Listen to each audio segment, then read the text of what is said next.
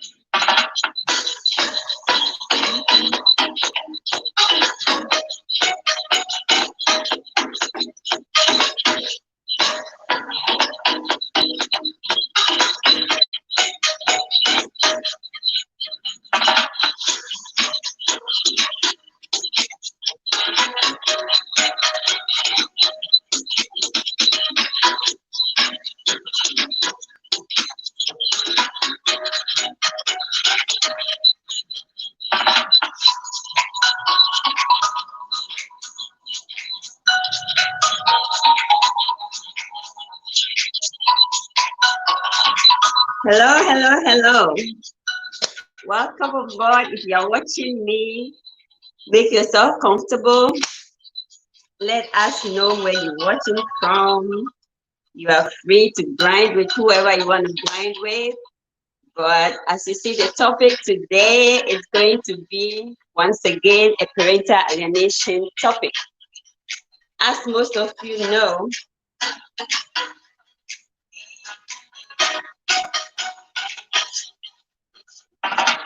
I'm getting a feedback here, so give me a minute.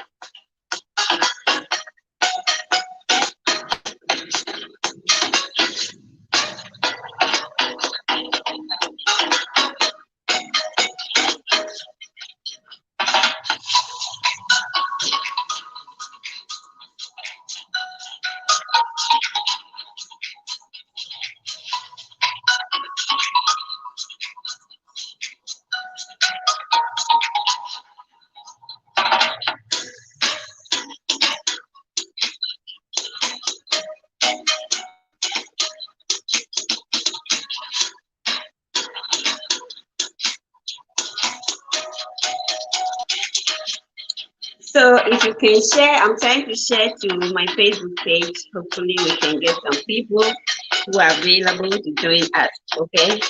So if you know any page, any social media group that you feel comfortable sharing to, you are free to share to get people to come and benefit from this topic. If you like what I'm doing, kindly subscribe to my channel, like me, my page, give me a thumbs up, and give me a comment. Let me know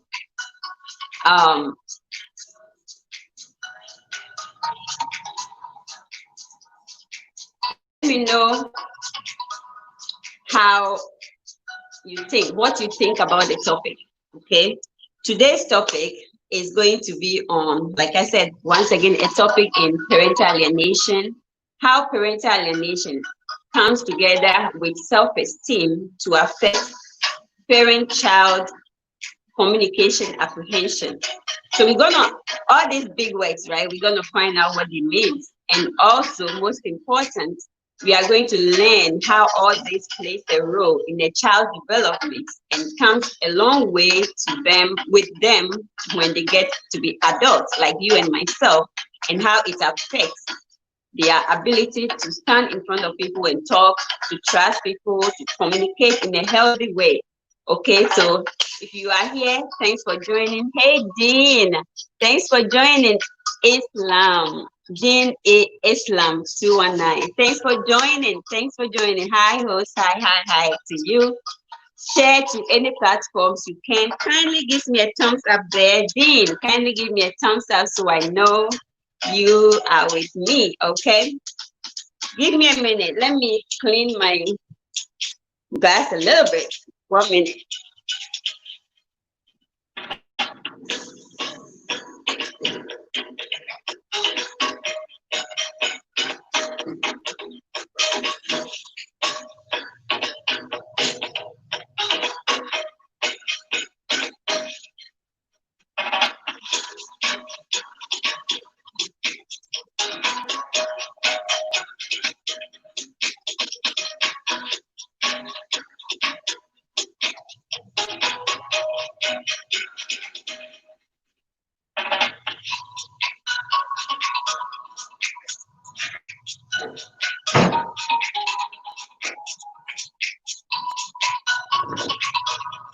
Yes, I am back, and thanks for waiting on me. Thanks for joining. So, like I said, our topic for today is going to be on parental communication and apprehension. Okay, how it affects communication apprehension. So feel free to join me. Thank you for that. Whoever gave me that thumbs up, thank you. I see people watching. Kindly give me thumbs up when you join the feed. Feel free to comment. Let me know who you are, where you're calling from, and all of that. Okay. So here we go. We are going to, let me find this and turn it off so we can get into our conversation for today. Okay.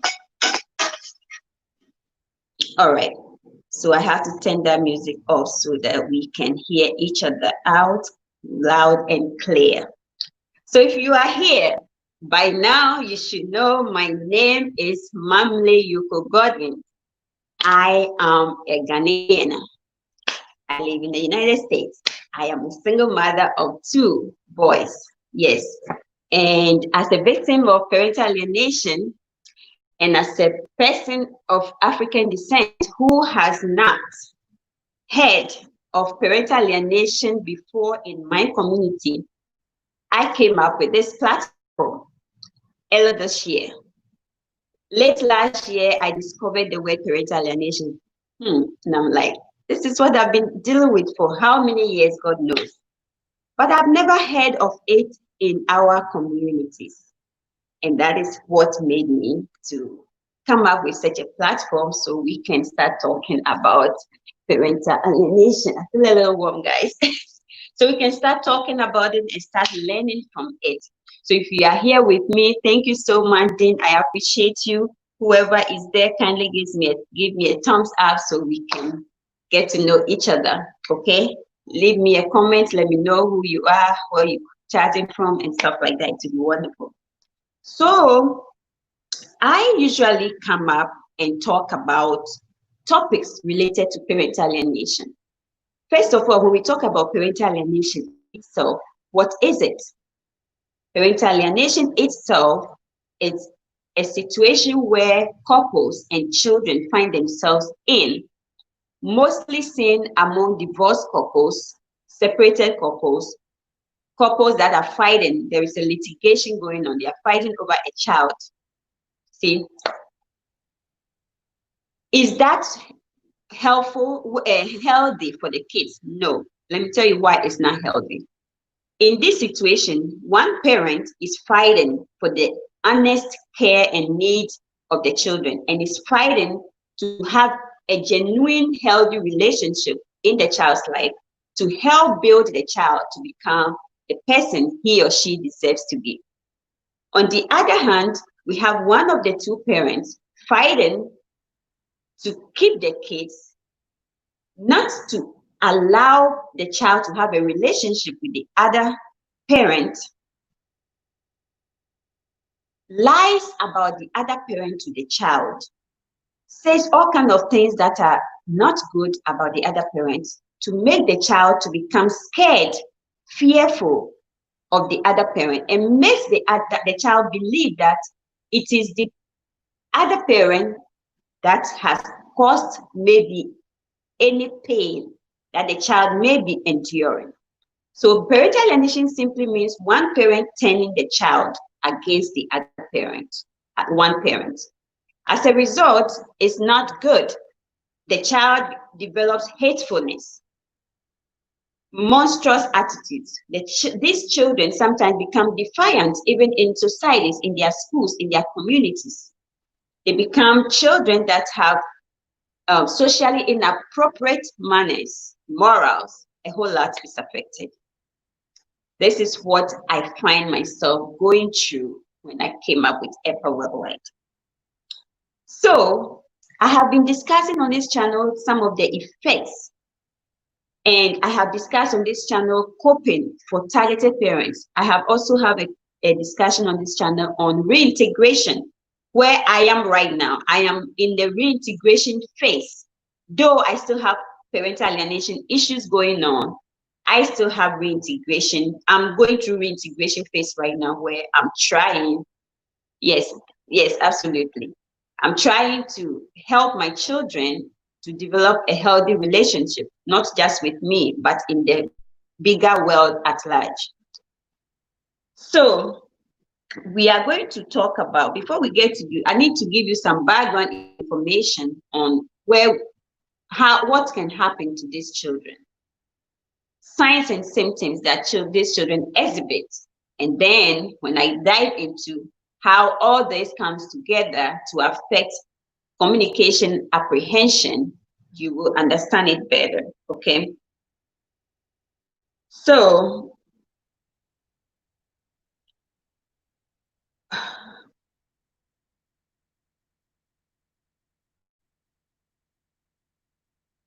we are here on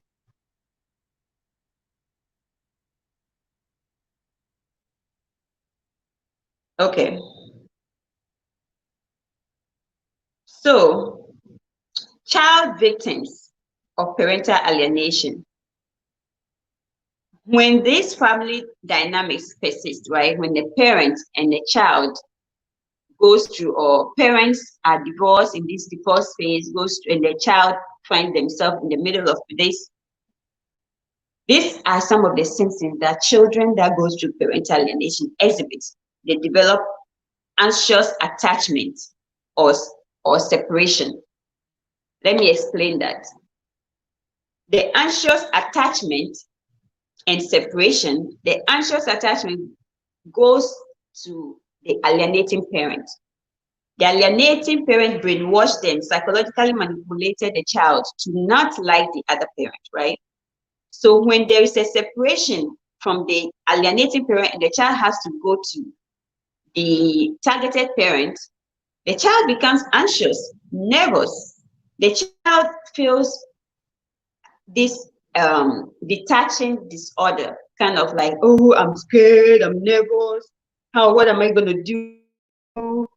The protective parent, who is the alienating parent, is not here with me. What am I going to do? So these children goes through all these anxieties.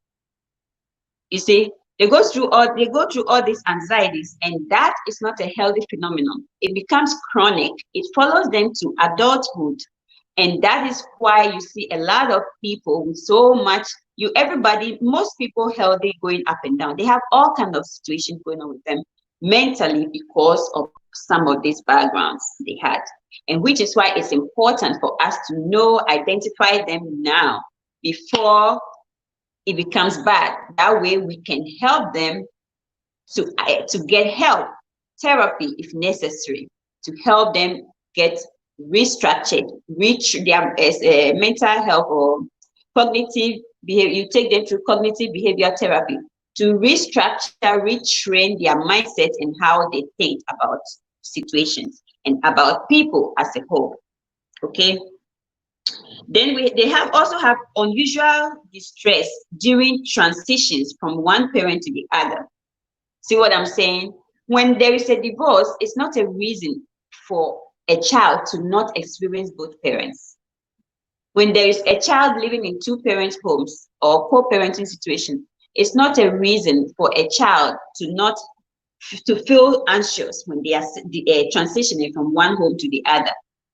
My kids were in that situation. You guys know I believe in humanistic behavioral therapy, meaning that I use myself, my experiences in the process of teaching or discussing these topics, so that you know that it's coming from a first-hand experienced person, as well as backing it up with all these research articles. So you know that if you are going through such a thing, you are not alone. You will get judged. You face people talking about you. You face a whole lot of things depending on your cultural upbringing, your cultural environment, your societal norms, what they see as norm, what they don't see as norm. You will face a lot of criticism. But most importantly, how do you take that? How do you experience that? How do you move on from there? How you move on from there is some of the things I discuss here with you guys. So I first identify there's an issue. You can't have a child coming to you and the child is scared of you. What could be going on? What is the child being told about you? What perception does the child have about you that is that is wrong, that is not accurate? And that is what Eppa Worldwide is about. So you get to know how to identify them. You get to know how to rebuild a healthy relationship with your child. Lots of information on my channel already on some of these ways, coping strategies. Okay, some of these children also failure to achieve expected levels of impulse control. That is very true. When these kids have these anxieties about coming to this person that they think or has been brainwashed and psychologically groomed to believe the person is not a good person, the person don't have their best interest, guess what happens? These children find it becomes very impulsive. They can be sitting down and all of a sudden they do like this. They can be for absolutely no reason. They are hyper vigilant, they are hyper paranoid, and I have discussed some of those issues with you guys where my own child experienced those things. If I did not look at all the things that were being told to him. I just called him, sat him down and said, are we okay? This is my observation. You are jumping when I'm coming and stuff like that. What seemed to be the problem? I think that we should work together. You have to understand that this is your home. Is somebody harming you here? He said no. Is somebody doing anything bad to you? He said no. Are you having problem with what is on the food to eat? He said no.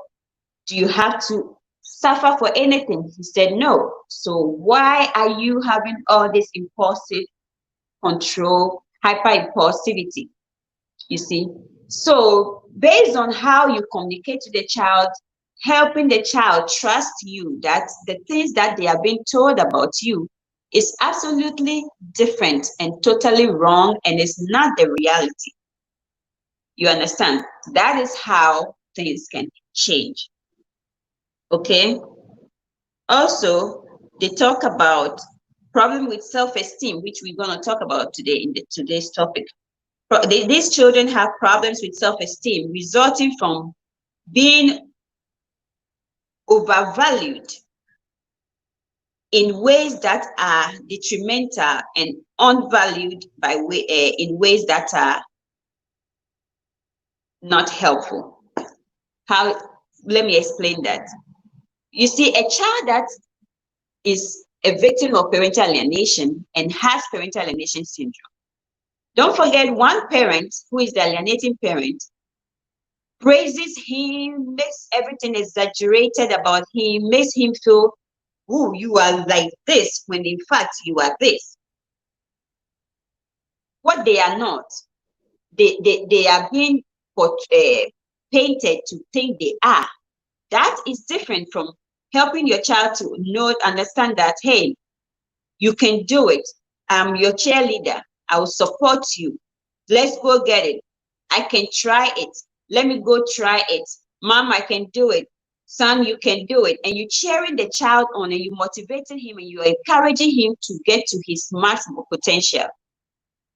Whereas the self-esteem issues comes from this parent, even if the child is bad, he's praising the child so that when he goes to the mother or he goes to the father and the father is saying, oh, you did this wrong, let's correct it. The child began to see this targeted parent rather as a parent that don't have his or her best interest. So the child will grow up having conflicts about his self-esteem, his self-worth, his self-perception. Because on the other hand, one person is training the brain to think that he is something he's not. One person is training him to understand that you are not this, but you can become that. So this conflict goes a long way to affect the child's self-esteem. Okay? And that's what we're talking about. Problems with reality testing resulting from mirroring the psychosocial pathology of the alienating parents. We just discussed that. You understand? When the alienating parent is doing all these things to a child, guess what? You are hurting the child. The child won't grow up in a healthy way. The child will always have battles of self-esteem issues because the pathology, it becomes a problem, a psychological problem that is not healthy, that affects the child a long way even into adulthood.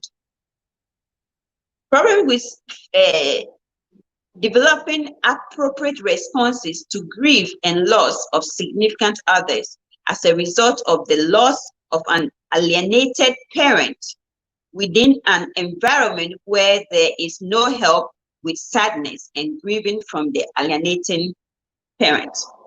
Okay, so that being said, right, let's say this child, we're talking about these children that becomes parental alienated, develop parental alienation syndrome. They have problem with grieving, appropriate way of grieving. Let's say that child, that child has been brained, garnished, groomed to develop these ties with one parent. When that parent is not there, it becomes a big issue for them. It makes them feel alone. It makes them feel like, oh, my world has come to an end. What should I do? They don't have healthy ways of dealing with the loss of this parent they are attached to. Now they are left with a targeted parent probably that they don't even have a way of uniting with, teaming up to love each other and live in a healthy environment. You see what I'm talking about? So these children, how can we help them to develop, to undo all these habits? That is part of the reason why this platform was created, okay? To help children understand that mother, father that brought me to this world, I have a right to have a relationship with all of them and their family members. You see, I deserve to experience both. I deserve to judge for myself, experience both and judge for myself if in fact the things that have been said is true or not. And I decide from there. But to be made to not have a relationship with this, my other father or other mother, it is absolutely wrong. Okay. So now give me a minute so we can talk about the symptoms. Okay. Give me a minute so we can talk about the symptoms. If you are here, consider giving me a thumbs up. It will be nice. Thank you very much. Okay. Now, let's go into today's topic. Okay. Today's topic, which is parent-child communication apprehension, the role of parental alienation and self-esteem. This article is a research that was conducted by Lindsay, a lawyer, and Claire Struzenberg. This research was conducted in 2018, and the study was focusing on how parental alienation and self-esteem can come together to affect parent-child communication apprehension. So let's talk about what is communication. Communication is the act of conveying information, right? We have verbal ways of communicating, we have sign language, we have gestures, we have verbal and non-verbal ways of communication. Most important in all the forms of communication is that it is two-way. One person sends the information, one person receives it, processes it, understands it, and then responds as appropriately as possible. We are here today to continue to discuss how parental alienation can come a long way to affect a child to be able to not communicate in a healthy way with not just a parent that he or she has been alienated from, but also with the bigger world. There is another research that talks about how children that went to parental alienation and are now college students talk about how they had problems with public speaking, and they discuss their fears and all that played a role. Parental alienation, it was associated with parental alienation that they faced as children. So we talk about communication. Let's now talk about apprehension. Apprehension is simply anxiety or fear that something bad or unpleasant will happen. So when communication apprehension, what is it? Communication apprehension is the level of anxiety triggered by the real or anticipated communication act, as defined by McCroskey. So McCroskey is a scientist also that discussed communication apprehension back in 1970. And he talked about how communication apprehension affects us. There were strategies that he provided, and we're going to talk about that. Okay, how you can help yourself to cope and be able to public speak, be able to have a conversation with the person you are anxious to face. Okay, so if you are watching me, you see my name there, Eppa with Mom Yogo Godwins. I am asking you to kindly like, subscribe to me if you can. Share this video so somebody will also benefit from it. Okay, so communication apprehension, we are talking about it. It is the anxiety, the fear of judgment from the audience or self-esteem. And self-esteem is what fuels the anxiety. You see, so we're talking about how parental alienation can affect somebody's self-esteem, right? So the researchers and McCroskey explain that self-esteem plays a huge role in somebody's ability to communicate in a non-apprehensive way. You see that? So if you are training your child, don't train them to think that this person is fearful, this person will harm you, this person is this person is that. Protect them. Teach them a healthy way of survival in life. You know, life is about survival. You and I can agree to that. So teach them a better way to cope and a better way to develop a healthy psychological upbringing, so that they will have self-confidence. They can stand, they can confront situations in a healthy way, they can be assertive, rather than just thinking this person is ill, or this person is this person is harmful. So automatically they perceive that person as dangerous. They perceive that person as a person that would be harmful to them. So even before they get exposed to that person, their anxiety levels goes high up. They already anticipating that something bad is going to happen. So that is why I'm doing this presentation today, so that we get to know, we get to learn about some of these things and our actions, how it can negatively affect our children's psychological health. Okay, so the fear of judgment from audience and self-esteem said it plays a huge role in this anxiety that affects communication apprehension. So anticipation, what is anticipation? I know I touched on it already, but let's get into explaining that. Anticipation is like, example, right?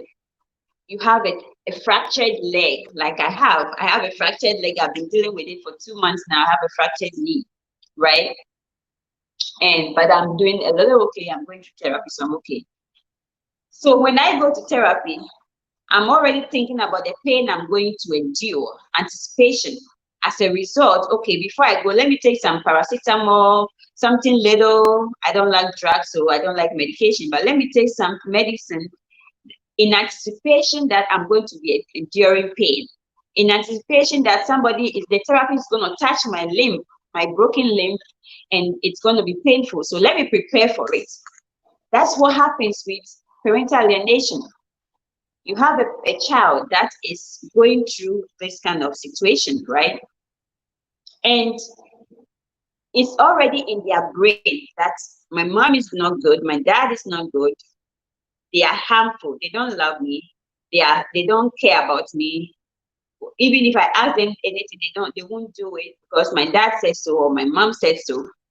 Eventually, that child already, when they are coming in contact to communicate with such a parent that they have all these ill perceptions about, guess what happens? They automatically feels like, what could be going on? What do I have to change? Oh, I don't have to change nothing. She's bad, he's bad. I don't want to see him. They already anticipating that communication is going to go bad automatically. You see how it goes.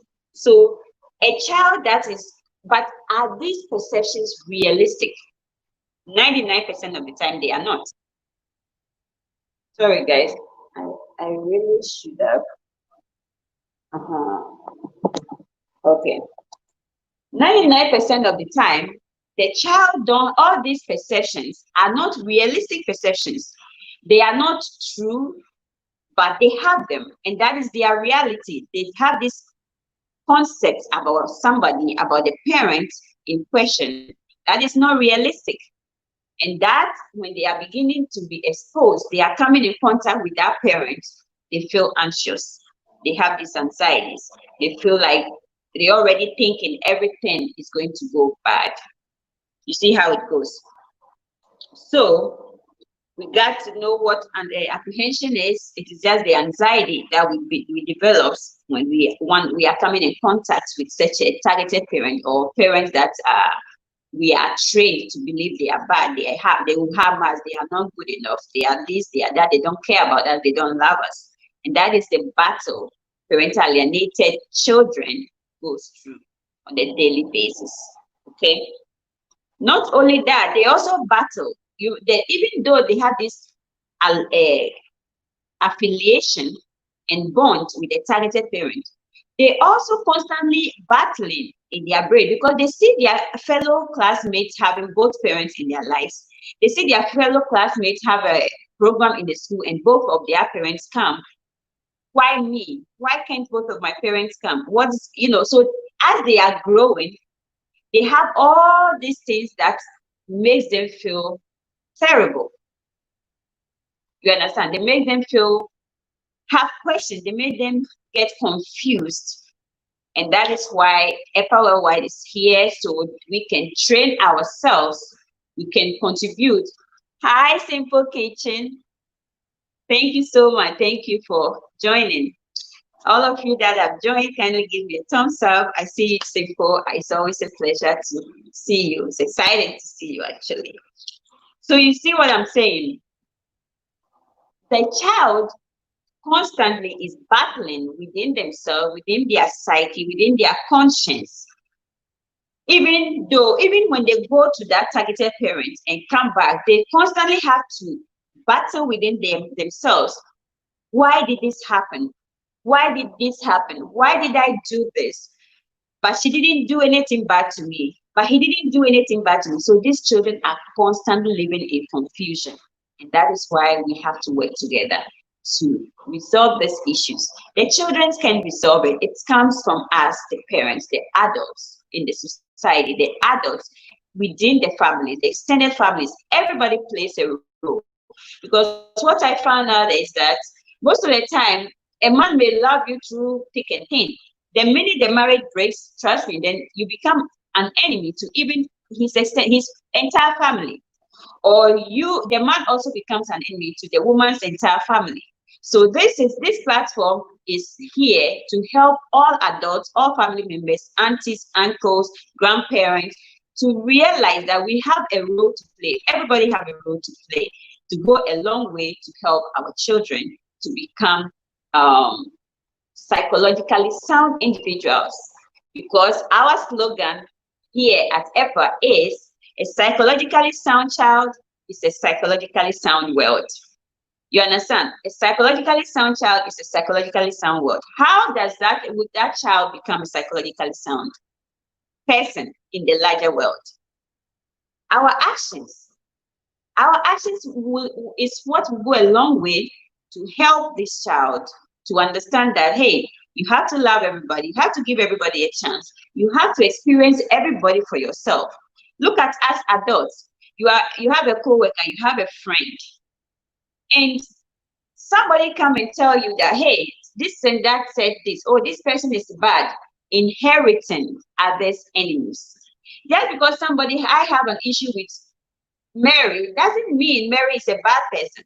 So if I go to Mercy and I'm telling Mercy that Mary is this, Mary is that, all of a sudden Mercy adopts Mary as their enemy. This is part of the problem.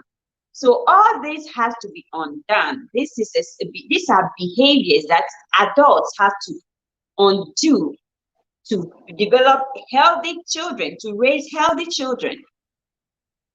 You see, and that is what, when parental alienation comes in play, it goes a long way to harm these children. There's a research I posted a while back in one of my discussions talking about how parental alienation affects the children when they become old. They become depressive kids. They even become substance dependent adults. As children, they went through all these things. So when they grow up, they become depressive. They want to cope. They don't have healthy coping. Because don't forget that when one parent separate that child from the other parent, the child has to go through a whole lot of battling within themselves to help them cope.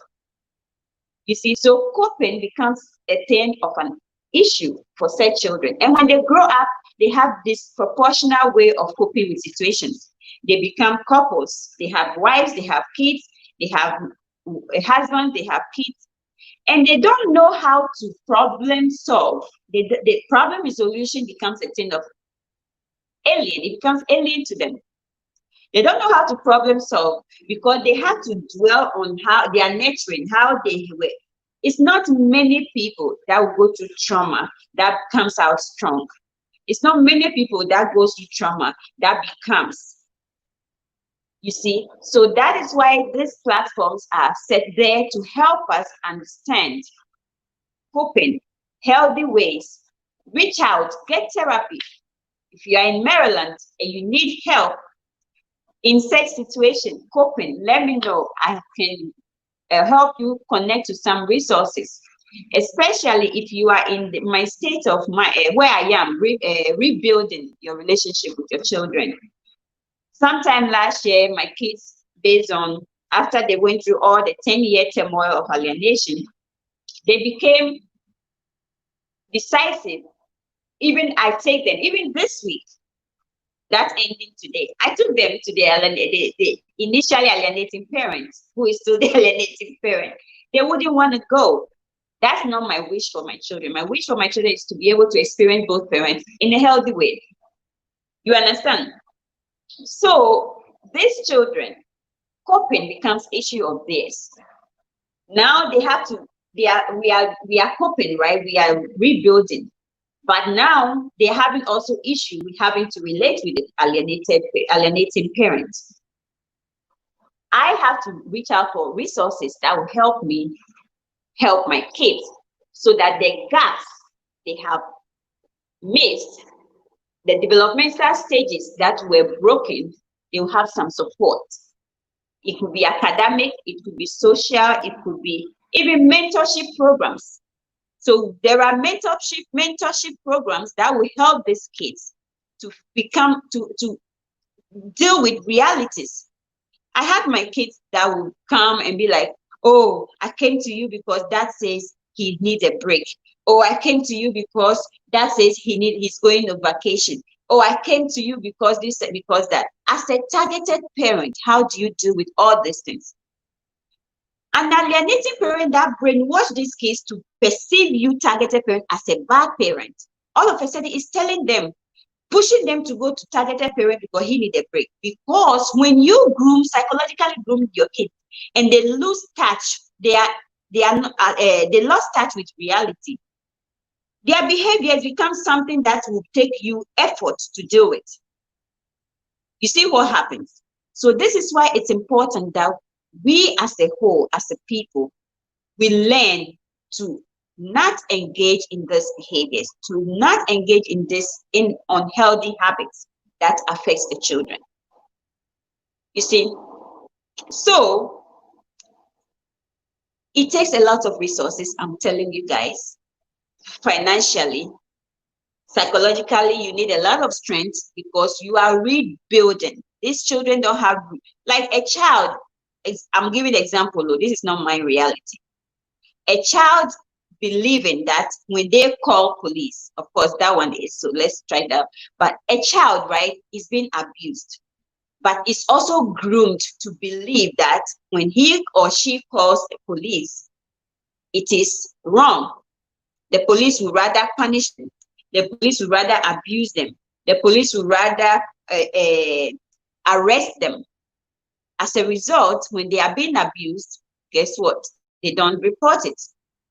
The same child is made to believe that when you go to the targeted parent, when he tell you to wash dishes, don't do it, call the police. When he tells you to clean your mess, don't do it, do this. You see the confusion. So these children grow up with so much confusion and they are lost. They are not dealing, they don't deal with realities. Some of these children even believes that when you steal, it's a good thing because they are made to come and give the targeted parent all the problems in the world, except do the same where the alienating parent is. You see, so I'm going to tell you the abstract. I'm going to discuss with you the abstract of this article I'm discussing today, and then I'm also going to go into details. Okay, so the abstract, this is a study that was done with 211 college age students.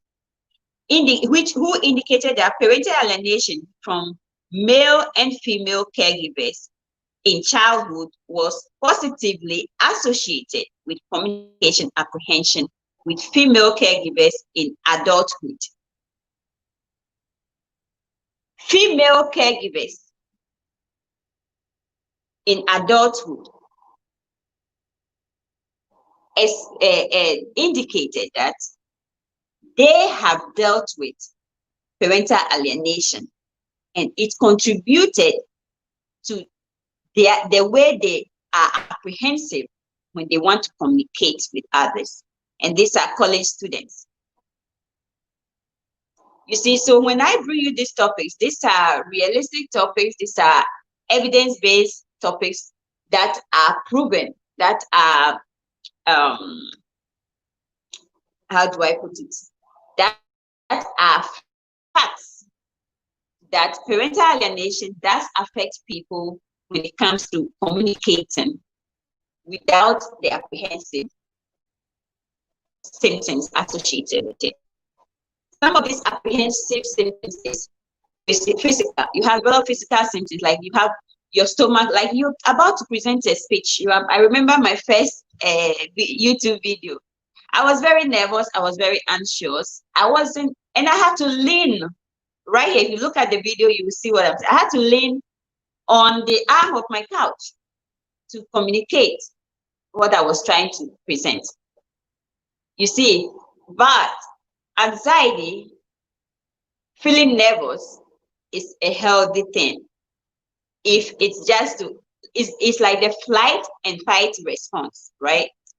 But when it becomes this kind of chronic state where you are anxious all the time, you don't feel comfortable communicating with your spouse, you don't feel comfortable communicating about your feelings, how you feel, all these are things that are developed as a result of parental alienation. Because as a child that is being alienated, you can't just go to your other parents, your targeted parents, and feel comfortable and relaxed. You are always tense around them. You are always nervous. You are always anxious. It's all about trust. Because you are not made to believe, trust them, and even have that trusting relationship with them.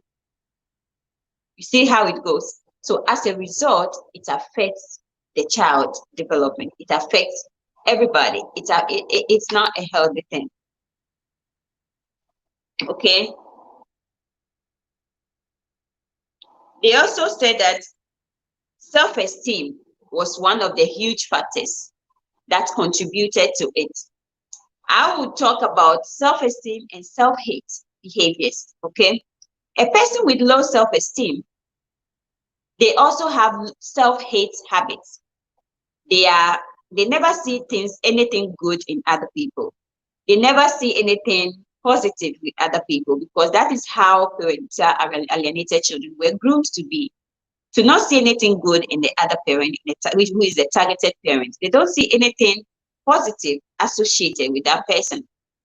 So they don't even allow themselves to love this person, experience this person, have a relationship with this person.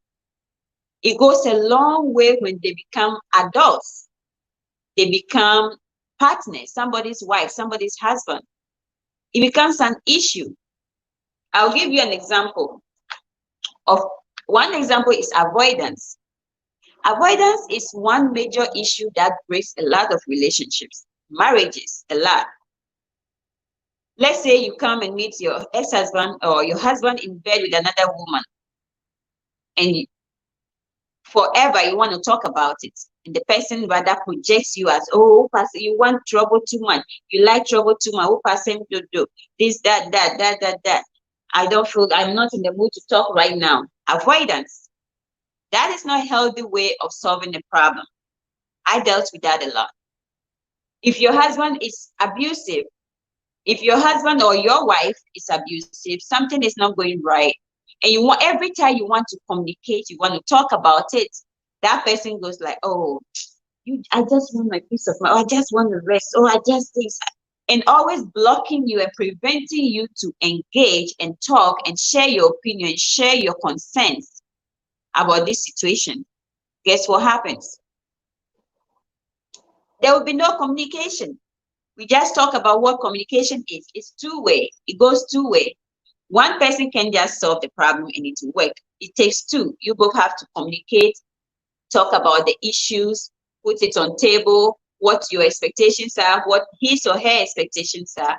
You strike a balance. What are you willing to take? What are you willing to let go? What are you willing to forgive?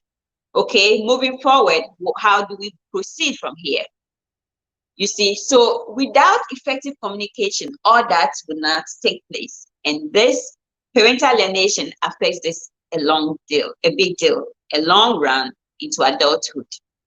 Because these children are not trained to be receptive, to be engaging, to give people the chance, to give people benefits of the doubt, to want to even try to have a relationship with such a person. You see, hold on one second, guys.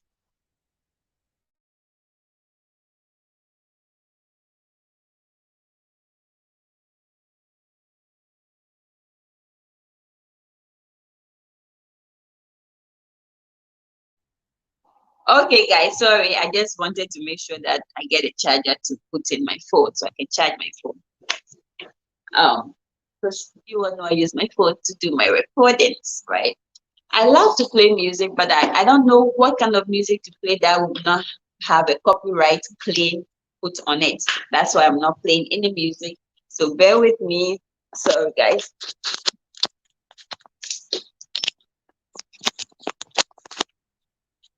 Okay, now I won't be worried about losing my phone. The battery going down. So it's a this study. I'm going to read the study with you guys. No, the discussion part of the study. Okay.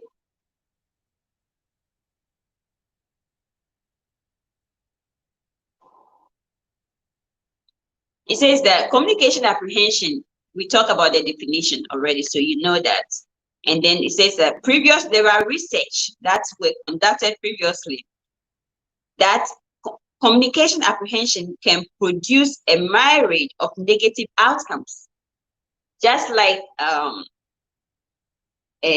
parental alienation affects self-esteem.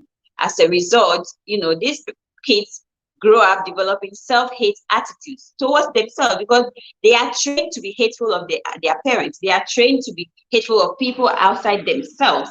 Eventually, anybody that loves yourself, you will not be so hateful of people. You know how to deal with people in a healthy way. You understand? But if you train kids to hate somebody, eventually they hate themselves too. That's why child psychologists describe parental alienation as a crime against a child. You understand? You are not doing that child any good. So when the child comes out of that state of being a child, he brings all those habits with them into adulthood. And you don't want to be the victim of such a person. The person becomes narcissist, like I have to do it. And you, the person that probably were raised in a healthy environment, has to now come and deal with such a partner that is a narcissist that have self-hate habits of him, low self-esteem of themselves. Eventually, communication becomes an issue.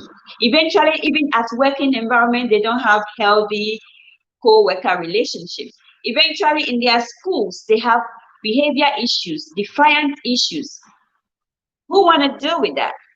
You see, I teach my kids all the time that when you have good habits, when you have positive habits, when you are loving, when you are kind, when you are generous, you attract equally positive people. You attract healthy people.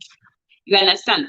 But when you are not getting rid of certain behaviors that are not healthy, nobody wants to deal with that. So when you grow up, become an adult, nobody want to deal with such a situation that you have. You see how it goes. So they said they grew up to have all kind of negative outcomes. More specifically, communication apprehension in parent-child relationships discourages children from sharing information resulting in decreased relationship quality and satisfaction. Right? I used to have my kids come over, right? And my big son, when you are talking with him, he's closed up, he's clenching his teeth, he don't want to talk to you, he don't want to interact with you because everything, and he's so hateful of me for whatever reason. He don't want to open up, he don't want to join anything I'm doing except, oh, go and eat and go and trust me, anybody that know me will tell you I'm not perfect, but I'm the best mother any child can have. You understand? But this child comes and is closed up, not opening up, not communicating, not wanting, and always, if you see his eyes directed at you, always like he's ready to do something harmful to you. It took a lot of work this past few 12 months, 14 months to get to where we are today, where he will smile back at me, we will laugh and all of that. So you just saw it. Everything these researchers are talking about, I am telling you is true because I am a first-hand witness also. Kindly subscribe to my channel if you don't mind. Kindly like my video. Kindly share it to any platform. Feel free to share so somebody will benefit from this. Okay. So what are they talking about? They are secretive. Children that go through that, you wonder why your husband is so secretive and is not sharing information. I remember some time ago, we gave money to my husband, my mother, to buy us a lunch. And somebody who is friends of my ex-husband has to mail us the document for us to sign for ownership, for us to get the title.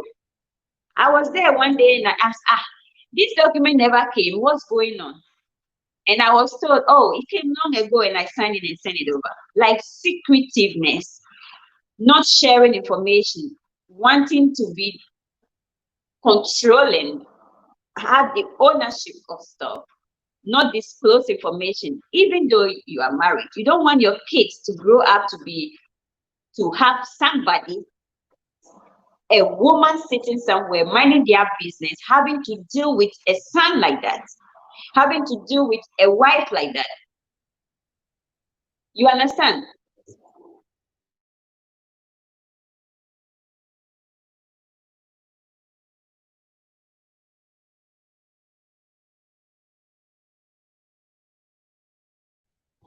So you see, you don't want your children to grow up and have problem with sharing information. They are talking about it. They tell you this research is teaching us that when such children that went through parental alienation grow old, they deal with issues of being secretive. They don't want to share information. They become closed up, and that is also a sign of abusive person. Okay, you don't want that because I am undoing all these things. And they have problem with satisfaction, decreased relationship quality and satisfaction. That's a very important thing we need to, when you're having a relationship, you want to have a healthy relationship where there is satisfaction, that you enjoy your partner, that your partner enjoys you, you are able to communicate with them freely. But here lies the case, you are raising children to not feel free with one of their parents and in the environment and in the company of the other parents.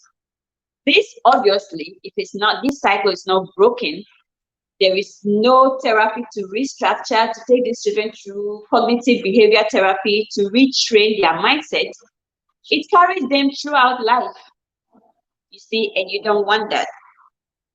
Okay, in addition to relationship damage, parent-child communication apprehension is associated with increased stress, decreased self-esteem, and lowered self-efficacy for the child. I talked about self-efficacy before in another research. Here lies, we are in it again. You see that? So parent-child interaction is important. It goes a long way to help a child when they become adults. to have a healthy relationship, to have a healthy way of communication, to have just an enjoyable relationship with even everybody around them. So the research is saying it, and we don't have to dispute that. We have to start changing our ways if we are parents that engage in this alienating ways to make our children alienate their other parents. Okay. So now, not surprisingly, such findings prompted researchers to understand the genesis of communication apprehension within parent-child relationships. You understand? So researchers, as a result of parent-child communication apprehension, they have investigated further and got to know. I told you to be, I'm doing a video, so you don't have to be making noise. Sorry, guys. I'm so sorry. I should have put it on my. That's why I like to record my videos, edit them, and then post. So bear with me if you are watching anyway. You see, so because of this parent-child communication apprehensive behaviors, researchers have conducted these studies and got to know that it has a root, a genesis that is from parental alienation, from the upbringing. Many a times people have behaviors, people do things, and you ask yourself, wow, how could you? Why did you even do that? Like, what is wrong with you? But it comes a long way to them naturally. I'm dealing with a lot that I'm undoing. So I'm telling you that it is unhealthy. And that is why we have to change now. We have to make it raising kids more children-centered than as the adults. We have our differences. It's none of those kids' error that we have our differences. It is out of our own issues that we're battling with, that we can't accommodate each other, we can't let go of issues, we can't communicate because we already have our upbringing that's affecting all these factors. We don't have to pull our kids into it to repeat the same cycle. We don't. Okay? We don't have to do any of that.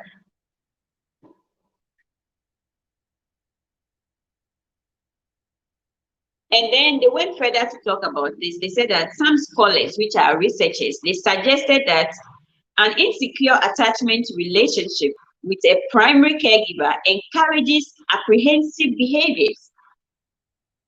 We talk about that. So your caregiver pretty much means I'm the mother and I have the kids, or I'm the father and I have the kids. You understand?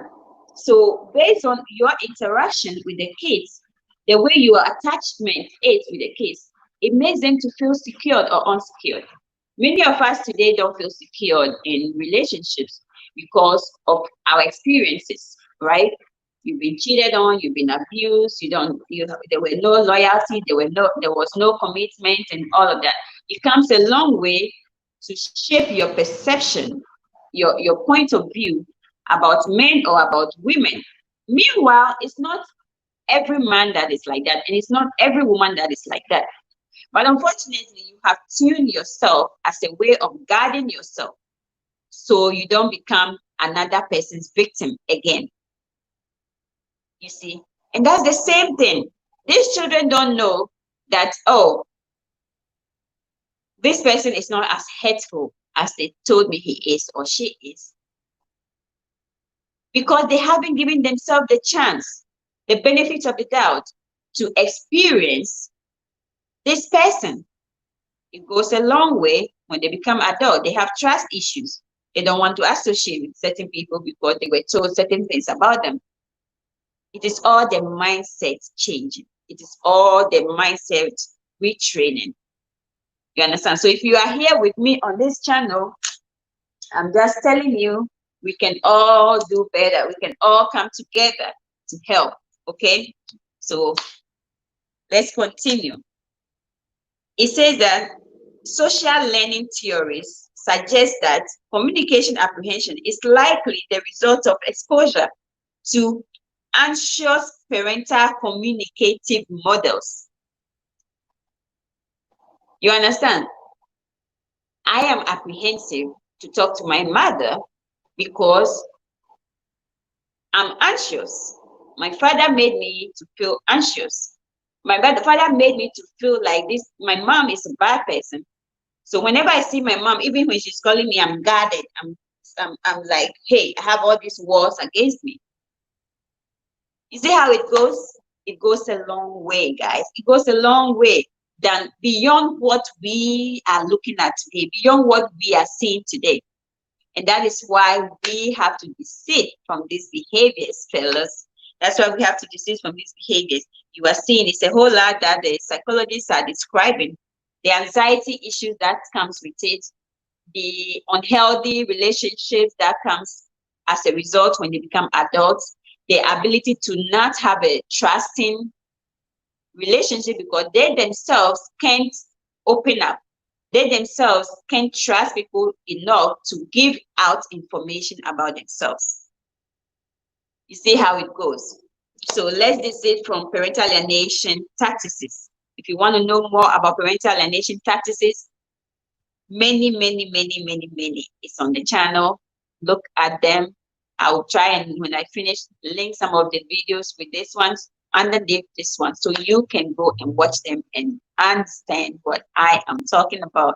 A very good one to look at is the introduction to Eppa, parental alienation. There is so much on there that you can look at. Okay, excuse me, guys. Consistent. Okay.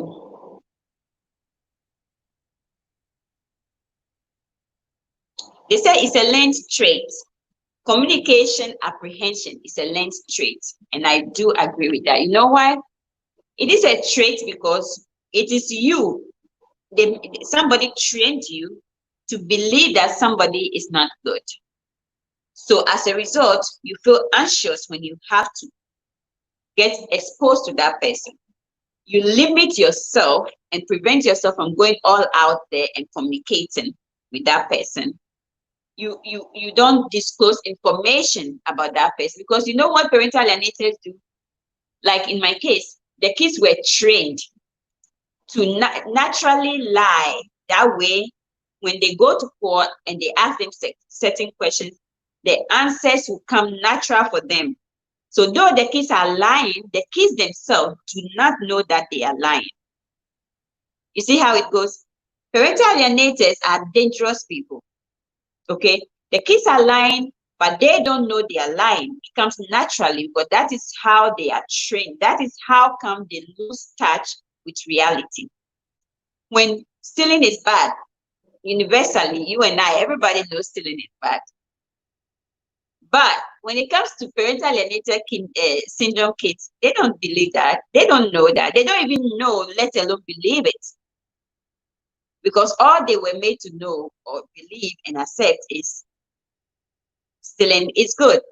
When you go there, make sure you use her credit card to do, make sure you do that, make sure you do this. You see? So it comes naturally. They are out of touch with reality. You see? So it's important that we understand that communication, parent-child communication apprehension, it is a learned behavior. It is somebody that groomed a child to have those behaviors. And together, we can undo it by putting the children's needs first, the psychological needs first. They help the child to develop, help the child be a child, basically. Help a child be a child, okay? Consistent across the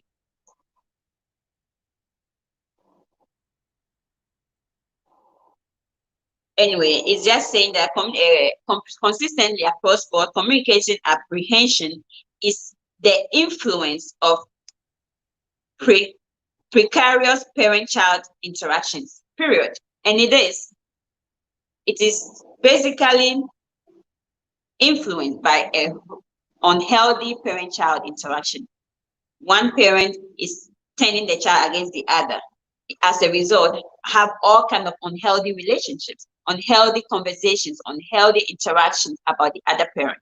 So pretty much that's what the child learns as they grow up. Many of them grow up to give themselves the opportunity through therapy and all that to want to reconnect with the alienated parent, the parent that they don't want to have a relationship with as a child. They get to know all the facts, but it's too late. The harm has been done. Therapy can help the relationship, which is why reintegration, I have a video on this channel, reintegration therapy. But all the milestones the parent missed is gone. You can't have those back. You can't have it back. Aside that, you also have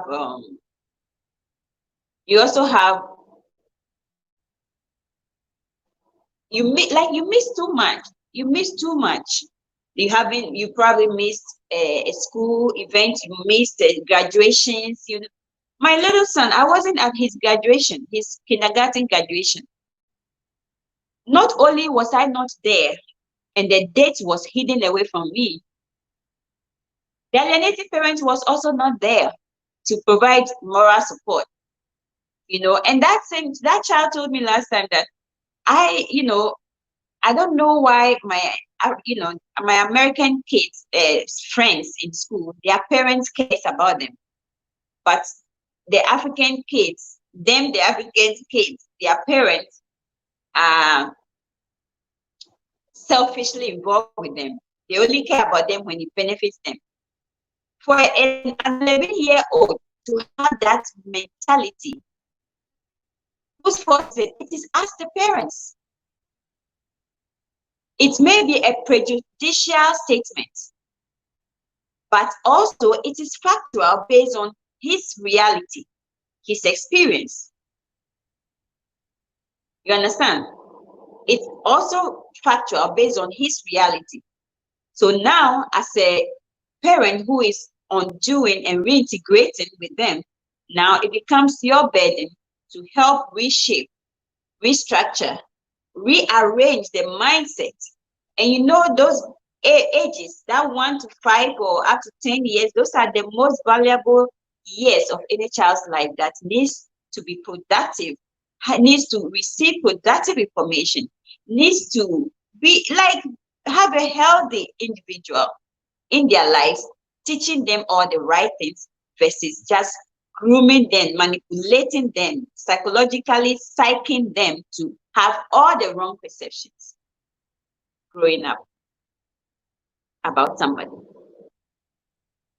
You see that? So we can do better as a people, as everybody involved. We can all come together to do better. Okay. We also talk about the extent of which parental alienation in childhood leads to parent-child communication apprehension in adulthood. And they said that is also influenced by self-esteem. Okay, we talked about that plenty already. So it says that self-esteem is defined as a generalized sense of self-worth. And that is true. Anybody that don't value themselves, that hates themselves, that don't somebody, imagine your child telling you things that his father has, you heard it constantly over and over again from his father. And a child grow up, a child you fighting for, a child you helping, grew up to tell you the same kind of things. You know that healthy nurturing is vital.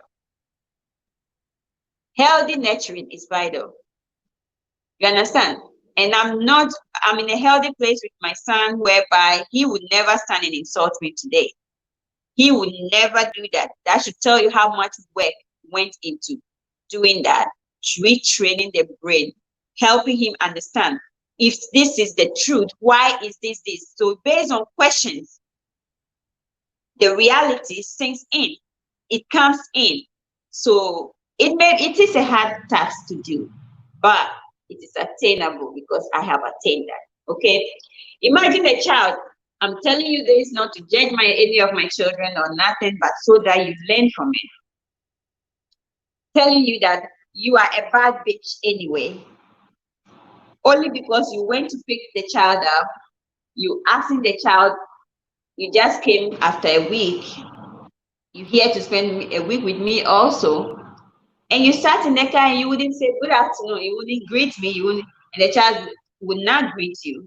The child refused and insisted on not greeting you, not saying hello, not saying good afternoon, good morning, good evening, whatever time it was, and goes along and say like, you are a bad bitch anyway, and gets away and slam the door and leaves and tell you you are a bad bitch anyway.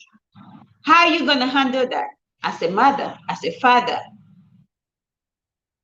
receiving that from your child? How are you going to handle that? So let's stop being selfish and let's raise these kids in a healthy way that will go a long way to build them, build their future, makes them universally capable human beings. That's how I look at it. I don't want my kids to be just good for themselves, but they should be able to be good for the world, to be good, to fit in a situation outside their normal environment. Their confidence level should be able to make them to entertain environments that they feel anxious of being exposed to. Sometimes you attract people of certain category because of probably your own upbringing, your own the way you look at yourself, the way, like when it comes to, let me throw this out there, I have to train myself to not entertain certain things. You understand? I have to train myself to not deal with a man that had children and is telling me about the child's mother. You can have children like 4 or 5 kids or 2 children that are under the age of 5. You are already broken off from. I understand that people can be. I was broken away from my ex-husband when he walked away with that. When I met him in bed with another woman. When my son was only 11 months. So it is very possible. But it also takes a lot of work from a man for a woman with children that little to say that, to not want you. So if you are a man, you come and tell me your wife don't want you, it's your wife that did this. I start asking myself questions. By the time I finish asking you 1 or 2 questions, you yourself will realize, oh, this one is too intellectual. I have people tell me, I like how your intellectual level, you see. So you have to train yourself to not be victims to certain situations. After 1 or 2 experiences, we are all naive at some point in life. We are all ignorant at some point in life. But after 1 or 2 experiences, you have to train yourself to be able to not become victims. You see, and that is what it goes with these children. So when I'm raising my children, I'm raising them so they can fit in the bigger world. If you are here, my name is Mamle Yugo Godwins, as you've seen on the channel. Kindly subscribe to my channel, like, share with your friends. We are talking today about how communication, parent-child communication apprehension, can be influenced by parental alienation when people become adults. We have a research that backs that up, that when students, college education, kids that are in college, kids, no, young adults in college have stated with backing up evidence right here that I have, that parental alienation as children contributed to their confidence level in the ability to face the public and render public presentations in their classrooms, in their groups, when it comes to doing group work and all of that. It affected them where they feel closed up. And that is what we're talking about today. So parental alienation goes a long way to affect how a child becomes a person with confidence, a person that does not have self-esteem. He should have healthy self-esteem. Is able to stand up boldly, communicate with confidence, and also communicate in a healthy way. Self-esteem affects somebody, makes them to become hateful of other people. When you have low self-esteem, yes, you can hate somebody automatically with no evidence, no apparent, no basis. Just like how you perceive anticipation of real or unrealistic reasons can affect you to develop apprehension. You become apprehensive when you are about to communicate with a targeted parent or with somebody that you already have this made up assumptions about. You understand? Let's say you are going to have a presentation on a topic, and let's say you are going to have a presentation on healthy dieting, but you yourself, maybe you have a chunky body shape. So you are already apprehending that, and in anticipation that you are anticipating that people are going to judge you. Oh, look at her talking about weight loss. Look at her physique. Look, you see, so you are already anxious, have these symptoms, butterflies running all over in your GI system, your stomach. You are nervous, you are anxious because of fear of judgment based on your topic to the crowd. Oh, what would these people think of me with my structure talking about weight loss? What do people think of me when my kids are in jail and I'm here advising them? You see, we have all these things that we battle within ourselves. What if somebody know my son is in jail, my daughter is in jail, yet I'm here to teach them about ways that path they should take to prevent their children from going to jail? What if somebody is in there and would judge you that, oh, so you know how to prevent kids from going to jail, but your son is in jail, your daughter is in jail? You see, these are the things I'm talking about. So we have to learn now to undo these habits so that we can groom our children in a healthy manner. If you are here, kindly give me a thumbs up, all right? Give me a thumbs up and let's continue. So we talk about self-esteem and self-worth. It affects somebody's sense of self-worth. We talk about all of that. People with high self-esteem also benefit relationally by experiencing greater social connection. We talk about that. You understand? People that have a healthy self-esteem, they benefit from their associations. They like right now, let me tell you something. Like if I'm helping somebody, I don't help them because I want something back from them. I don't help somebody because I'm expecting anything from them. Though at times you may have expectation that, oh, you are helping somebody in the hope that if you also find yourself in such a situation, they will be able to help you. How would you take it if the person is unable to help you? You don't go hating them. Maybe they are not in a position of helping you. And that is why. You understand? So having self-esteem makes you not to go and stab your fellow in the back. When you are a group of friends that are going and coming, one thing I have seen beneficial is you help each other grow.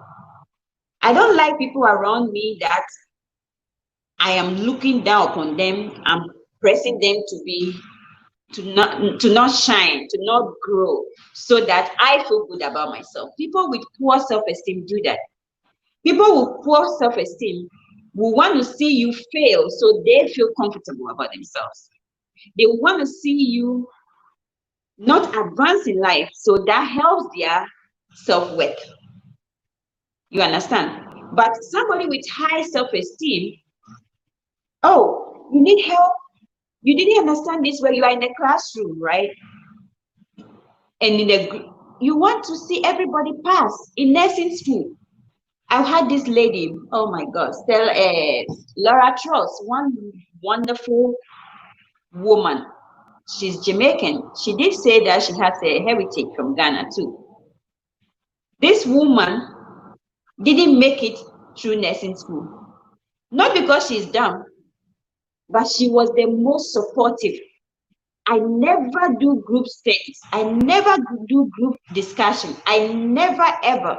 I'm a self-learner. I'm an independent. My nursing school clinical instructor told me that 2012, way back, that I am an independent practitioner. While that is a compliment, it can also be a problem. Now I think I'm a very good, I chose mental health because of collaboration. I love to collaborate. I love to deal with it, the behavior and the mindset training and all that.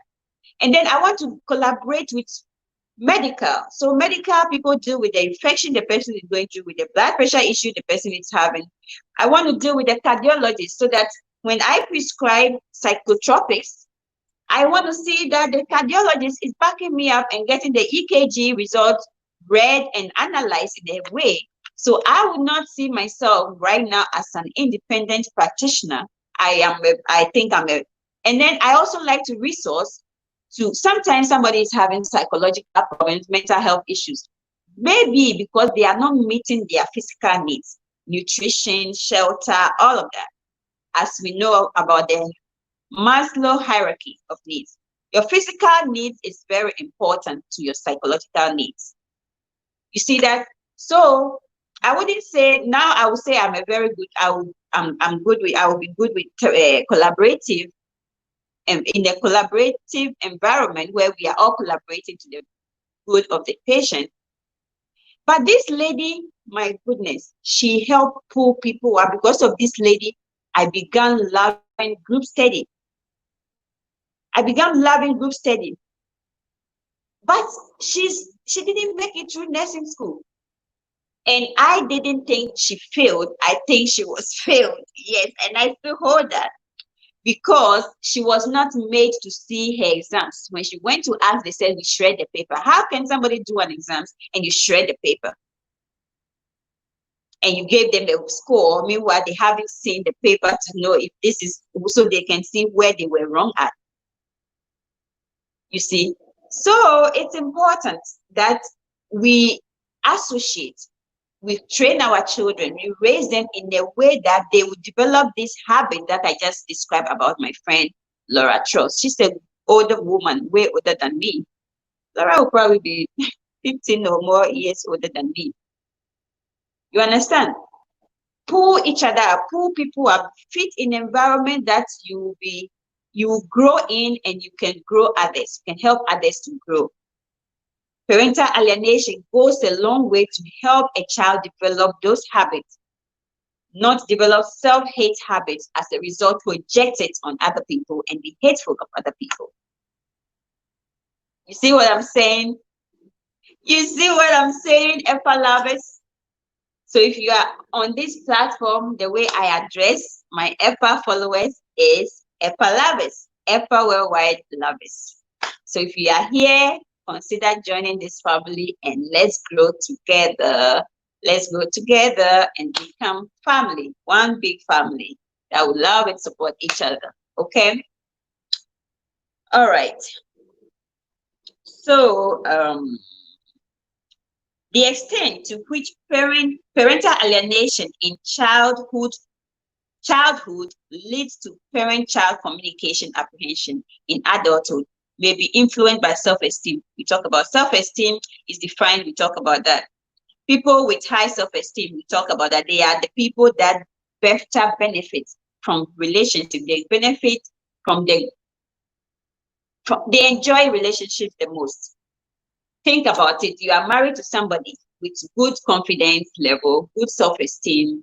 They feel good about themselves, so they are always happy. They always want to make you happy. They know they have good values, so they also want to make sure that that value is brought to the table to bring the best out of you.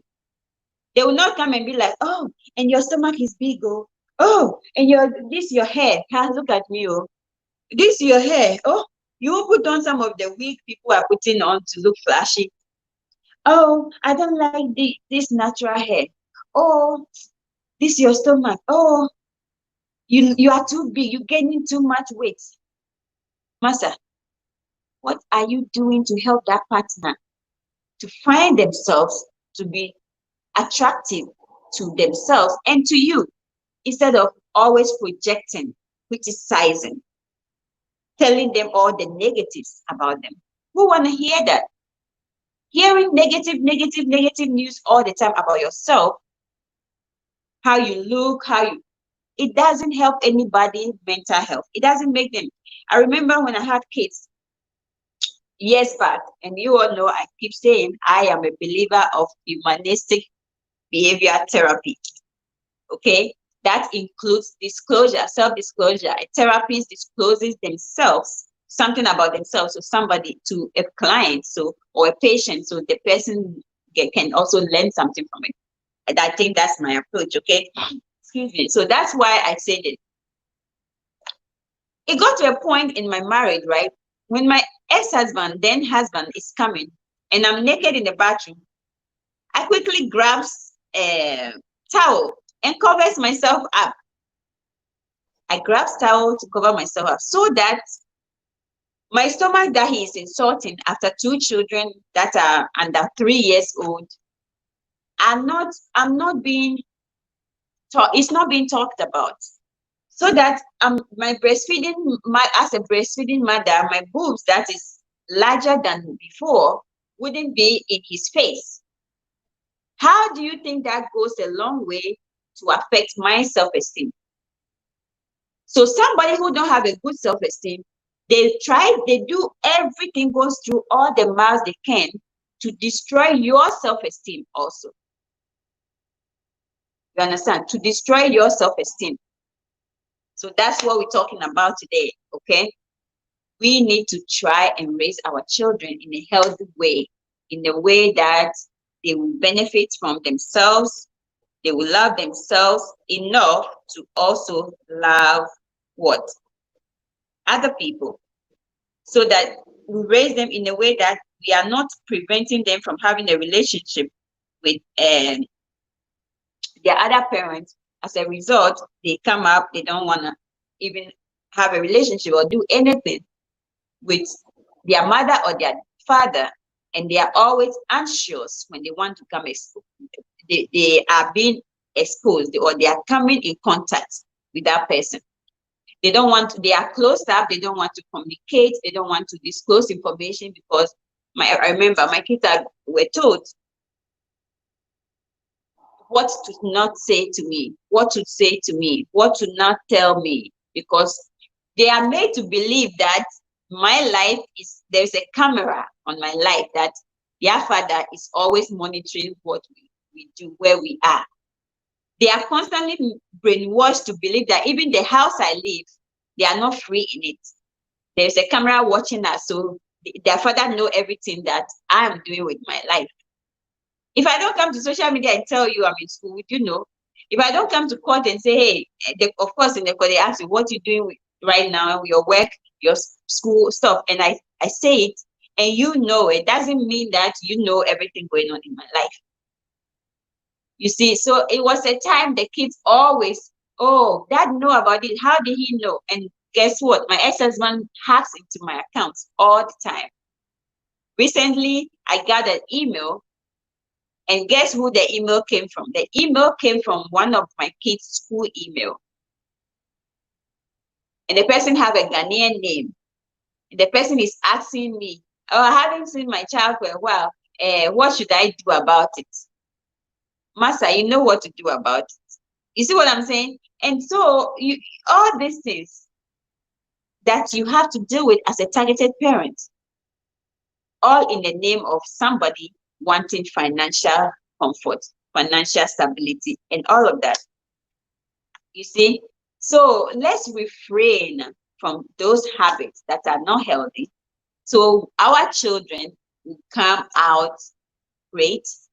Every parent's goal should be having a child that will become successful in the bigger world, that will become healthy in the bigger world, that will become a person that is kind towards everybody around them in the bigger world, not just in their homes within themselves.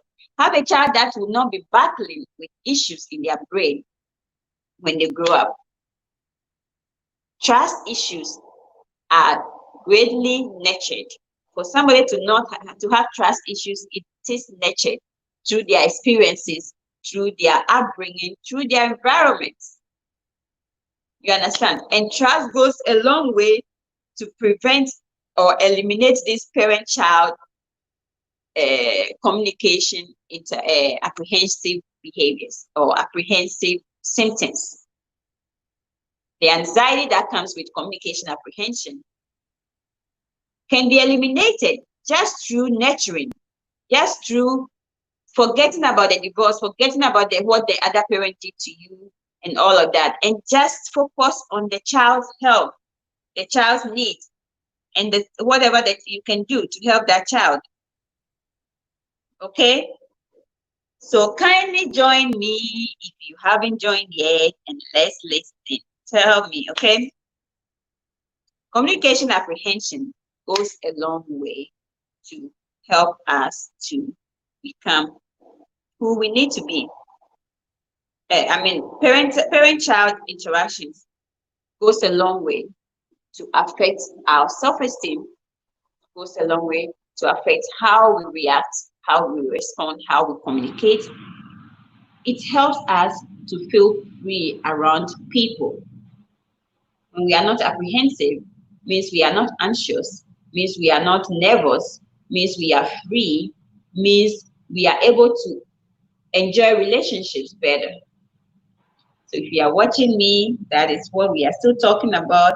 Make sure you are liking this feed and you are subscribing to my channel, and share if you can. I appreciate you sharing, okay?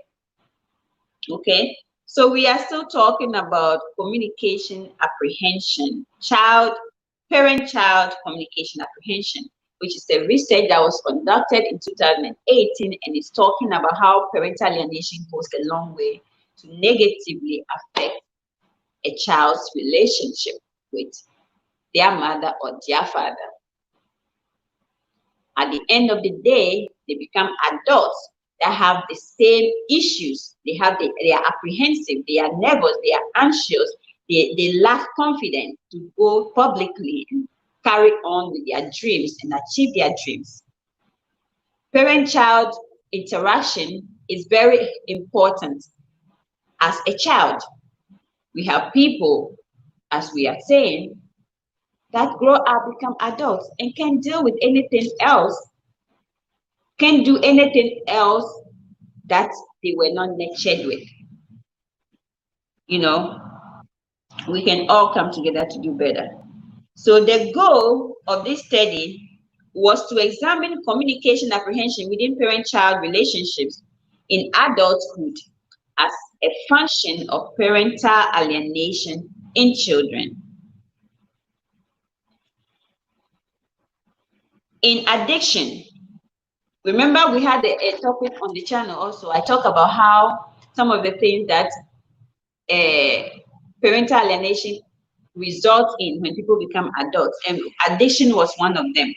Okay, so they said in addiction, we used the buffering hypothesis as the foundation to consider the mitigating effects of self-esteem.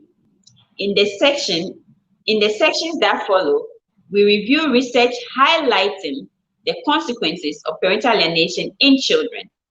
Then we define the buffering hypothesis and consider how self-esteem may buffer the effects of parental alienation. Okay, so this is the consequences of parental alienation is what I'm discussing. I'm going on now, okay? Consequences of parental alienation. Parental alienation is the process of psychologically manipulating a child by a parent intended to exclude, isolate, and ostracize the other parent, basically cut the other parent out of the child's life. Evaluated on the continuum. Parental alienation is situated between parental marginalization, which describes the process of differentiation and distancing within a parent-child relationship. You see, if you go to my channel, you see all these things I've discussed on there. So your one parent help to destroy the relationship between the child and the other parent, and creates a distance between the child and the other parent. It could be a mother, it could be a father. I keep saying that. Before it happened to me, I always thought mothers are the alienators. But when it happened to me, and after many research, I've discussed them. I think read Gina's experience also.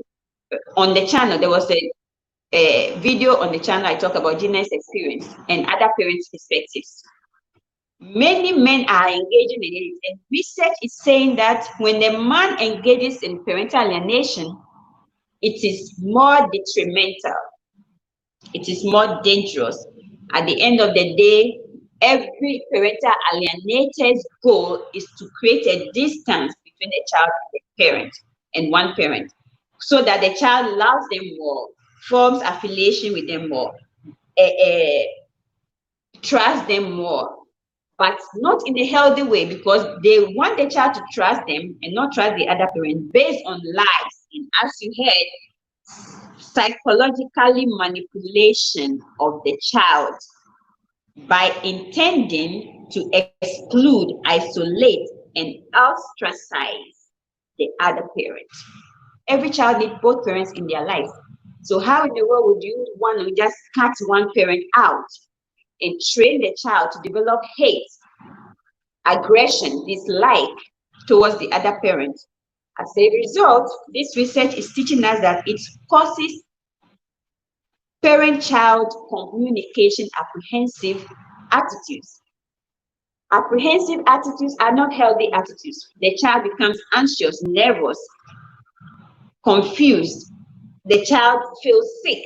Sometimes they sweat. Apprehension means anxiety. You're having anxiety, panic, you have sweaty palms, you shake. How are you going to have a child develop in such a way, come in front of public and have to even render a public speech or a group speech in the classroom? As you know, if you go to college, even in some high schools and the middle schools, there are group work. There are situations where you do a presentation, but you teach the child to become apprehensive. This child become apprehensive, gets nervous, have panic attacks, have a sweaty hand. Those are the physical symptoms. Sweaty hands, they feel jittery, they shaking when they stand in front of the group. They don't have confidence to do that. They don't have self-esteem because you taught them to hate their other parents. You see, so tell me how that is healthy for any child. You know, I understand most people, you know, a lot of parents come to me, mostly men. I don't see this many times with female that have reached out to me through Eppa where are like, oh, you know, I've been dealing with this for 2 years now. Oh, you know, I've experienced all these things you are describing on your channel. And they are hopefully learning from the tips I'm giving them. But the men that come, no, they are not come. Most men that came, what they want to talk about, oh, you know what, it's all child support. Me, I don't want to even do nothing with them. Let them go. If he don't want me to see the child, no. If you are a man, you are a woman, don't worry about the child support. Don't worry about all the court issues. Worry about that moment you spend with your child. That is the moment that is so important, so crucial. That is the moment that child will grow up to know that they will. Let me tell you, my kids always tell me, hey, if I tell you what I went through, but sometimes I will even come from work, pick up a phone after 16-hour job. That 16-hour, you know, includes my driving, includes maybe I didn't even close early because of nursing notes I have to write, reports given. And I'll pick a phone when I get home and not sleeping and call and say, hey, what is the schedule for my son's lunch? maybe it's in fourth grade, fifth grade, first grade, what every grade has a time for lunch. 10 a.m., you better know I'm there. I am there with that child. I'm in the school. I'm having lunch with him. Those are the memories they have in their brain. So aside all the humongous things they were told about me, about all the things that they were made to believe that are not true about me, these experiences goes a long way. I'm paying child support. As I sit with you today, I'm still paying child support when my kids live with me because the court has not changed the order yet. You understand? I'm still paying child support.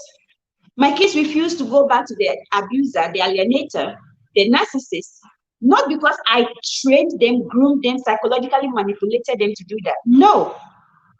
But the way I made, despite the pain I was going through, despite the emotional roller coaster the alienator put me through, I made it a goal that I will make sure my children grow up to know what is right from what is wrong, because it was getting scary when you know the whole world knows stealing is wrong, but your kids are, that's just an example, but your children are believing that stealing is a good thing.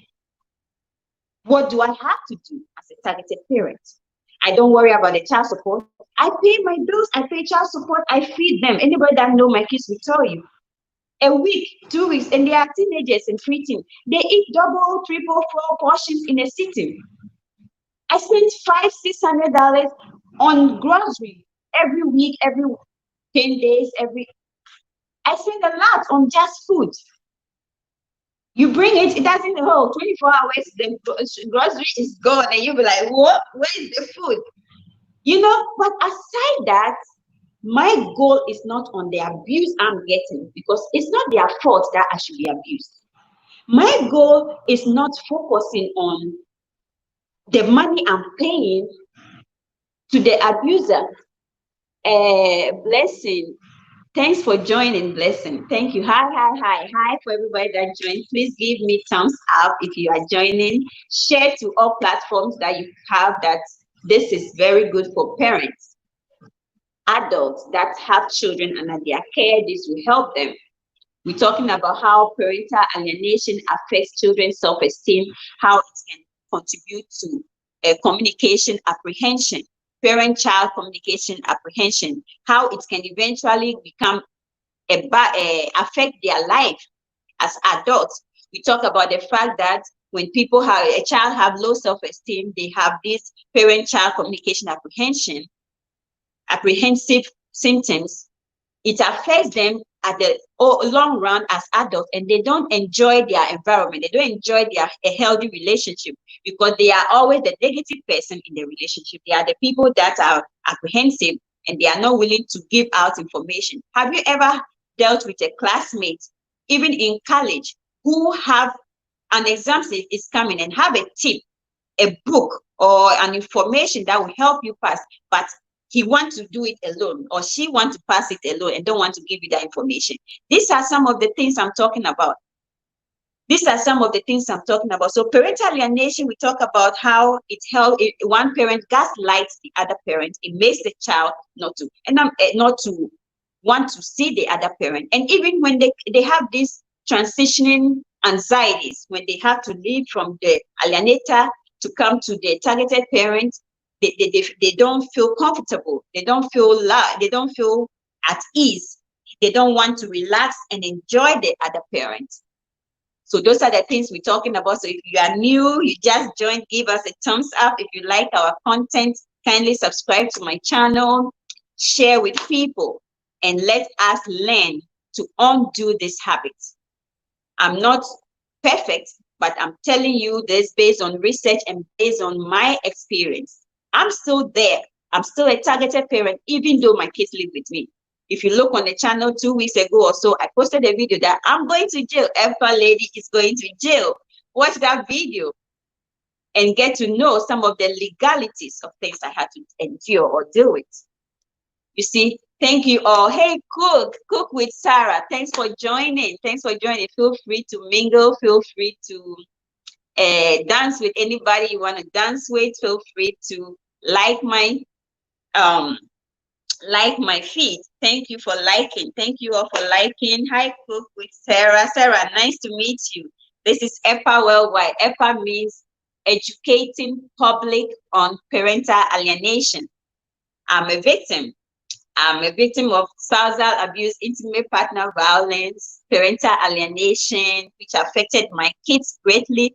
And eventually, it's so long. It takes so long that it affects you, it takes a toll on you. But I never gave up. So as I start to overcome bit by bit, I'm still not there yet. I came up with this platform so I can educate all of us and anybody that maybe you necessarily may not be going through this, trust me, but somebody you don't even know is going through this. Research has confirmed that in the United States alone, we have 24.4 million children living in single parent homes. 24.4 million children.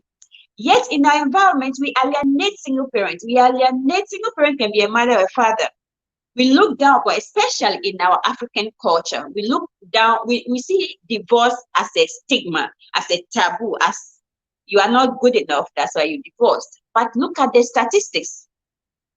We have men who are not interested. They are so selfish that don't want to play a role in their children's life and present it like it's the mother that is preventing them. But it's only because they are bitter that they are paying child support. And that is why they will just abandon the child. But your relationship with that child is what matters.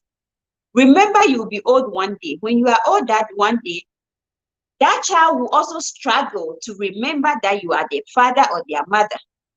They will remember you based on how you let them experience you. Based on remembering that, your father did this, my father was this person. Let me tell you my memory. I don't have a picture of my dad. I don't have a picture of my dad. I don't remember much about my dad, but I remember one thing, that my father always bathed me, put powder, this destin powder on my neck and carried me on his back. My father is dead. Unfortunately, he didn't live long to experience me now. But that is one memory that is stuck with me. And I was talking about the fact that I used to go and do 16-hour shifts, come and go to a school, still call my son's school and ask them and be like, hey, what's going on? What is his lunchtime? And I'll go there. And guess what? Because the other one don't go to the same school, when I'll send food to him. Take it home to your brother. I'll send clothes. And the alienating parents will trash it. If I buy glasses for them, oh, your glasses don't fit, you look ugly. Oh, this clothes is not good, I'll buy you a different one, and trash it. Food, trash it. Meanwhile, the kids are starving, not like you are trashing it because you are providing. So eventually, these are the memories the kids are building. These are the memories. So eventually, these kids get to be old one day, and eventually they decide on their own if they want to have a relationship with you or not. So Eppa Worldwide's goal is to help you realize these things, that your relationship and how you let your child experience you should be different. And I was comparing it with friendships. I come and tell Mercy, Mary is this, that, right? As Mercy, being somebody with good self-esteem, who enjoys relationships greatly because of her own self-confidence and self-esteem and good outlook and perception of the world, because his perception of the world is healthy, is shaped well by her foundation, her nurturing, her upbringing. Mercy goes to Mary and be like, hey, Mary, how are you today? It's been a while. How are you feeling? Mercy don't go and be like, hey, are you okay? So what's going on with you and Eppa lady? She said you are this, that. Now confusion everywhere, fight, chaos everywhere. Nobody enjoys this triangular relationship. You see, But because Mercy have a healthy outlook, healthy perception of the world, healthy concept of the world and of him or herself, Mercy is a female, so of herself, she don't go to Mary and start hating Mary because Mercy and I told her this and that about Mary. She also don't go to Mary. Two things. She don't go to Mary and hate Mary and adopt Mary as her enemy just because Eppa lady expressed that Mary is her enemy. So it's two things there. Mercy with a healthy self-concept, healthy self-esteem, high self-esteem, high outlook, good quality, efficient perception of the outer world and the globe, is going to be able to keep me as her friend, except hopefully not judge me and feel like, but just give me the benefits of it and say, maybe I have the issues I have with Mary because of my own experience, my own misunderstanding, my own some issue I may have had with Mary. You see, she don't go, at the end of the day, she also go to Mary and have a good relationship with Mary because, hey, after all, guess what? Mary has not wronged me, Mercy. Mary is nice to me. I have never heard Mary talking about me to anybody. And even if somebody told me Mary is talking about me, is what the person is telling me the truth? Is it really true that Mary said I'm a thief? Am I really a thief? Is it true? Am I a thief? If it's not true, to hell with it. Whatever Mary is saying, I can't even go to Mary and say, hey, Mary, can you believe I heard that you said I'm a thief? But it doesn't bother me because I know, hey, I'm not a thief. So your response to Mary will make Mary feel shy, even if she indeed said things about you. So nurturing goes a long way to help us to develop this mindset. It is all perception. It is all cognition. It is all, we call it cognitive behavioral therapy. If you can psych yourself, if you can get yourself help. Hey, host. I see you all. Thank you all for joining. Kindly share if you want. Kindly subscribe. Kindly like. And I'll be very grateful. You see what I'm saying? So we are continuing. Let's continue a little further about this communication consequences of parental alienation. Okay, I explain a lot, but let's read also what the researchers are saying. Okay, they said this research, right, is derived from research on family separation and divorce. We all know people go through parental alienation mostly when they go through divorce, separation. That is how this becomes. So they said they derive some of these things I'm talking to you about from research on family separation and divorce. Parental alienation often creates an unhealthy relationship between the manipulative parent and the child by distorting the child's beliefs about the other parent through disparaging speech against the other parent and resistance regarding parental contact between the child and the parent. As you all know, I am there. As most of you know who followed me a long time, you know I am there. What happens with parental alienation is that most of the time, early on, the alienated parent is the one that feels like they are the King Kong, they are the one with power, they are the one that is in control of the kids and they are polluting the kids. The targeted parent is in pain and all of that. But if you are a good parent as a targeted parent, you will be in my situation where I am now. You saw what research has said. These children, out of the manipulation that they endured from the targeted parent, eventually develop hatefulness toward the targeted parent when they start to discover the truth. When they start to identify that they were lied to. When they start to realize that, but dad said this, but that didn't happen when we were there with mom. Mom has been saying this, but I never see dad do it. You know, something. So eventually, some kids, right, when they become older, they may forgive both parents. Of course, they may forgive you, the alienating parent, because they have discovered that everything you were telling them is not true. And they will love the targeted parent, and they will help themselves. Like I said, reintegration therapy, good one. Use therapeutic strategies to help reunite, rebuild, have a healthy relationship. After that, some of these parents grow up to forgive the alienating parent of the distraction they caused them, for the brainwashing them, for making them think that something that is not true was true about their other parents. But in most instances, no. That's what the research is saying. In most instances, no.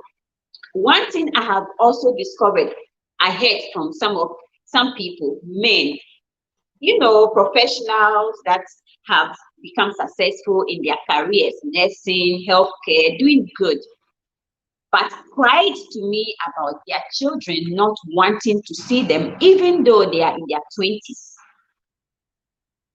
That, to me, I don't want to be a judge here, but that to me also probably has to do with how they made their children experience them. Like I'm saying, I have most women that come, they are in pain, they will truly want to have a relationship with their children. But some of the men that came, it's not like that.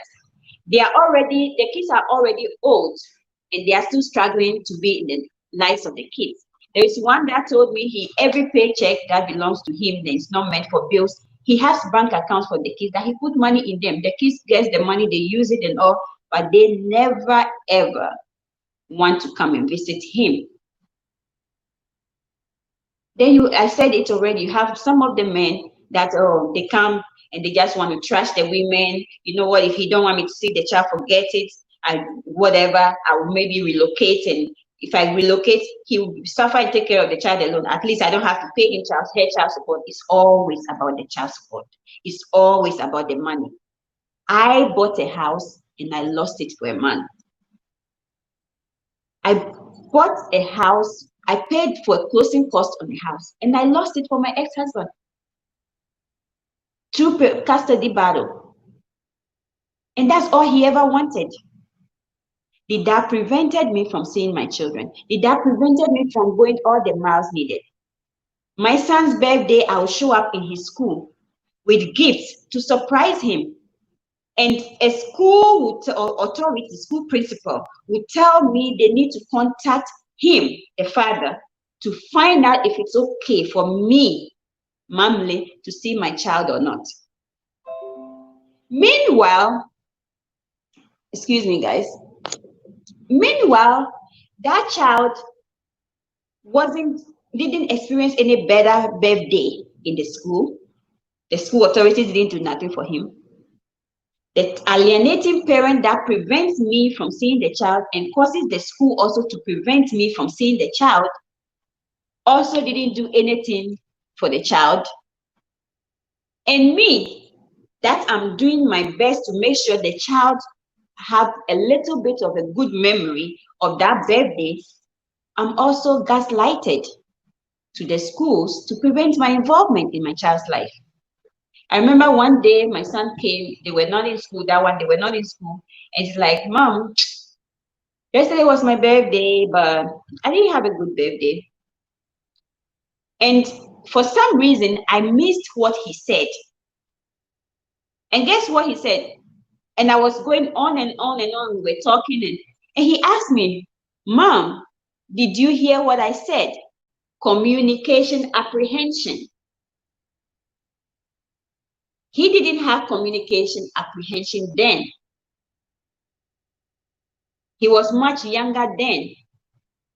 So and then they come, we played. He didn't know all, he didn't absorb all the gaslighting and the manipulation and all that because he was younger. But when he was getting older and he was believing all the gaslighting, the bad mouthing, the psychological manipulation and all of that, and he became apprehensive when he want to even see me. Sometimes he don't even want to see me. At a point, I took a bold step and had to swallow my pain and say, you know what, I'm not picking this child up. And I did that. But the memories were there. So I got a phone call from his school. I keep saying that. If you haven't heard that yet on this channel, and this is your first time, then great. But otherwise, the old people probably heard this already. He had a school called me and said, the school counselor, clinician called me and be like, oh, your son just want to check on you. She said you didn't pick him up. He's wondering if you're okay. But this is a child that knows why I didn't pick him up. It was the tough love I was giving him. It was a discipline I was disciplining him. Because I'm the one fighting for you, but you are made to abuse me. You are made to verbally assault me at your early age.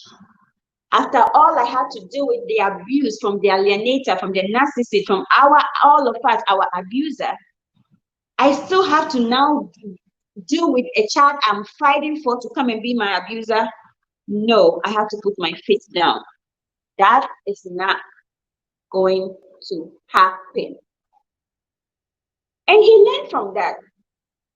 Shortly after that, I guess that 2 months that I didn't pick him up made him to discover himself, made him to now experience solely not having the privilege, the luxury of coming and going and feeling like I can come and misbehave here and then go back there, and then when things don't feel right, I go back and then go there. And my son was almost like he is the boss because he feel like mom is pulling me, dad is pulling me. No, I'm not pulling you. I want the best for you. I want you to have a healthy psychological health. I want you to differentiate facts from lies. I want you to, because that is reality, that is the world, that is how you are going to experience the world. That is how you are going to see the good in people when you are not judging of them, when you are not believing lies about them, when you are, even when somebody told you these lies about somebody, you sit back and ask questions for verification. They can't tell you I don't care about you, yet I have to travel miles away every single day, Monday to Friday, to come and pick you up, bring you to me. Meanwhile, your bus drives and drops you right in front of the alienating parents. And me that they say I don't love you, it's me that is always there when you are stranded. Think about it. So you see that how parental alienation can affect these children. But with consistent structure, with, you know, I love you, but I'm not going to entertain these behaviors. I love you, but these behaviors will not help you in the future. I love you, but if I don't break these habits that you are directing and projecting at me, it's going to hurt your future. You are going to be doing the same thing to people when you get older. You are going to become an abuser, just like the perpetrator, the narcissist, the parental alienator groomed you and made you believe about me. And as a result, you treat me as a reflection of how you were nurtured to see me and treat me. And that affected parent-child communication. That is where the apprehension comes in, because the child is already not having any healthy perception of you. Eventually, they look at I used to be married to a man, you know, which is of course my kid's father, which will not see anything good in African women. The woman he cheated with is in our marital bed is a Jamaican. He had a child with that Jamaican. He left my home the same day I met them in bed. So today I'm divorced from him. So today, that's one thing. If you want to wait on your abuser or somebody that offended you to come and say, I'm sorry before you heal, I'm sorry for you, that may never come. So you have to learn to grow, to cope, to heal on your own, with or without an apology. That person, this is somebody that takes delight in people that are not us, people of color, cheated with people that are not us, insults us African women, even if you have a little belly fat or you have protruding belly. I just had a baby, heaven's sake. And went for a woman that is older than him, that had a child, and came, even that woman didn't have children on us. But this is a woman that had a child who was a teenager then. Took care of him, moved in with her, took care of her, whilst he would not visit with his children because I was in school. And if he visits with the children, I will be free to go to work. I'll be free to go and study. So he would do everything possible to make sure I suffer and I don't make it. And today he lived and saw that his 3 words that he left me with, let's see how you're going to finish the school. Let's see who is going to help you with the kids. Let's see who is going to marry you with 2 kids. Everything became a reality except marriage. Well, like I said, you have preferences. You know where you've been. You don't want to go there again. So you want to be careful and you don't want to entertain certain characteristics in men, because those characteristics are definitive that, hey, this is what you are exposing yourself to. So I am in that stage where I'm single, but not because it's of I'm incapable of loving or giving love or receiving love. It's because I probably haven't met the right person yet. You understand? But he saw all those things he said I could never do. I did. I lost my home to him. I gained my own home. The kids are able to come home and not feel like this is the only cup you can touch. This is the only plate you can eat from. There's none of that going on in my home. Yet the one that gaslighted me to them and made them believe they are loved more, and I'm not a healthy parent. I'm not a parent that is psychologically sound to take care of them. They experience me differently. And that is why today they choose to be with me. They are with me not because I prevent them from having a father, or I prevent them from seeing a father. No. You see, so you see how all these things can go a long way to affect communication. Communication apprehension. Parent-child communication apprehension is the topic we are discussing today. So we are discussing how parental alienation and self-esteem can play a role in somebody having or developing communication apprehension. Because they started as children. They were groomed, they were garnished, they were manipulated to believe it's not, this person is evil, this person is bad, this person don't love you, this person. So when they are becoming exposed to the person, they have anxieties, they have panic, it gets so bad that some have symptoms, physical symptoms, sweating, jitteriness, shaky, being shaky, nervous. How are we raising our children? Are we thinking about their future? Are we thinking that one day they are also going to become parents? Are we thinking that one day they are also going to go to college and they have to work in groups? Family is a group of people working together. How healthy are they working together to then effectively healthy in nurturing these children? Think about it. How is all this playing a role towards the children's future? We have issues like confidence about public speaking. You have your child that is an art student that wants to take a part in journalism, but you have nurtured that child to be be prejudicial, to be somebody that is judgment, that passes judgment out of proportion. You have raised this child to be somebody that don't see anything good in others. You know, let me tell you something. We talk about police brutality. Do you also think, have you sat down and thought about it, that police brutality and police killing people or people of color, I don't want to bring racism issue to my channel, but I want to bring you, I want to give you this, let's think about this for a moment. Have you ever thought of it that Caucasian policemen are killing, or police people are killing people of color? They are profiling them based on their color, based on their race, based on their, they have stigmatized them.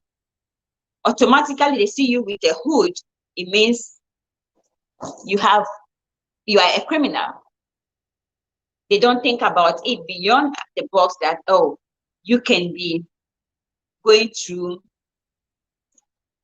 maybe you are anemic, right? Maybe you are anemic and you are cold even though the sun is hot. They don't think about it like, okay, you know, maybe she's cold. Even sometimes you have infection and you feel cold, you feel chills. So even though it's hot, you probably need a jacket.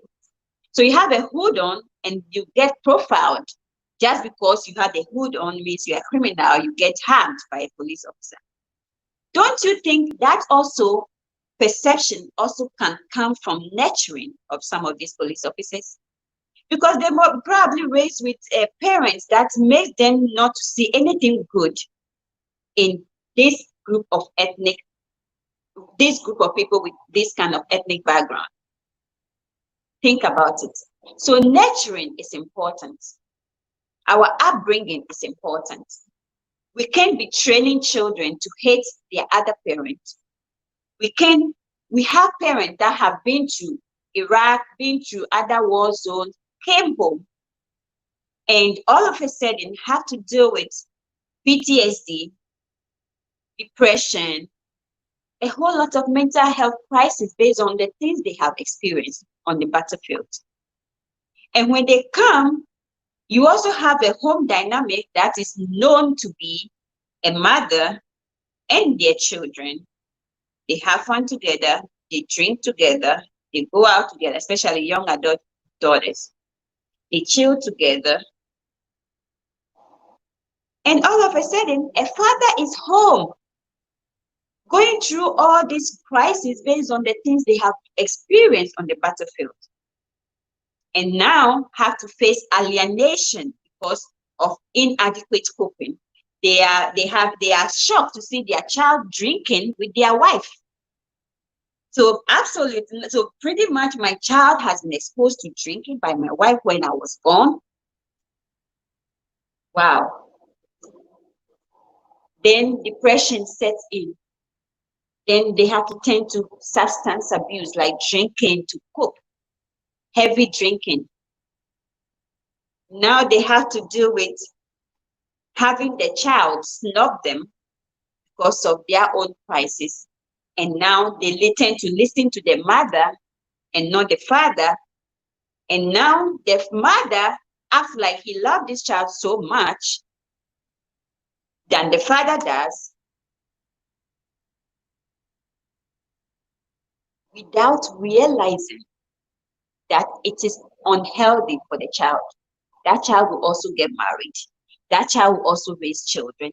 That child would, how healthy are we raising the children to be able to fit in the regular world when we are not there with them? When we are not, let me give you an example. I have a very aggressive ex-husband. I have an abuser. I have been heavily abused psychologically, physically, financially. It's not a joke. And I have a child right now. I want to give you an example that I am so protective of because I'm scared of him doing something out of the norm, because that is the one that was used the most. The alienator, the parental alienator, used him the most. Example, I went to the store the last time with my kids, right? Again, self-disclosure. On this channel, you're going to see a lot of self-disclosure just to teach you to realize that parental alienation is detrimental to the growth, the soundness, the future of our children. So I'm not telling you that to let you see my kids and label them or see them as bad kids. I have good kids, yes, but we still have, we're working on ourselves. So I went to the store, right? And then we went and she got money from MoneyGram. And then they had the money because I had a fractured knee and I'm on my crutches. So they have the money. This is like a week ago, okay, guys? So that you know that even though they've been with me for almost 1.5 years, over 1 year, we still have a long way to go. We are at the point where he will never insult me. We are at the point where he will never be aggressive towards face me with fights and stuff. But we also have habits that we have to undo. So we went to the store and then the lady approached us, nice lady, and she said, "Oh, ma'am, take the money from them and put it in your pocket, put it in your wallet or hide it in your bag so somebody don't snatch it away from them." Right away, my son was like, "Excuse me, did you call her?" Luckily, I got the vibe quickly. And I thanked the woman. "Oh, thank you. That is so true. I'm so sorry. Thank you so much." And now I have to face my son and said, "You see the aggressive behaviors they're still undoing. The woman is just a good Samaritan. She's just being nice. You see what she just did? She is telling you that if we don't put the money away, somebody can snatch it, pull it and run away, take off, and we won't find that money." And that was quite a bit of money. It's a couple of hundreds of dollars, okay? And if I tell you, like, it was so awkward that I was so battling with myself, like, how can my child be almost like this aggressive to somebody who is just trying to help us, just because you didn't even take the time out to listen to what the person was even talking about, just because. So it is better to not be aggressive, period. I have zero tolerance for aggression, period and period. So when somebody is talking to you, you listen first, you pay attention first, you find out what they are saying first, you ask for clarification on what they are saying if you did not understand them first, before you say whatever you want to say. What if I wasn't here right now and whatever you were saying, or the aggressive gesture not a gesture like anything, but like what, like that? Can you imagine a 13, soon to next month 40-year-old child behaving that way? It was so ew. I felt sick to my stomach, and this is my child. So you can see how these chronic parental negative ways, practices can affect a child. You train a child to be a bully of his mother. You train a child to be an abuser of his mother. So now it's my burden to be undoing, and that is why I'm using this platform to bring you this education to understand that parental alienation, it is real, it's in our environment, it's in our communities. We don't talk about it as Africans. I have seen a couple of people talk about it on YouTube, but none of them are Africans. It is being done by women, it is being done by men. We need to understand the long-term psychological impact and the harm we are causing to our children. We will not be there with them anytime. Look at me right now. The third child in question, I am constantly protecting him because I don't want him to get in trouble. I'm constantly helping him to adjust, to cope, to undo, to realize that these habits are not good for him. They are not only good for his future and his success in his industrial world, like career, schools. As an adult, when he becomes a family man, not only that, he can get himself in a huge problem, big one, if he doesn't undo these habits. Because can you believe if I wasn't there and the woman was like, what? You want to attack me for being nice to you? And this is a white woman. And she ended up calling the police in that situation because of miscommunication, because of parental alienation that has resulted in communication apprehension. This woman just approached us, was communicating to us, and already the apprehensive nature in the person is causing him to be like, what do you mean? Hello, if you are understanding what I'm saying, kindly give me a thumbs up, because this is fact. I just told you communication apprehension caused my own child just last week because of the nurturing. And that is why it's good to be on this platform to learn about how to even identify that your child is being alienated. Your child can come to you and say, oh, I don't want to come to you. Your child can come to you and say, I don't want to, no, dad is taking me many times. I pick up my son and they told me they have to go back to their father because their father scheduled an appointment for them in the middle of my visitation. They're supposed to be with me the whole week. You pick them up Monday and say, Dad said we need to come back on Wednesday, so don't pick us up on Wednesday. Dad is taking us to doctor's appointment. Hello. If you want to schedule doctor's appointment, why don't you schedule it in a period that you have access to the children? By you scheduling them to interrupt my visitation. To interrupt my visitation rights with my children. Think about it. That makes the kids to feel like you are holding them hostage when that Wednesday comes and you said no. And 99.10% of the time, meaning 110% of the time, the said doctor's appointment is just a lie. It's just to interrupt my visitation.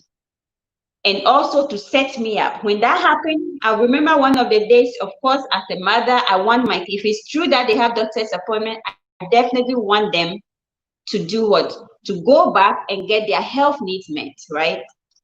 So, of course, I let them go, but then I send an email to remind the alienating parent that, hey, if you want to schedule doctor's appointment for the kids, great, but do it in a period that you have them under your care. These kids went back, and guess what they were told? Your mom don't like you. Your mom don't love you. He's supposed to keep you. This is her visitation. And I didn't make arrangement for childcare, and she sent you guys back. So next means he's sending me an email telling me about how I'm an irresponsible mother, how I left the kids unsupervised, how I sent the kids to him. Excuse me. You see how the parental alienator got the kids left in a confused state of mind? Like, so what does he mean? What is going on? But you want us to come and go to for doctor's appointment. But so all these things, when I started reorientation, I don't go talking trash about the alienating parent, but I say, I thought you guys told me your dad said you should come for a doctor's appointment. Yes, but then they will now tell you they didn't even go. There was no doctor's appointment. They didn't have a doctor's appointment. Instead, their father said, I this, I that, that I send them to him without a babysitter, he was at work, he didn't know they were coming, all kind of confusion that the kids don't need. We can do better as parents. We can do better as co-parents. We can do better raising our children as divorced parents. That is what Eppa stands for. Eppa stands for cohesion, cohesiveness, regardless of what the marital status is, divorce, co-parenting, whatever. Cohesiveness is the key. Cohesiveness is the key. Putting the children first is the key. There is nothing wrong with you paying child support and still call the parent and be like, hey, what are the kids doing this weekend? Are you free? Do you want me to take them? I have this activity in my area. They are doing this basketball. I want to take them to this activity. Do you mind? Nothing is wrong with that. The court order is there, but as good parents who are looking for the common good of their children does not have to wait for a visitation day that there is no activity to say, okay, I want my kids. And even most instances, some of these men don't even pick up the case. I remember when I had custody early on, because before I lost custody, I live 20 minutes away. Their father will never pick them up. I just told you guys. Because when he does, I'll be free and steady. I'll be free and go to work. I'll be free and have a little me time. He will not do it. Lie. But I have custody. He had custody for the past God knows how long. I have been there. I am a parent. And that is why we are where we are today.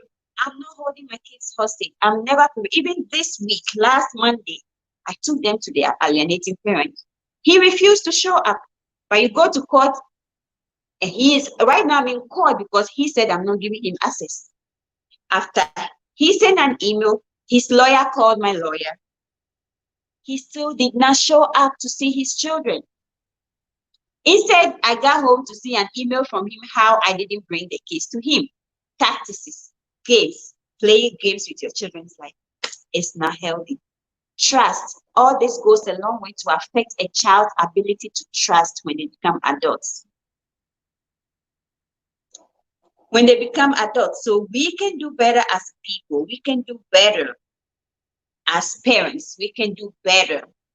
And that is what Eppa Worldwide is about. We are educating the public on parental alienation. Eppa Worldwide, EPPA. Educating the public on parental alienation. Eppa Worldwide means educating the public on parental alienation.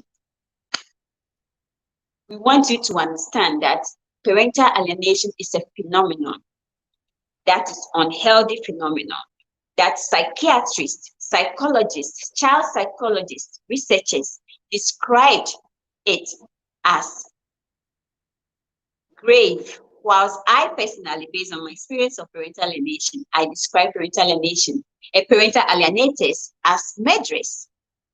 They are killers. They want to kill your spirit. They want to put you in emotional roller coaster, destructive mood, so that you feel sad, so that you worry about your kids, so that I'm telling you, if I am not the kind of parent, that kind of persistent parent, that kind of parent that don't worry about the financial loss, don't worry about how much abuse me myself I'm going through, but focus on my kids' needs, where my kids would have been, it wouldn't be good. A year ago, by now, by this time, I had a child who can face me in a battle. Today, that same child is scared to even do that. My kids know I don't tolerate abuse. My kids know I don't tolerate bullies. My kids know that they can never go to school and do all kind of horrible things to their fellow classmates. And I will be called. When they are doing something in school, their teachers know. When they call me, they'll be like, oh, Mr. Kuma, soon as I was calling you, this is what happened. So I know you don't tolerate it. Yes, my kids know I don't tolerate bad behaviors. bullying behaviors, abusive behaviors. You may be raised and nurtured that way, but I'm showing you how to undo them, how to retrain yourself to realize that this is reality. You attract what you give. You attract positive energy if you give positive energy. You attract people who will love you and be nice towards you and will enjoy your company when you give quality relationship. You attract positive relationships when you give out positive relationship. Wait a minute, it's not the same all the time. That doesn't mean you should not be a good friend, a good associate, a good co-worker, a good person to the outside world. I'm here right now. You have no idea. The people that hurt you the most are the people that you have genuinely been there for. The people that have benefited from your hustle. The people that have enjoyed your pain. You suffered, you went through pain to make them comfortable, to make them experience life, to make them happy in life. Those are the people that hurt you the most. I have been there. I am there. I have dealt with so many people that you helped, and in turn, they stab you rather. I have been in environments that people just want to abuse you. People just want to use you. People just want to associate with you based on what you can give them. That is the reality of life. But as a person with good self-esteem, as a person with self-confidence, as a person with self-worth, how do you move on in a healthy way from such people? Simple. Sometimes you just walk away not hating them. Sometimes it gets to a point you have to be assertive. You have to talk about how you felt about their way of treating you. But that doesn't mean you're going to be in a long-term battle, fighting. No, it's that fighting period, you can use it to go and engage in some healthy engagement, some healthy association, doing some things that will make you feel happy. Something that will put you in a happy mood and not even deal or have to worry about the hurt this person hurt you. You understand? So parental alienation and how it affects parent-child communication apprehension is what we are talking about.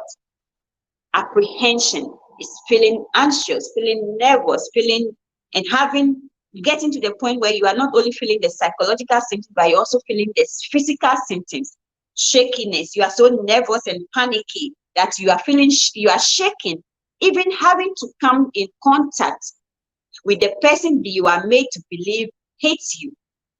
And even when the person, look, my kids used to not trust me.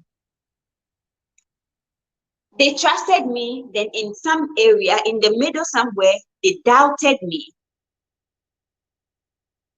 Even you giving your children food to eat, they want to question. If you do everything you do, they are in so much doubt because they are growing and they are now questioning and want to know if they can believe what they are being told or it's not true. Because your action towards them is contrary to what they are being told. So they are constantly in this battlefield trying to figure it out. Who do they trust? Who do they believe? Who is telling them the truth? A confused states of mind. But trust is attainable. Trust in the reintegration phase, where your parents have been alienated and all of a sudden they are back with you. They want to be with you. They want to experience you. They want to have a relationship with you. It is attainable, but it depends on you and them.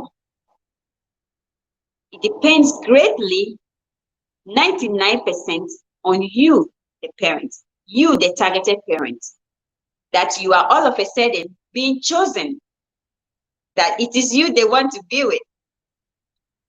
I was always battling and scared that my kids are going to be 18 and wasted, and now with no child support, and they'll be dumped on me. Where do I start from? The way my kids were going, if they continue like that, at 18, I wouldn't have nothing to do with them, because they would be a wasted goods. They would not be ready for college. They would not be, and that is the distraction parental alienation does to us, our children. But because of being the right parent, when they come, they get stabbed. Well, in your house, they don't get stabbed, right? Okay. In their house, or with the alienator, even a cup to drink, you can't just touch any cup without being abused. There is a specific cup designed for you and you only, and it's sitting at one corner, and that is the only one you need to go and touch.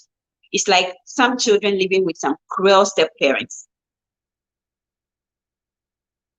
You have this plate, and this is the plate you can eat in, and you have no right whatsoever to sit in the dining chair or in the dining table. This is the corner you have to sit. This is where you have to eat from. But then they come to you as a good parent. You let them feel free. You let them eat wherever, sit wherever they want to sit in the house. You take them out. Social development. Parental alienated kids, they are socially deprived. The alienating parents don't take them out. They are not involved in social and co-curricular activities that will help their development. Physical, emotional, socializing skills they lack. Because the alienating parents get scared that when they release them to the world, when they take them to go and play with the neighbors or something, they are going to talk about something that will disclose what he does, what the things he says, his relationship with their mom or her relationship with their father, things like that. As a result, they are dissociative. They are isolated. They lack social, they are not growing with children that are they are age appropriate and are developing at age appropriate level. Now, all of a sudden, you want such kids to be healthy, appropriate, relate to everybody. No. So when the symptoms, this is why parental alienators, the perpetrators, has to be careful, because it gets worse when you are enjoying, controlling, abusing, manipulating.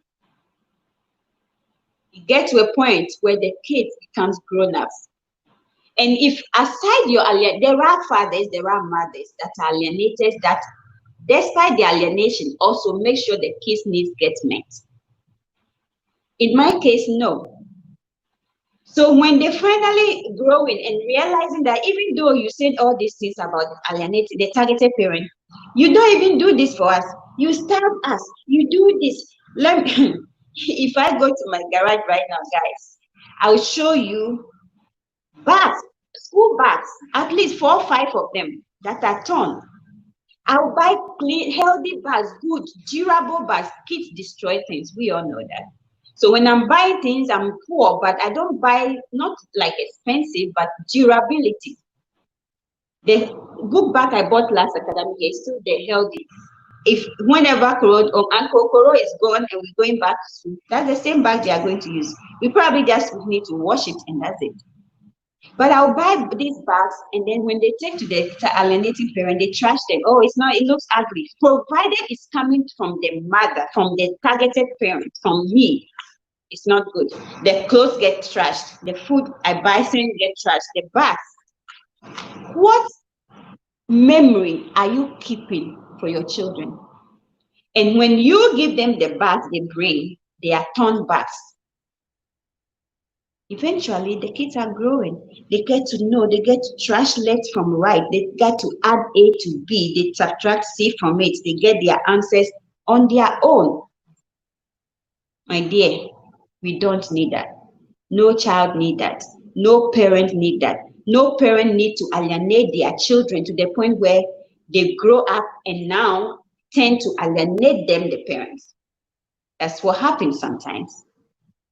You groom the children, you manipulate them to hate somebody. Oh, look, guys, as I'm talking to you, as if I'm joking, there is one here. I think I was doing this in the garage last time. This is one of the bars. We were cleaning the garage a day or two ago. This thing has caught my, I don't know what is, okay. Okay, anyway. This is, I was talking to you guys. This is one of the book bags. You see it? I don't know if you see the light. You see it? It's the book bag. You see it? This is the book bag.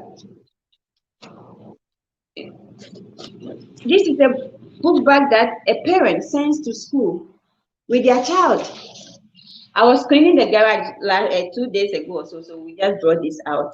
We're still cleaning anyway. So you see what I'm saying? And I have at least 5 or 6 of this laying there in the garage. Yet such a parent makes these children believe that the one that provides the best living condition for them rather is an unhealthy mother, is an unfit mother, is a mentally ill person, is this, is that. And that's what I'm telling you, that some of these kids, when they get to know the facts, especially boys, you need to be careful, because you may think you are helping yourself keep the kids to hate the other parent, but eventually as they grow, you may be the one that the kids will not like to have nothing to do with you. You may be that person that the kids will not want to have nothing to do with you. So let's learn to, if you are not known, you don't know parental alienation, what that word means, you know it now. There is a video, the second video on this channel talks about it. It's the video just for parental alienation and the tactics. The very first video talks about introduction to this channel and also parental alienation syndrome, which is a phenomenon that affects parentally alienated children. You understand? It's a phenomenon that affects parentally alienated children. Most of the time, the parental alienators, they just have their own selfish interests at heart. That's the reason they do these things. In my case, it was about keeping the family property. It was about not wanting to pay child support, but to receive child support. It was about, if it's not about my kids, I wouldn't be here paying child support. Still keep them just so they have a sound life and help them to get rid of some of the confusion. You have no idea how many times I put my kids in my car to take them to their alienator to at least have a visit with them. That's the court order. I cannot hold you against your father. You need to go. I got there and they would not get out of my car. You know, but somebody don't know, they'll be like, I'm the alienator now. No, I'm not. My kids know. I'm not. I am the person that will always fight for collaborative upbringing for children. I don't believe that divorce or separation of two-parent homes should be a reason for any child to lack anything. It's not a reason for them to not have social manners. It's not a reason for them to not have for them to have unhealthy psychological health. It's not a reason for them to do poorly in school. I'm telling you, parental alienation, if I want to tell you the harm it has caused my kids, especially one of them, you will not believe it. Right now, I pay like $2,400 a month for them to have math and English classes. Even that, as I'm talking to you right now, I told them to bring the computers and stuff. They are there playing games. You are developing unhealthy relationship with them, giving them gadgets to play games to make them happy, so they don't go to their alienated, targeted parents, so eventually the kids see you. There was a point the kids don't want to come to me because they feel like I don't let them play games, I don't give them whatnot, I don't give them freedom to have fun or this or that. No, like today I'm here right now, we are going to go out to an activity. that will, help them socialize. But all I'm trying to tell them is use your most productive period of the day to study, to do something productive, to invest in yourself. And then when you are tired, you go do the leisure activities like reading your comic books or drawing or playing a video game or something. But you can't get out from bed when you have your assignment and you tell me, I'll do it later, but you are playing games. And these are how, like last academic year, around September, I think, my son was, since he's been with me, he's been doing so great in school overall. And the teachers will be giving him a lot of poster cards, most improved kid of the week, most improved dad, And one of the response from the father was, tell Ivan to keep up the good work. I have a PS4 game waiting for him. When I'm on doing these things, so you see, quickly he's twisting the brain back onto the gate so that I, the ones here, will continue to struggle and suffer.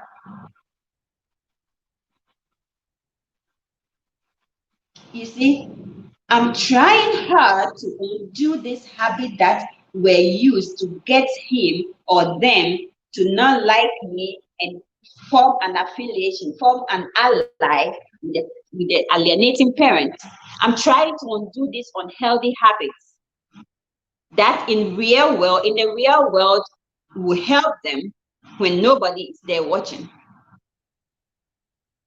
And you get pulled back. Hey, I have games waiting for you. Hello. So if you are watching me, kindly give me a like, give me my like, give me my like, give me my like. Subscribe if you are new. Say hello. Let me know who you are. All right. Let me know who you are. And kindly share my feed if you want. Okay, I will greatly appreciate that. Share my feed if you want. Okay. So let's continue. Let me see if I can add a little more points here. So we're talking about the fact that this research, where some of them were derived from families that are separated, divorced parents, and people that endure parental alienation, and they have stated that it comes together to create an unhealthy relationship between people and between the manipulated parents and the children. Yeah, the one I was just telling you guys. So the one that was manipulating them, now the kids don't want to go to that person. So you don't want that either. Instead of you manipulating them to hate one parent, and at the end of the day, if that parent is lucky to be a good parent like me and will go through all the pain to make sure her children or his children are okay, when these children becomes adults, they would rather go to that person and not want to do with nothing with you, the manipulative parents. I had another woman that told me that her daughter is now 23 years old, is out of college and everything. And she was honest enough for me to know that, and I thought that was a good thing. She said that my daughter now think that I lied to her. My daughter now think that I lied to her. So even though I did all these things and it was helpful to her, she went through to college, she had a free ride to college, she had all these services, and she came out good and successful. She has some bitterness for me. This is a woman telling me that the daughter have bitterness for her, because now she has realized that some of the things or all of the things she was telling her about the father were not true. She still live with the mother, of course, that's what she know. I understand the father went through some health crisis and stuff, so the father don't have that even ability to move her in. But again, she's an adult, 23, out of college. Hey, she can handle life. But even though she lived with the mother, she had this thought in the mother that makes her have a second thought about her mother. You understand? You don't want that. At least she's lucky. She totally don't hate her and move out and do all kind of irrational things. But she has also got to know that, Mom, the things you told me about that were not true. You made me lose my father, my most years of my life that I wanted my father to come to my graduations. I wanted my father to be there and lead me, cheerlead my games, be there and cheer me on, be there and take me to the library. You made me, you deprived me of those things. Would the father have done that? We don't know, unless you gave him a chance, unless she gave him the chance. Then the child would know that the father wasn't a good father, but you did not give that child the chance to love, to experience the father. You did not give that child a chance to get to know if the father is actually a bad father or not, as you are saying.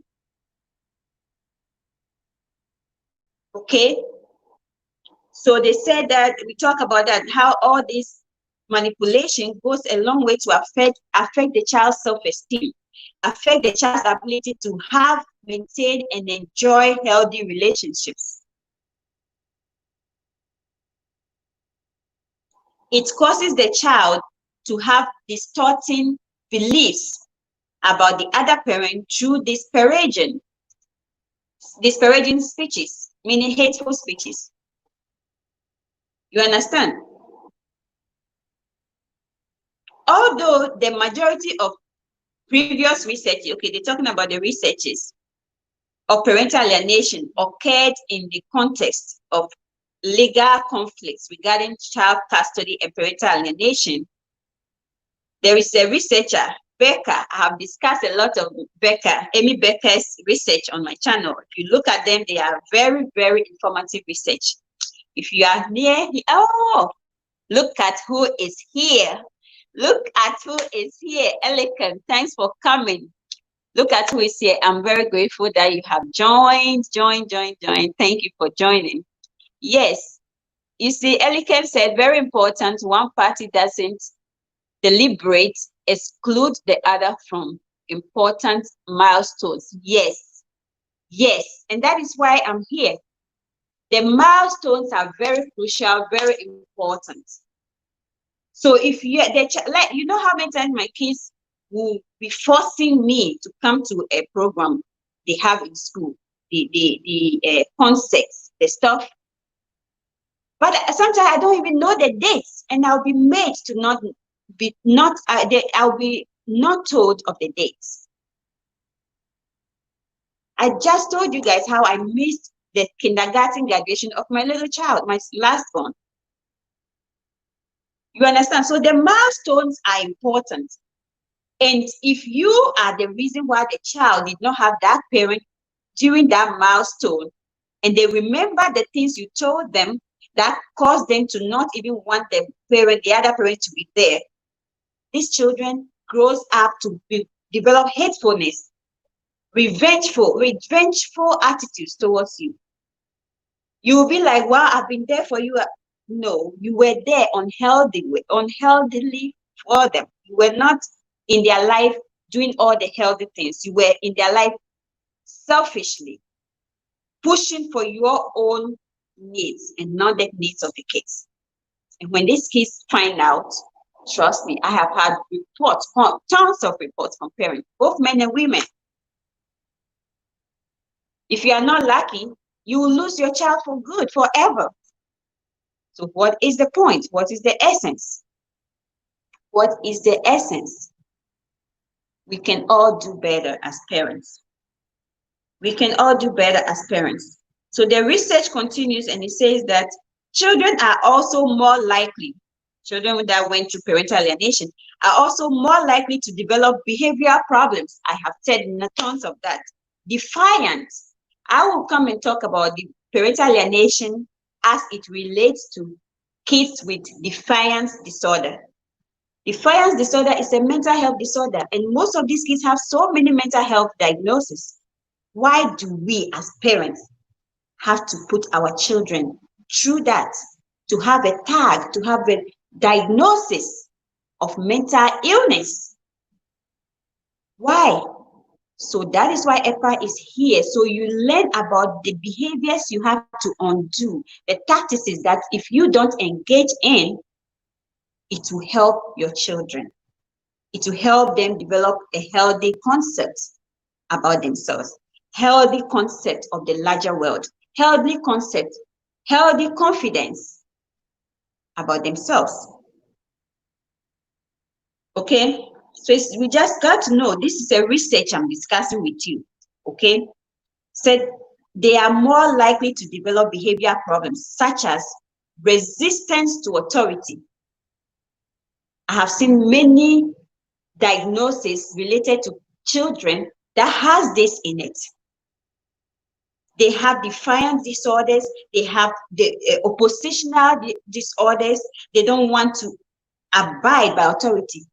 You watching me, you are a mother, you are a father. Don't you have a boss at work? Don't you listen to somebody at work? Don't you listen to your teacher? If you are in college, you are in the university, don't you listen to an authority? Don't you follow somebody's instruction? If you are driving on the road, don't you follow the instruction of the motor vehicle rules? But you are teaching your child to not follow another parent's rules, to not abide by that parent's rules. Yet you are expecting that child to become a grown-up adult, fit in the bigger world, responsible, industrious, successful in the career in which you invested money to send him to college to acquire. Think about it. Parental alienation is a deadly phenomenon that we need to disengage from. We need to stop engaging in those habits if we are doing those things. That causes children to be hateful of another parent. That causes children to not want to have a relationship with their other parents. That causes children to not want to engage with the other parent. It is a crime against a child. Parental alienation is a crime against your child. You are not helping your child.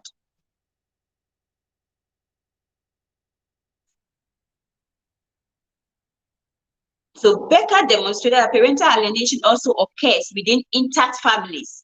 Furthermore, parents in intact families use the same strategies to manipulate the child's relationship with the other parents despite living in the same household. I explained that, and I used the example that a father may come from a battlefield, is a veteran, or a father is on trek. In Ghana, we call it he's on trek. Oh, my father is gone on trek. Maybe he's a business person and he's head an organization, goes from region to region, or travels a lot. So it's the mother that is home most of the time. So the mother formed these allies and team with the children that when the father comes, they make the father feel alienated and don't feel welcomed. And they make the father feel like the father don't care enough, so he's not there. Instead of having a collaborative communication environment where we talk, the children in the evening, you always have to, whether you are on trek, you are traveled or not, if it's possible, talk. Video call is there these days. Communicate with the wife and the kids present, all as a family before the kids go to bed. How was your day? What did your day go? How was school today? What did you learn today? So even though the father wasn't home, these children grow up to know that no matter I'm telling you, the experience, how they experience you, the parent, is how they are going to give it back to you. It's how they are going to grow up as adults and give it back to the world. They are not going to grow up to become depressed. They are not going to grow up to become lonely. They are not going to grow up to feel like they were never loved. They are going to grow up to have healthy. If a father does that, This child grew up with this memory. Wow. When I was growing up, my father was always working hard for the family, but we didn't lack anything. But you know what? One thing I don't forget is my father always called home to check on us. That child, let me tell you, I was abused by both my brother-in-law and my ex-husband, basically the whole family, okay? But one thing I can tell you, one thing I know my brother-in-law, in Akan language, in my country, even in my own dialect, I say, "Ken no hu no you je no hu adio." Like, even if somebody is not good, if they do something that is good, you have to acknowledge it. As a result of their background, whatever they have dealt with themselves as being raised by a single mother, who with an absentee father and all of that, regardless of whatever it is, this particular guy, my ex-husband won't do that. But his brother, if he is at work, he will call home on his break time to say, "Oh, I'm on break. I just want to say hi and see how you all are doing at home."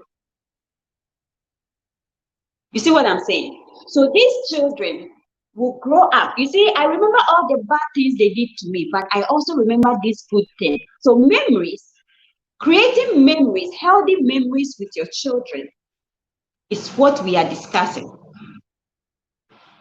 Parent-child communication apprehension. Don't make your child feel apprehensive. Be apprehensive when he has to come in contact with you. Don't train your child to be apprehensive when he has to come in contact with the other parents. Don't train your child to have issues with confidence, self-esteem, due to how you badmouth somebody to them. You try somebody to them. You make them believe. As a result, they also hate themselves in a way that they don't see anything good in anybody. They become selfish, self-centered. It's all about them, nobody else. So when they are in relationships too with the outside world, it's always going to be made about them. That is how you raise narcissists. That is how you groom people to become narcissists, because it's all about them.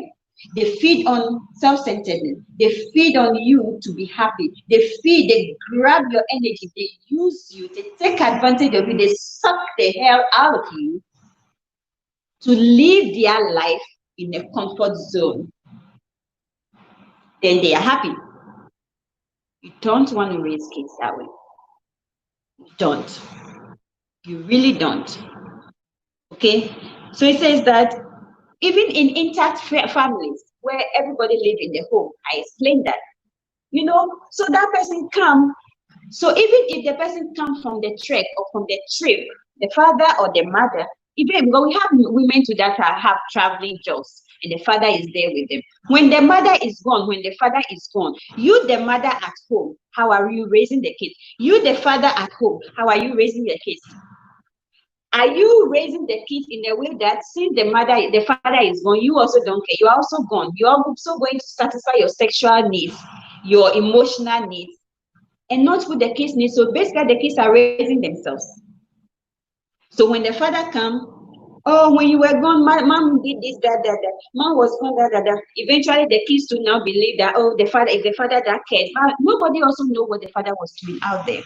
That is why we have to work on cohesiveness, communication, effective communication that psychologically provides comfort, restful and elimination of confusion to the children.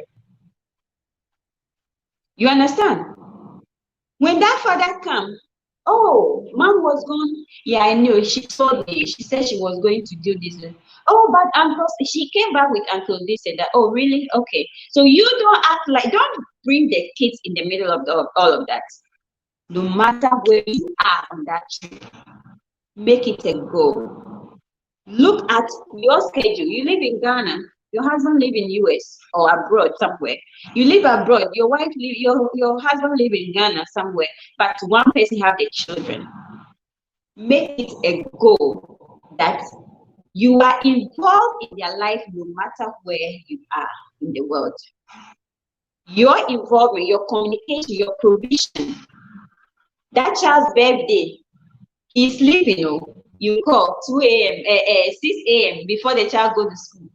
Oh, and your pet name for your kids, you call it and say, listen, happy birthday to you. Happy birthday to Mercy. Happy birthday to you, Mercy. And the child woke up from bed to listen to you, the father, you, the mother, that is thousands and thousands and thousands miles away. And it's a norm. And every birthday, that child wakes up to your voice singing to them. You know what difference that will make? And if this is a girl child, you are teaching the child to develop, to know healthy ways of loving herself or himself. That somebody cannot just come to him and do something. And that is how most women, right? You will see a girl that is talking about how somebody's abusing them, is doing this, is doing that, and still asking anonymous post, what should she do? They don't have a healthy way, a healthy concept of love. They don't. So they feel like they are fighting. We have a lot of women that are fighting to be loved, are fighting. Listen, a lot of guys want me, and when I turn them down, they get surprised. Because I know what I want. I know how I want to be loved. I know what I want if I want to be in the relationship. I know the kind of relationship I want to be in. So if you come and then my problem is, they get disappointed, like, no woman turns me down. Like, how you?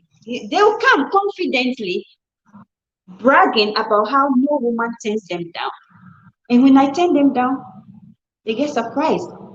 Some of them leave in a revengeful way, very angry at me, like, who the fuck, excuse my vocabulary, I'm sorry guys, who do you think you are? Like, oh, better women want me better. I'm ugly. I may be ugly in your perception, in your opinion. I may not meet your criteria of woman you're looking for, but I do know what I'm with. I do know what I want. I do know what I'm expecting. You have many women and many men that agrees that a woman should not touch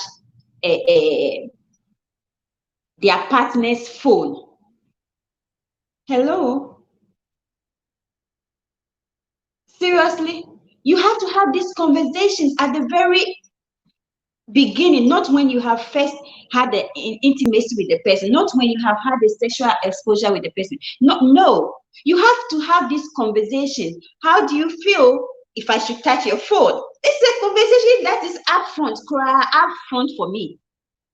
Because if, excuse me, my private part is hidden in my underwear, and it's not private to me, but I have to share it with somebody in a courtship, in a relationship, in married to, but I cannot touch that person's cell phone when the phone is ringing.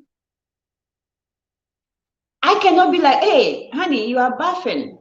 There's somebody calling you. The name is Susan.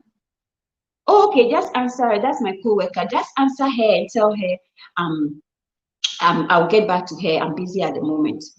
What is so beautiful than that? We have like 1% of men who do that. We have majority of men and women that see it as a problem for you to touch your spouse's phone. Phone that is open, can be touched, but your private part that is hidden and is layered, is clothed in layers, should be shared. My sisters, my brothers, we can do better. All this goes a long way to affect a child's future, a child's self-perception of themselves, self-worth, self-esteem, confidence. You have some children that can come and stand in front and perform right now and dance and do this and do that. Do you know how long it took my kids to, and even one of my sons is a dance, he loved to dance, right? And he will be insulted when he's dancing. I have a problem with him because he will be dancing, even without music, he's dancing in the air. So I'm training him to understand that he just don't have to be, he has to know when to dance. Yes. But that's while that is helping his self-esteem, guess some of the things I do when his urge to dance is coming. I put on Facebook Live and I let him dance to entertain his uncles and cousins that are on the internet. His uncles and aunties and people to laugh and smile. Oh, he knows how to dance. Oh, that helps his confidence, his self-esteem. Then you have another parent that crushed this skill in him, that talent in him, to the point where he felt like it's a bad thing to dance. He felt like it's a bad thing to dance. It's not. Some kids have this natural talent that as parents, we just have to grow them. They can become, they don't have, listen, nobody has to be a rocket scientist to make a healthy income, to make a comfortable living. Everybody doesn't have to be a rocket scientist for that to happen for them, to have a breakthrough to a successful financial stability. Some people just have to be artists. Some people just have to be musicians. Some people just have to be dancers. But how you as a parent, you nurture that, you groom that, you outsource, you look for resources, programs that put them in these activities so that they can become experts in the skill they have, to the point where they will make a good living out of it. Even just this Facebook, YouTube channel. You can have a dancing channel that will give you crowd, and that alone is an income. You can have programs, send you invites to come and teach. You can become a dance teacher. You can have your own business where you teach children dance, African dances. My dear, our nurturing of our children in a healthy way is crucial to their future development, success, and doing well as a whole. So we did talk about the fact that parental alienation occurs in even two-parent homes, and I gave you some examples, and I hope that sinks in. So I have to I addressed this a while back on Facebook, but I will have to address it here. I have to teach you guys the 3 types of parental alienation. We have the naive one, the parent doing it, but they don't even know, in a covert way that they don't even know they are doing it. Then we have the active alienators. Then we have the obsessed alienators, which is the level I had to deal with. The obsessed one is like a murderer. It's like a murderer, oh my God, they will do anything, even if it's right now. Look at somebody dragging me to court talking about, I am holding my kids hostage and that I should be incarcerated. That is the obsessed level of parental alienation. The obsessed parental alienator, don't think about the kids. Don't think about the fact that this whole 12, 14 months, he got child support. I didn't file tax with my kids. So my tax I filed, I only got 900. That one too, they took and gave to him. I didn't get nothing. I swear to God. The tax I filed 2019, I did not get a penny.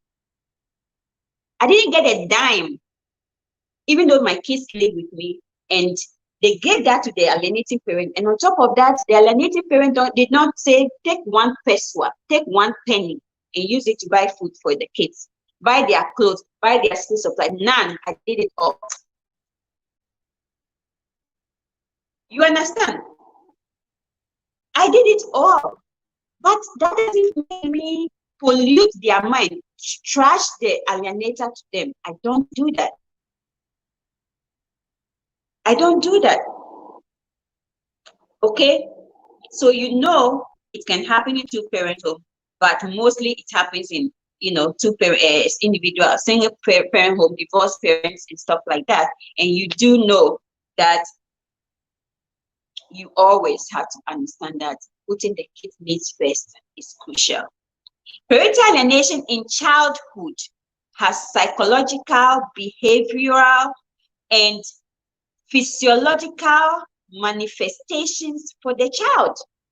We talk about it. I gave you examples of where my kids are. Some things they have been doing now, they may not be doing it, but it's constantly reinforcing the good habits in them, constantly undoing. But if you have an obsessed parental alienator, know that you have a work on hand. Because I have been on this journey for 11th month year now. And I'm telling you, it is draining. It is psychologically destructive to you, myself. It is tormenting. It puts you in all kind of emotional roller coaster constantly. And you don't want that. You don't want that for any, you don't wish parental alienation on your worst enemy. Put it simple that way.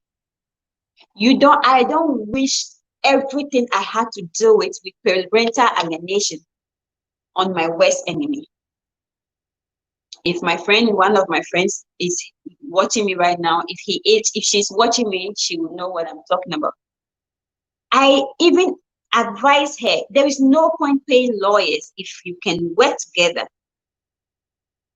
If you can work together and just agree to disagree and put the kids' needs first, that money you will spend, you don't want to pay child support, but you want to pay money for lawyers. Guys, you do not want to pay child support for your child's mother or your child's father to have it to take care of your children that you brought to the world. But you have money to pay lawyers to come and fight for you. Fight for what? Fight for what?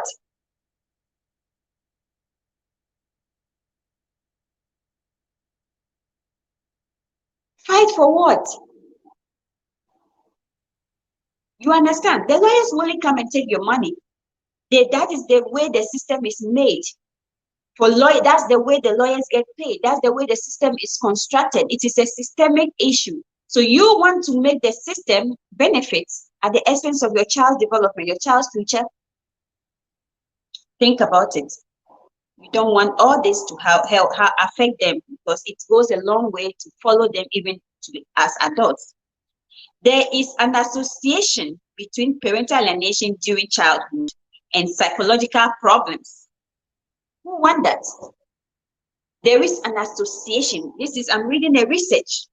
Okay? There is an association between parental alienation and children developing psychological problems, such as increased anxiety, communication apprehension, panic. They develop anxieties.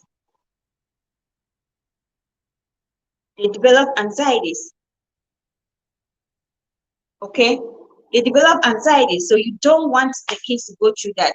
If you are watching me, kindly give me a thumbs up, comment, let me know who you are, where you're commenting, if you're chatting me or joining from. I would greatly appreciate it. It will be very, very good for me, and also it will be a good way to support your girl, and let us all have a healthy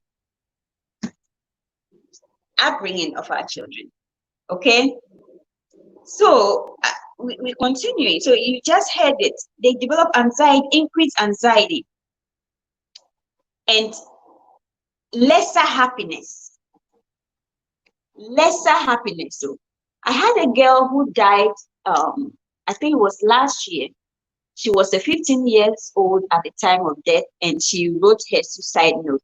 She talked about the fact that her parents were never there, and the person that was there for her was her uncle, her mother's brother, and her mother's brother started doing this thing, started sexually abusing her. He was raping her. But you know how parental alienation and grooming, psychological manipulation is, that is the same pattern of sexual grooming. That is the same strategies molesters and perpetrators of rape use to groom their children or their victims to become comfortable with them, for them to gain a grip on them and eventually start raping them. So they develop unhealthy relationship with their abusers. This child had this vacuum that who was feeling, the parents were not there for her. They were not actively involved, present. They were always gone and gone and gone because she was always by herself. In her suicide note, she talked about how she does know the parents love her, but they were not there. What she needed was not the material things they were providing. What she needed was the fact that she needed parents. She needed them to be actively involved, experience them. She wants to experience them. She wants to enjoy their presence. She wants to enjoy their company, and they were not there.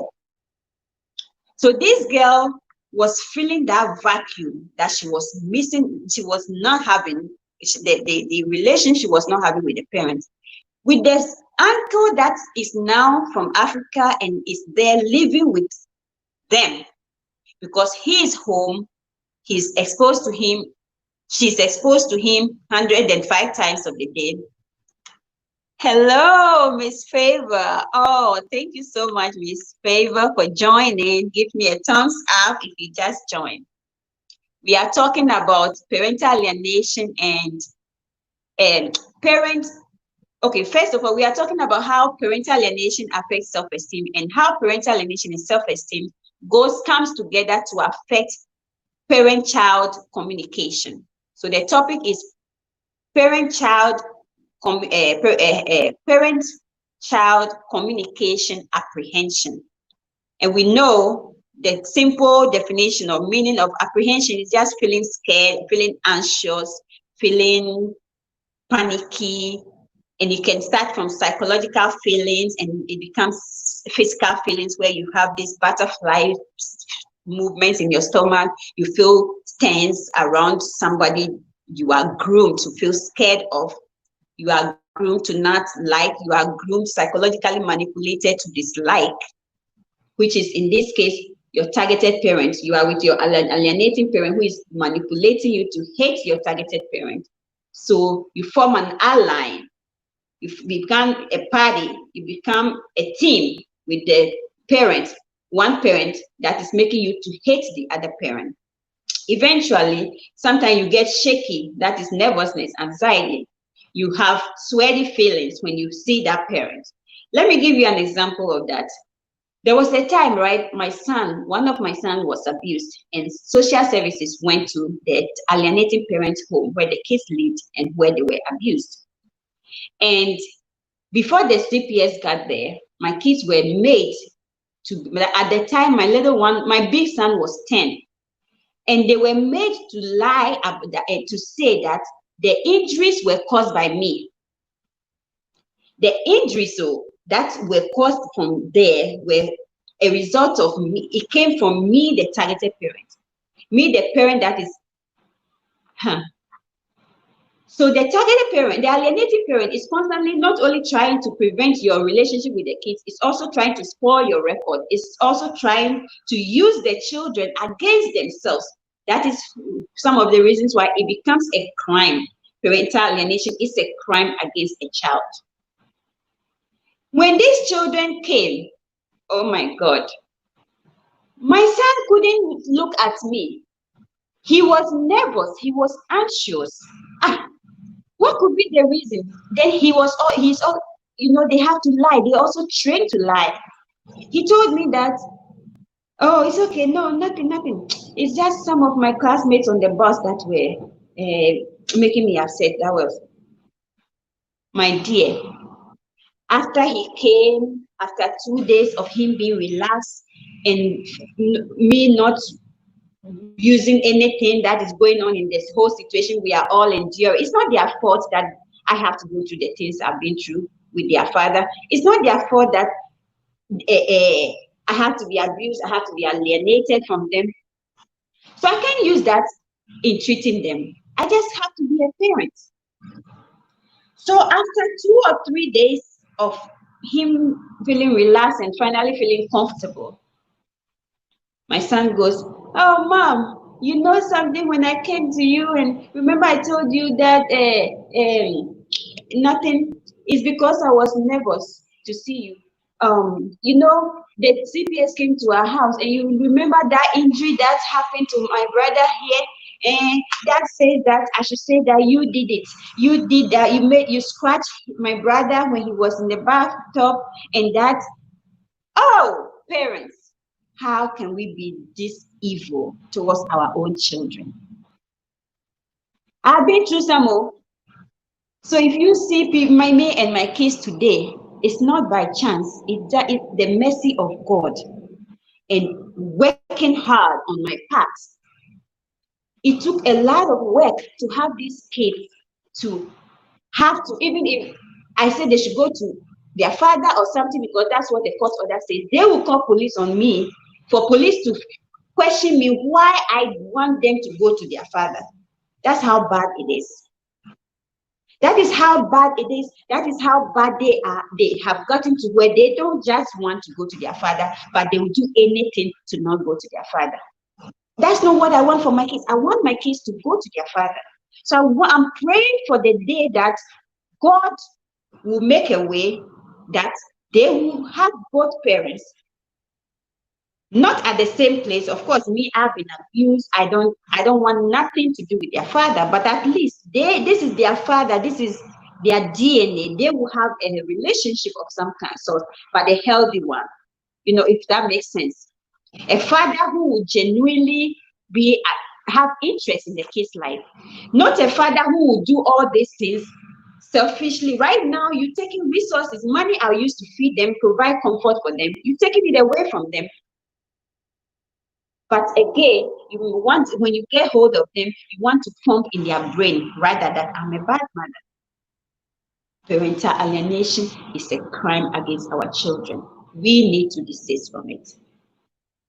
We can do better as a people. We can listen. What is so much delightful, glorious, gracious in life than having a child that is successful, that have healthy relationships? As in therapy, I have seen a lot of people that came in, patients to me, whereby they have jobs, but they are always battling with the concept that somebody hates them. They are paranoid. They are always battling with, oh, I found a different job, I don't like that, the people there are this, always complaining about the other people in their environment. At some point, you have to take a break and ask yourself, what could I do different? And that's what I teach my kids. It's not always about you. It's not always about somebody. It's always about your mindset and what you have to give. I teach my kids to understand that at this point in their life, they cannot blame their father of any poor outcomes of them. They cannot blame you. Obviously, hey, I want to see who will blame me for you, because I have been working all my life to undo all this harm that were done to you guys and myself. But you have the opportunity now. If you say you are not doing good in math, you have a private math teacher. You cannot complain about language art, because you even have a language art teacher that is helping you polish your language art skills. You have not just me, but other resources that I have outsourced out of myself to help regroom, restructure you, retrain the mindset that was distorted so you can become somebody. Do you see how much energy, how much finances it's taking me to do that? Why can't we just be parents, regardless of whether we are divorced or we are married? Why can't we just, the money I'm investing today to do those things, I would have not spent much. Maybe I'll spend like a quarter or half of that if we could work together as the first parents. If we could work together and put the selfish narcissism aside, if we could work together and take the children. I remember I would pay for Huntington learning math classes, karate, martial arts classes for my kids. And soon as they leave my home, my money is wasted because where they are going, that parent will not take them to the activities. Yet they get pulled. Oh, you don't need that. Mom just think you are dumb. That's why she signed you up for that. Mom just, and always putting all these negative concepts that are out of touch, that are not reality, into their brains. Undoing is dangerous. Undoing is a difficult thing to do. So let's learn to work in a collaborative environment, collaborative way, communicate, effective communication, regardless of whether the kids are in two homes or not. Because when they get damaged, to pay money, resources, time investment, financial investment. Guys, I went from 6 figures to less than half of what I was doing because I had to be present. I had to stay. I had to monitor them because they have some unhealthy habits that I received them with. When they decided they would not go back to their father, they came with a baggage. I had to, guys, it wasn't fun. It was not fun. When people see me with my kids, they say, oh, they are so well behaved. I will take them to restaurants and I have people giving them money. They are so disciplined. They don't know, my dear, they don't know the things I have to undo. Let's raise our kids in a healthy way. Thank you so much, Miss Favor. Thank you. God bless you too. God bless you so much for joining this live feed. You see, parental alienation, we just saw in this research and many other research. It destroys our children psychologically. It makes them have defiant behaviors. It makes them have unhealthy relationships as adults. It increases their anxiety. It brings higher distress and lesser happiness. Less happiness. Happiness, this life we are in. If you are not happy, then what else do you have in this life? I have people tell me I'm not happy. I'm not a happy person because they got to know that I'm battling with this child custody issue and it's kind of upsetting sometimes to me. You know, if you haven't watched my emotion video, kindly watch that video. If you haven't watched Eppa Lady Goes to Jail, kindly watch that video. If you haven't watched sensitive content video, kindly watch that video. And pretty much all my videos, if you have time and you can watch them, wonderful. Share them, because if you are on a platform, share them on the platform. You don't know who is on that platform that is dealing with this. I have people reach out to me and be like, I've been listening to your videos and my God, I'm going through the same thing. One lady is in Australia or something. I looked her up and she's in Australia and she's telling me this. So it's not just America, it's not just Ghana, but we Africans don't know about the phenomenon called parental alienation or parental alienation syndrome. I'm probably the first person that is talking about this topic. I'm the first person that's probably talking about this.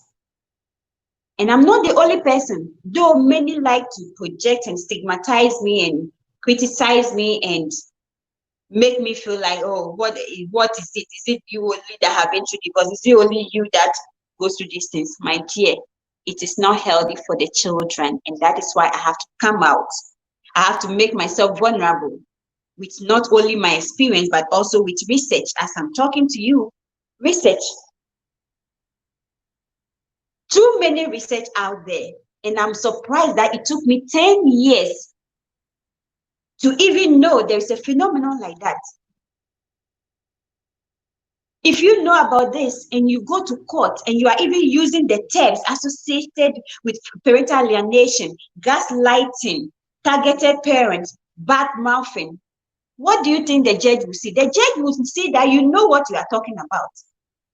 If you are going through this and you don't know, but you through my platform, God for being so good, you got to know about this phenomenon. You research about it and you go to court in a custody hearing and you are using these terms. The judge will get to know that you know what you're talking about and you are talking about facts related to the pain that it's bringing to the children, the distraction is bringing to the children. And they may, even if they're alienating parents, which is what they do. There was a presentation I did. It is in the other parents' perspective, meaning other parents that are also good, that has also been through or endured or experienced parental alienation. Their experiences are shared in some of the three or so videos. Listen to that. They talk about how these narcissistic parental alienators, like obsessed parental alienators, like the kind I deal with, which I do, make sure that the judges sees you, the targeted parent, rather as a problem. I will go to court, and I believe in my spirit that I will not go to this court coming next month, and I won't be heard. Even though the court has not heard me for all these years, at least the kids who experience the truth are beginning to make their own decision. But I do believe that things will be different this time because I do know this. I'm going to go to school. I'm going to use these languages. You understand? After a court hearing, the alienated parent rather stays back and trashes you and talk trash about you when the court is dismissed and we have to go and judge is in their seat. He stays back. It became a norm that even every hearing, we are the last people that they will call so that the judge will sit back. And these judges are male Caucasians, and you are a person of color. And these same judges profiles your children. Let me tell you, as a mental health professional, let me tell you what I have seen. When you train these children like this, right, they become defiant. They have their own issues. They become psychologically tormented. They have all kinds of mental health labels. They don't do good in school. In some cases, some parents they profile the kids to the point where the parents go for SSI, Social Security, Disability Insurance, money, all that, forgetting that these children will grow one day. In my experience in my profession, some of these kids grow up, they are unable to face the real world. They may become homeless. They are standing in some corners. A neighbor or somebody call police on them. They pick them up. They didn't commit a crime. But guess what? They have been picked up. So eventually, you know what they give them? The charge they give them? Trespassing. Trespassing charges because they are homeless. It's raining, it's snowing, it's windy, and they are perching in some corner of somebody's house, hiding under a shade. When that person feels like, hey, who is this? And feel threatened and call police and they pick them up. The charge they give them is trespassing. Now, the same system, the same judges, they're now going to track the background, all the number of police you have called because of you, the parents, your fights, all the labels you have given your ex-wife or ex-wife husband, all those things, they are going to pull them out, profile it, and use it to judge your innocent child. And this is what they do. Oh, okay. And they think they want to make you feel like they're doing you a favor. And they go like, okay, so this is the charge. You will be charging him with trespassing. We will assign him a caseworker. If you can help him, if he can stay on good behavior for 90 days in jail, then after that, let's transition him back or her back in the system. When we transition her or him back in the system, make sure before you transition him back in the system, you have a group home, IOP, intensive outpatient therapy. Oh, does he have somebody, a family member that want to host him, take him in with her, or take her in with him or whatever? Okay, make sure we have that person's information, their address, their home, their everything. After that, Make sure they put you on medication. Psychotropics are detrimental. I said so. Research said so. If you don't need it, you don't need to pay on it. I will be the first person that will tell you, you need a psychotropic to help you balance your mood, to help you be able to function, to help with your bipolar, to help with your depression, to help you with your anxiety. But I'm also going to be the same person that will tell you, hey, I don't think at this point you need it yet. Do this, do that. If you can work with me, we can get out of this anxiety mood. We can reduce this feeling of anxiety. We can reduce these depressive feelings, and you can be fine. So you want to raise your child to go through the hands of the people that are destroying these children, for them to become old, and now the same system push them in the system, dump them in jail.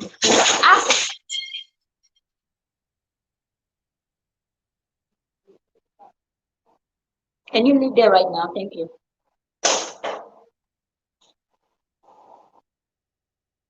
Sorry, guys.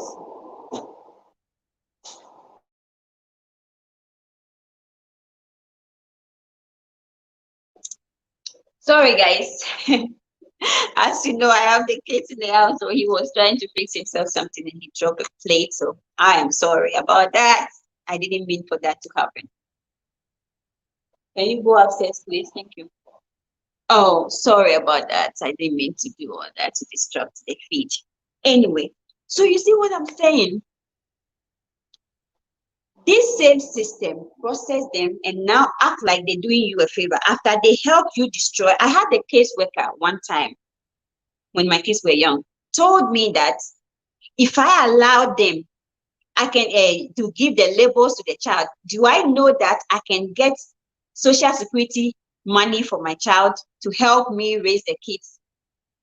Mothers, fathers, that Social Security disability money, how is that going to help you, your child, when the child becomes 18? How is that going to, that is just going to help you, your comfort today. If you are not a parent like me, who will probably, I don't go for that for my kids, and I will never do. But if you're a parent that gets that, use that money to get resources. If you live around Maryland and you're going through the same situation, you have these issues, contact me. I will teach you. I will direct you to the resources that will provide support for your kids. Some will even pay for them to have extra classes, the math class, the English language art class, to help you with bring the kids to where they need to be. You understand? Reach out for resources that will help you build your children to become somebody. Don't reach out for resources that will help you just eat today, have fun today, have a party with your friends, and the kids' needs is left in the limbo. We are on this and you have gotten it, anxiety issues, lesser happiness. If you are not happy, if you can raise a child to feel comfortable in the associations around them, how are they going to grow up to finish college, have a healthy career? A person with a college graduate with a good career doesn't mean they have a healthy career. They have a job. How is the association with their co-workers at the workplace? How are they relating with their co-workers in the working environment? Are they following instructions? Let me tell you this. When you're looking for a job these days, they don't just go for your skill. Guys, my mouth is getting dry, so I'll probably go and get something to drink. You are not if you go to Johns Hopkins and apply for a job there, and a lot of other hospitals I know in this area, there is this assessment they let you do online, more than 100 and something questions, and it's all about example. You are more likely to have the example. You have 4 people you can call in case of an emergency. So you have to check things out. More likely than not.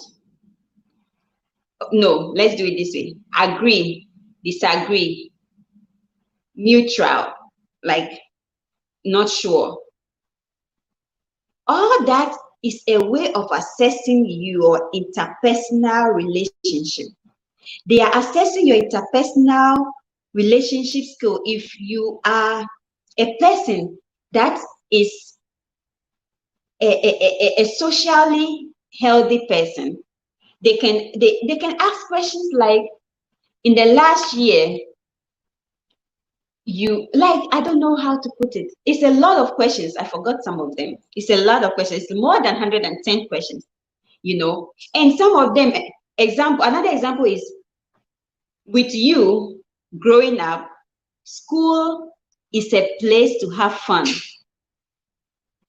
So your response or choices, options for you to respond is agree, disagree, strongly disagree, strongly agree. Those are the options, the 4 options. Agree, disagree, strongly agree, strongly disagree. And it's a chart. So as you answer all these questions, it draws a chart. And based on the arrow, the curve of your chart, they decide if they want to hire you or not.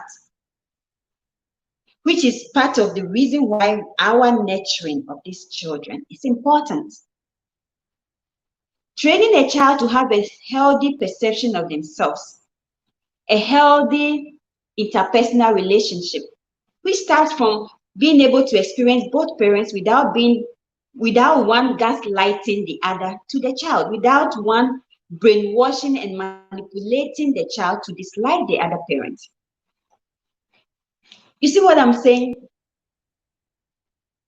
Sisters and brothers, my fellow everybody in the world, but most importantly, my fellow Black Africans. We can do better in raising our children. Ask yourself, how come, those of you, look at my video, go and watch my video that says, describing a narcissist parental alienator. Look that video on the channel and watch that video. You understand what I'm coming to say. Into debt. That video was into debt. You understand? I have a child. Anybody that know my children, it's of, even when I have a private tutor come to the house to assess them, to try to see which level they are, so they can start providing them with private tutoring. And I said, like, the woman, within a minute of getting to the house, he said, which of them are they saying is autistic? He said, none of them have a symptom of autism. Doesn't look like it to me.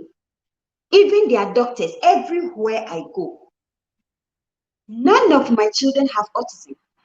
But because of a parental alienator, a narcissist who wants to prove a point, he made them label his child as autistic. Once a person is autistic, at least my clinical experience teaches me, you cannot undo. If somebody is autistic, it is what it is. They are autistic and period. They will remain autistic. Except that they will have, some of them have limitations, some of them, some of them, their limitations are higher than the others. Some of them are autistic, but they are high functioning. My child is being used at the time under the custodianship of this narcissist as a model student for autistic kids. Just to prove a point. A child that is normal kid, no psychologist have asked, because you know me, I will make sure that is done. I have done that. Until 2017, before the school system took that tag of the child. Meanwhile, you have nurtured the child with all these habits because he's exposed to only autistic kids, not his age appropriately and adequately developing kids, developmentally appropriate kids his age. And I'm not shy to tell you that, because like I said, I use a humanistic therapy approach. So you listening to me get to know the harm that parental alienation cause me, my children, and can cause you, your children, or somebody else if we don't stop this behavior of alienation. If we don't stop it, if we don't quit it, It is what it is. This is what we're going to do it. Let's divide ourselves to being serviceable to our children and forget about our differences. Work out our differences in a healthy way. If you are watching me, you're going through divorce, I'm telling you, instead of paying that lawyer, especially if there is no humongous properties and stuff involved for your gain, what is the point? What is the point? Listen, I have lost so much material and so much financial loss in this process. You have no idea. But that does not prevent me from providing a healthy relationship, a healthy support, a healthy upbringing for my kids. My kids cannot tell you they have been hungry. They cannot tell you, if I don't cook, it means, hey, I'm waiting for you guys to wash the dishes. You're not doing it. So guess what? I'm going to have to learn to stop talking. I'm going to have to learn to stay healthy. I'm going to have to learn to let you learn to be responsible after all the talk and talk. If there's no food, mommy is ready to cook. You're going to have to go in that kitchen and you're going to wash the dishes and you're going to make sure the kitchen, the stove, the place is clean so I can come and stand. And they are boys. Guess what? These habits help them. When they become husbands, one day, I'll be the best grandmother ever. I'll be the best mother-in-law to know that my son that I raised can help his wife take trash out and not think that taking trash out is for women. I'll be the first mother-in-law to appreciate that I have a son that treats his wife with respect. I'll be that grandmother and that mother-in-law that knows that if her wife goes to work and come home and the husband is home first, she is assured that if there is no food, she will walk into the house with food. Or at least, I think you are tired. Let's go out and eat today. Let's eat out today. It's not all about the fufu and the goat soup and all that every day. I'll be that mother-in-law that will appreciate that I've raised a son that can give that comfort, peace of mind to somebody's daughter. Because I have two boys. So that is very important to me. That is a goal I would love to achieve. You understand? We can do better as parents. We can do better as divorced parents. We can do better as be a parent. Simple. We have a property in Ghana where the money we get to my mom to buy for us, but it's taken. Am I crying? No. That is not preventing me from being a parent. That is not preventing me from guiding my kids in the right direction. If you live in the Western world and your kids are going through such things, there are resources. There are resources. In Maryland, we have the Maryland Coalition for Families. We have the Family Resilience Center. We have resources available. There is hope for parents that may be going through crisis. Maybe you have a child with serious mental illness that they can harm somebody. They have psychotic symptoms. They have suicidal symptoms. You can reach out to them. They have a 24-hour line that you can call, and they will come and provide you support. You don't have to live in pain alone. There is support. I've been using, but they are there. You need them. There is in Howard County, we have Center for Children. Where I live, there's a Center for Children that they provide services. It's not, they don't come and ask you to come and join. But if you need the services, if somebody talk to you about it and you kind of like the service they provide, you talk to, it's just that you case work with them. They are like case workers. So So you can speak with them, they help you navigate. I told you guys, as in my specialty, I will be collaborating with other people in the community. So it is not only good for families like myself going through parental alienation crisis, divorce, being through divorce, and all this abusive history. It is also good for me as a provider. So if I have a client that is going through such situation, to be able to navigate, to be able to process, to be able to say, hey, let's network and outsource and give them referral, because most of the issues, most of these services, you need a referral. Basically, like me, I'm a provider, you come to me, and then I see you tell me a problem. After my assessment, I have to, as a mandatory reporter, I have to report something that is harmful, like a suicidal thought, or you have an idea you're going to hurt somebody. I have to report this thing. So when I report it to the social services, eventually everybody involved has to collaborate, network, and provide you with referrals. Guys, if you are watching me, kindly give me my thumbs up.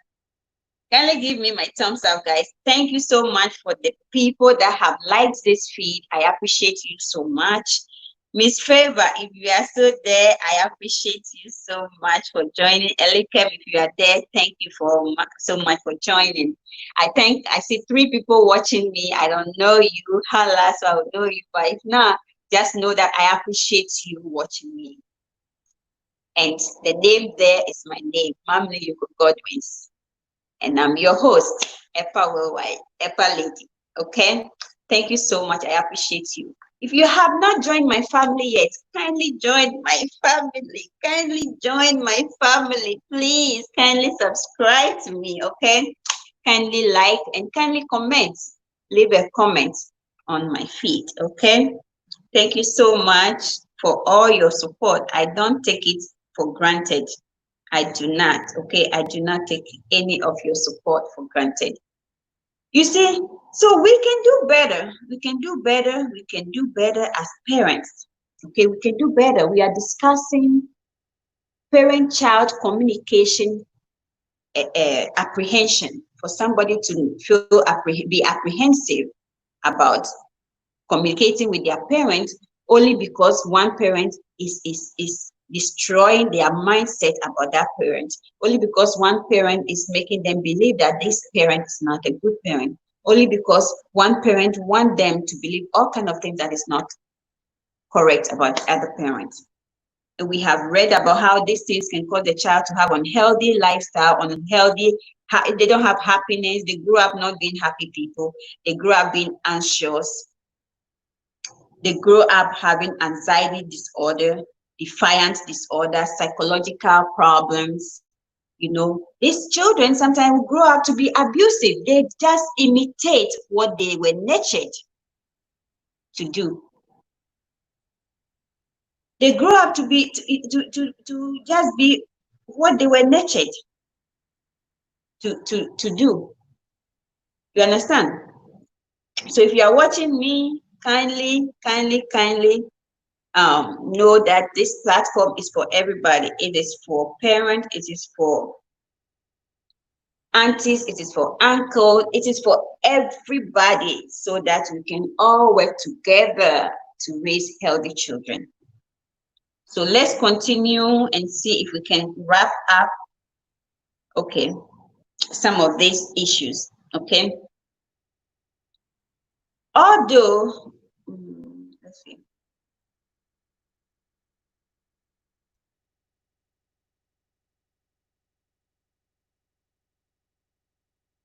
Okay, we talk about the anxiety, the unhappy life. Children are also more likely to develop behavior problems. We talk about that, such as resistance to authority, hostile behaviors with parents, and peer conflict instigations. You see, can you imagine you raising a child and then you are training the child? Parental alienation, they said it causes the children to grow up to become aggressive children, children that are defiant, children that are resistant to authority, children that are hostile. They have hostile behaviors with parents and peers. They have extreme anxiety. They have unhappy lifestyles. And on how they don't enjoy it as their relationships much. Finally, they said there's another research to this person.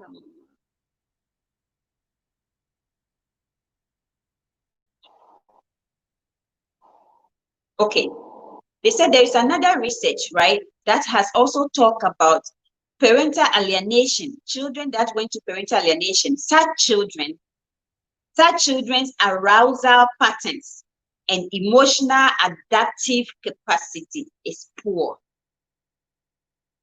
I was talking last time about emotions. If you haven't watched that video, kindly watch it.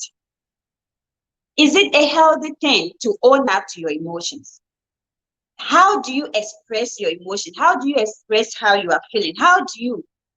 This research here is saying that children that suffered from parental alienation, they go through emotionally unstable phases in life, throughout life. You know, they become emotionally, they become captive to emotional instability. That's the research. Me, my experience tells me it's true. But my education and these researches I do also tells me it's even more accurate. Everything I went through, everything I go through, everything my children have endured, that I use it to teach you guys through my humanistic therapeutic approach. They are facts. But is there a cure for parental alienation? No. The cure is avoiding to take part in parental alienation tactics. Avoidance to engage in parental alienation tactics is the only cure, which is why this platform is here.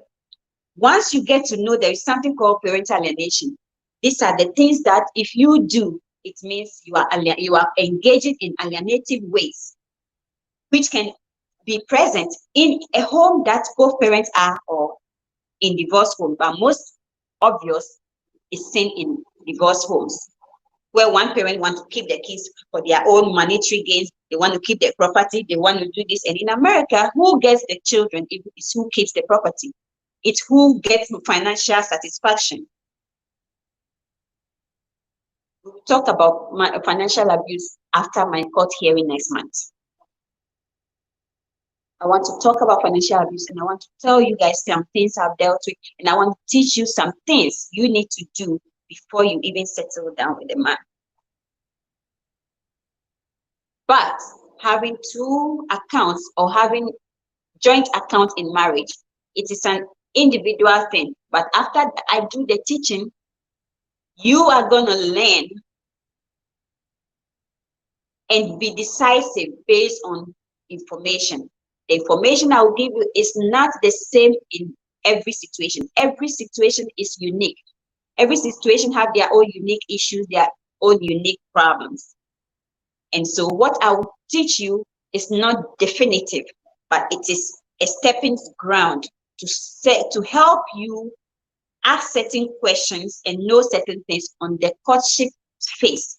Most of us grew up just, you're dating somebody, the next minute you married and stuff like that. You just don't go through the phases of courtship whereby you are even analyzing, getting to know the person, asking yourself questions, finding out if this person is even a good parent, it will be a good partner.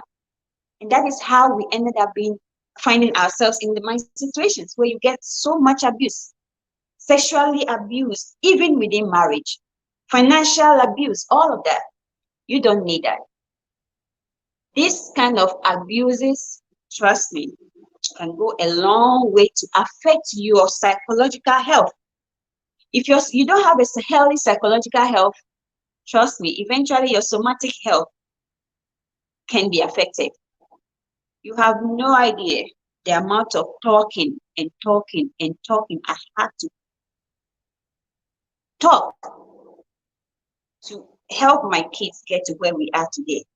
Just undoing habit. And it's still frustrating sometimes. We still, listen, I'm not a hypocrite. I'm not going to come and tell you, and every parent out there know who has have children to my kids' age or above will tell you, parenting is not easy thing.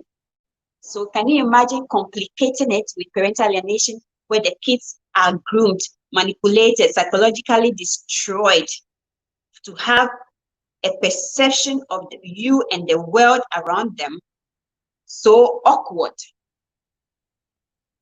It is draining. And I'm not going to be lying to you. It takes work, it takes effort, it takes consistency, it takes not giving up, and it takes a special kind of parent to even want to deal with it. Sometimes you want to give up on them and say, hey, yo, go back or this, go back to your father. I'm not going to do this anymore. You're not going to listen to me or this or that. But it takes a special kind of parent. It takes a special kind of parent, guys, to want to, not want to. It is what it is. You don't have a choice. Do you also leave them hanging, leave the children hanging? Do you also just trash them away? Or you swallow all the pain, swallow it up, deal with your own pain in a way you can do better doing it, and still make sure the kids' needs are met. Parent-child communication apprehension.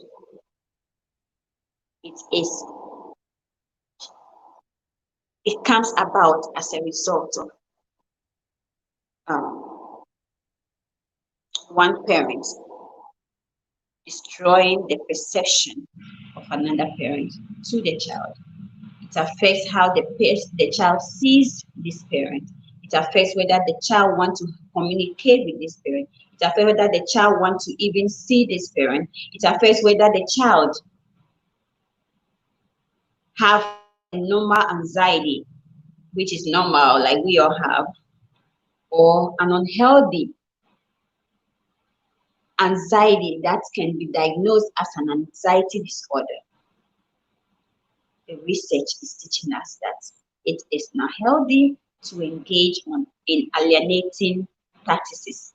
There is so much on this channel that talks about parental alienation practices. Watch those videos and learn the practices so that you assess yourself. Are you an alienator? Are you an alienating parent? Are you projecting one parent as bad, painting that parent as bad to your child because of your own selfish gain or not? Trust, okay.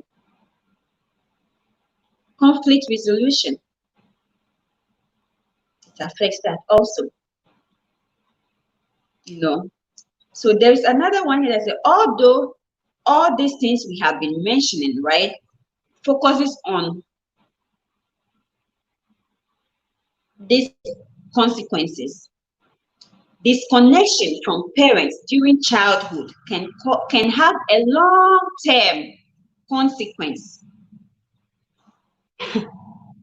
Parental alienation, whereby you want to cause your child to not have a relationship with one of his or her parents. The researchers, the psychologists, they are teaching us today. They said that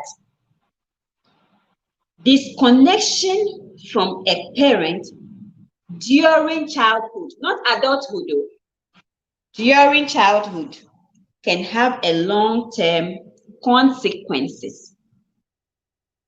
What are some of the consequences? Unhealthy relationships, untrustful relationships, self-hate habits. As a result, you hating somebody. Bullies are number one people that have self-hate.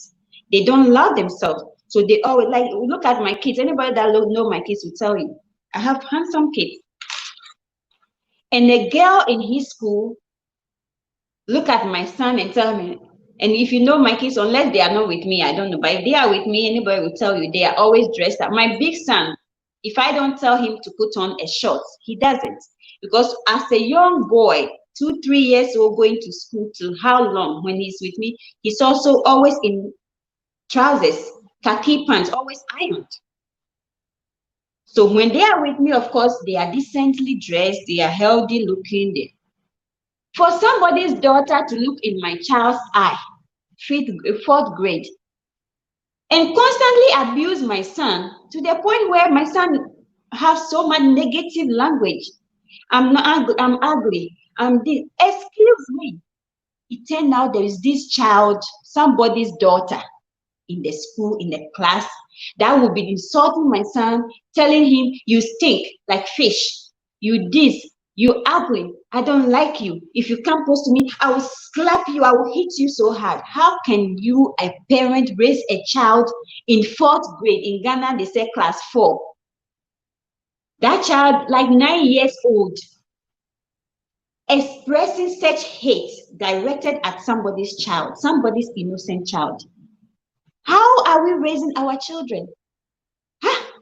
When I got to know, because it takes, you have to be talking to the kids, you have to be, so when sometimes the kids goes a long way, because think about it, I have a parental alienated kids. So to even trust me enough to come and tell me these things. One time, some of the things, he said, oh, when they called dad and told dad didn't say anything. So obviously, the parent that made them think he loved them the most, yet also don't come out to protect them.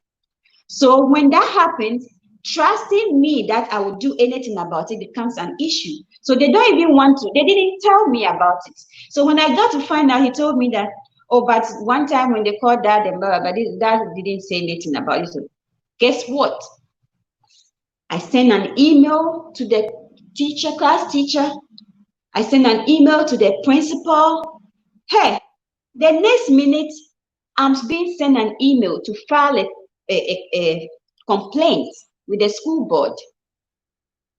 They have to put in intervention. They have to bring this girl to order. They have to call the girl. They have to talk to them. They have to.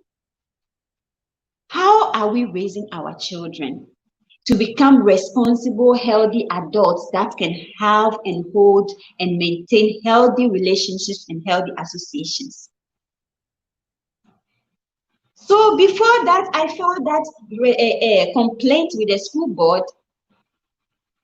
All these things now make my son to know that I would do anything to protect him. My kids finally got to know that I would do, I think that, I don't know, but I think that's the lowest to go anyway. Before my son got to feel comfortable again, got to know that, oh, that she apologized to me. Kids, they forgive easily, so which is a good thing. He said, oh yeah, they talked to them. They brought the girl to order. I wanted to go to that school. I wanted to talk to the child's parent. I wanted to know who that child is. I want to meet that child. Like, I don't want, my kids have been through enough already. Plus, having somebody's child bullying him, telling him he looks ugly, he smells like fish, he's this, he's that. Parents, how are we raising our children? You see, obviously that is a child that have their own self-esteem issues. So they feel comfortable, like narcissists. They have to make you feel X. They have to project somebody as a bad nut so they can feel comfortable. Parental alienation is a crime against a child. It's a form of child abuse. It results in a lot of mental health disorders in our children. And together, you and me can work together to undo the habits. If you don't know the habit, we have some on this channel. I can also work on presenting more But I thought it would be fun to doing a live today instead of my weekly. Every week I load a new video. So if you are not used to seeing my videos, just know that my videos are always up once a week.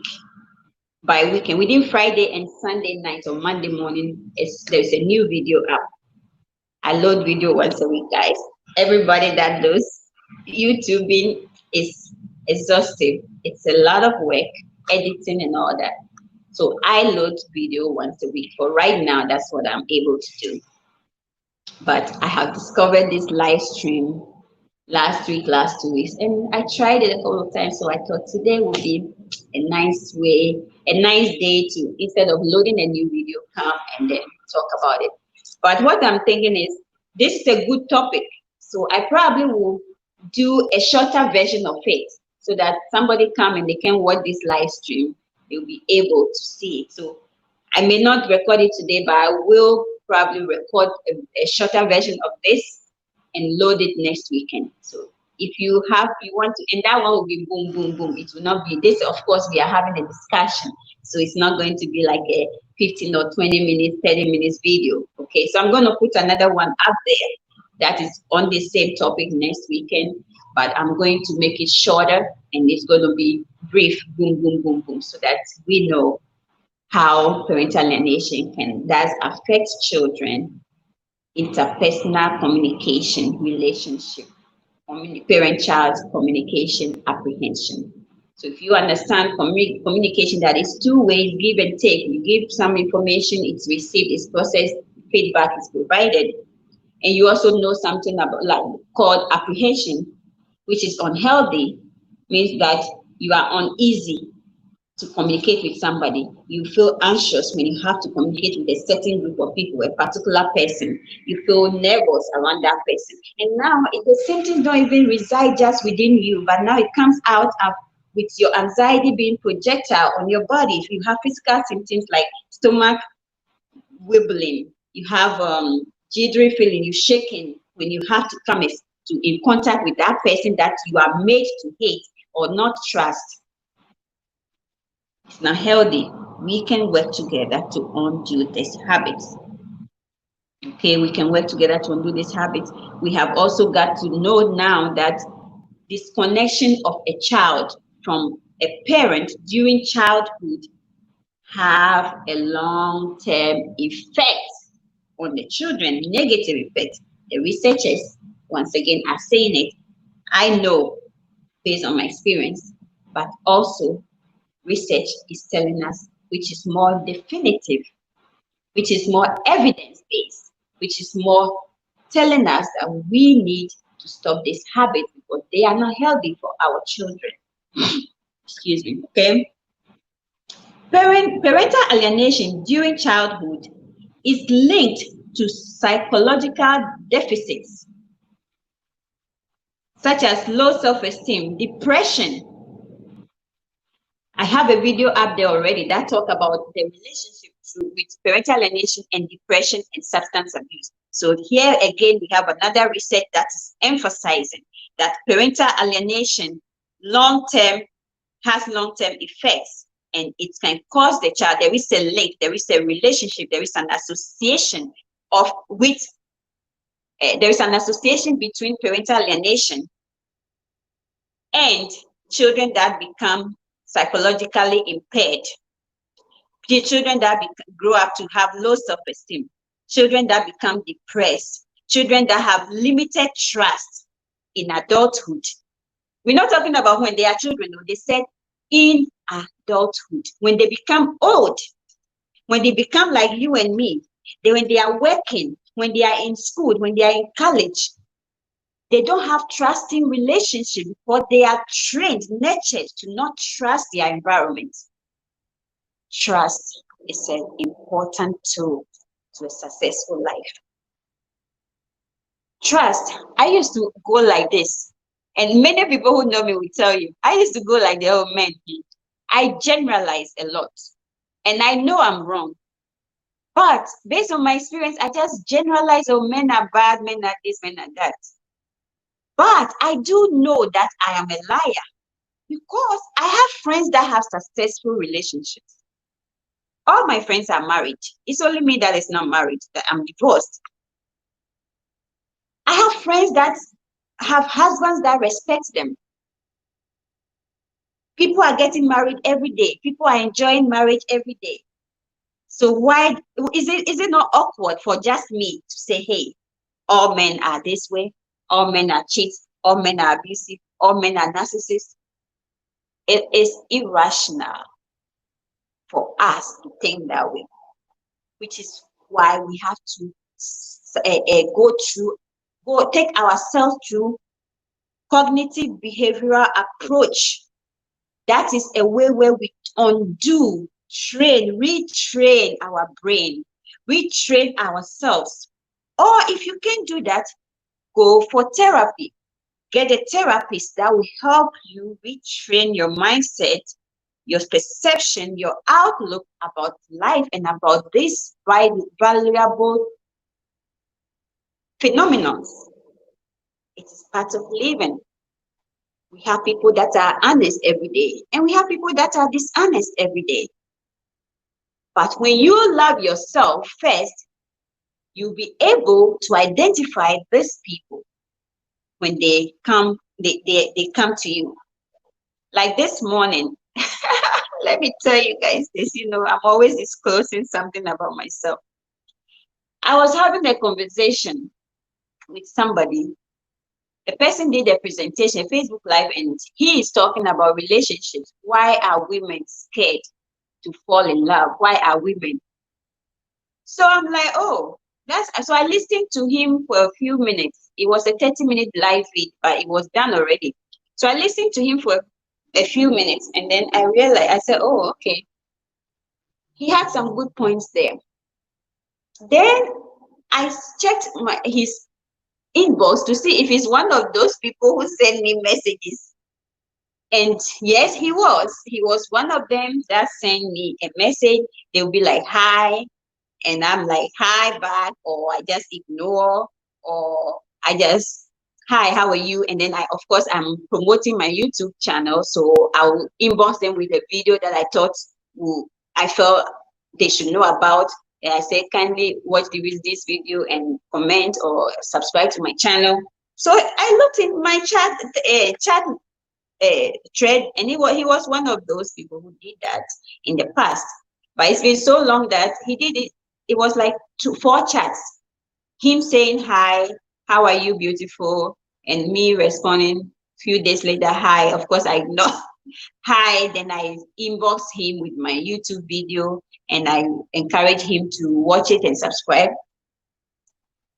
So I just sent a DM to him, and I said, how are you? I just watched your this thing, and I think you have some good points there. And it turned out that this man, or whoever guy, of course, is not going to be as older as I am, have children, and want to make me believe that, but he's not married though. He don't live with them. Like, does it make sense? So as a therapist or somebody, I have to restructure, retrain his brain to understand that nowhere is cool out there. You have kids that are under 5 years old, and you want another woman, a stranger you don't know, to believe that you don't have you are not married. What is preventing you from being married to them, to their mother? What is preventing that from happening? So of course, you feel like you are being schooled, but at the end of the day, you can't hate me either, because you are going to see all the facts. And one thing I appreciate about myself is just that because I'm single, I am not desperate to settle or be talking to guys. If you come to me, most of them live with lessons, with education, with information that will help them to guide their path. You understand? So that was when I said, oh, great, it's even better. So you need to watch my videos. And he talked about he want to get to know me. And I'm like, get to know me? If you don't even know me yet, you don't even know I have a YouTube channel yet, you will never get to know me. But I think you will benefit from my videos. You have children, you are not married, whether you live with her or not, I don't want to get involved in that. But raising your children, I don't want you to be telling women you are not married, you are not married. When in fact you live with a woman and you have a child, you have not one child, but a couple of children with her. It is not a good practice. It is not a good behavior. You need to your topic you are addressing is good, but I want you to be sincere to yourself. I'm not here deceiving my viewers. I'm not here trying to present something I'm not. I'm here telling you realities of parental alienation. I'm here telling you realities of my reality. I'm here telling you, backing that up with research. You are reading, I'm reading the research with you. You can look it up, because I'm going to put the entire link on this video when I'm done. Discussion in the description section. So anybody that can want the whole article and go and read the whole article, do that. It will be very beneficial to you, the way you, and I'm sure you will not leave reading this article.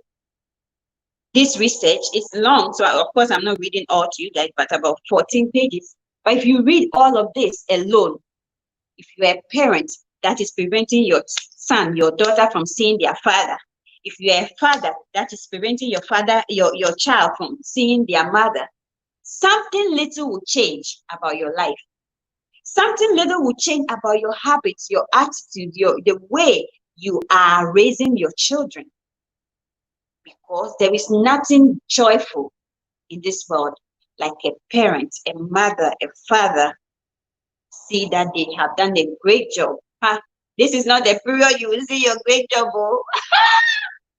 This is not that period. The period you will see that you have done well, you're doing great, you're raising your kids became successful, they're doing well, is when you went through all this and this learning I'm doing now. So you have trained yourself based on acquiring this knowledge to raise your kids well. They feel now they are also, kids go to college every day, and God forbid, some of them lose their life because of association.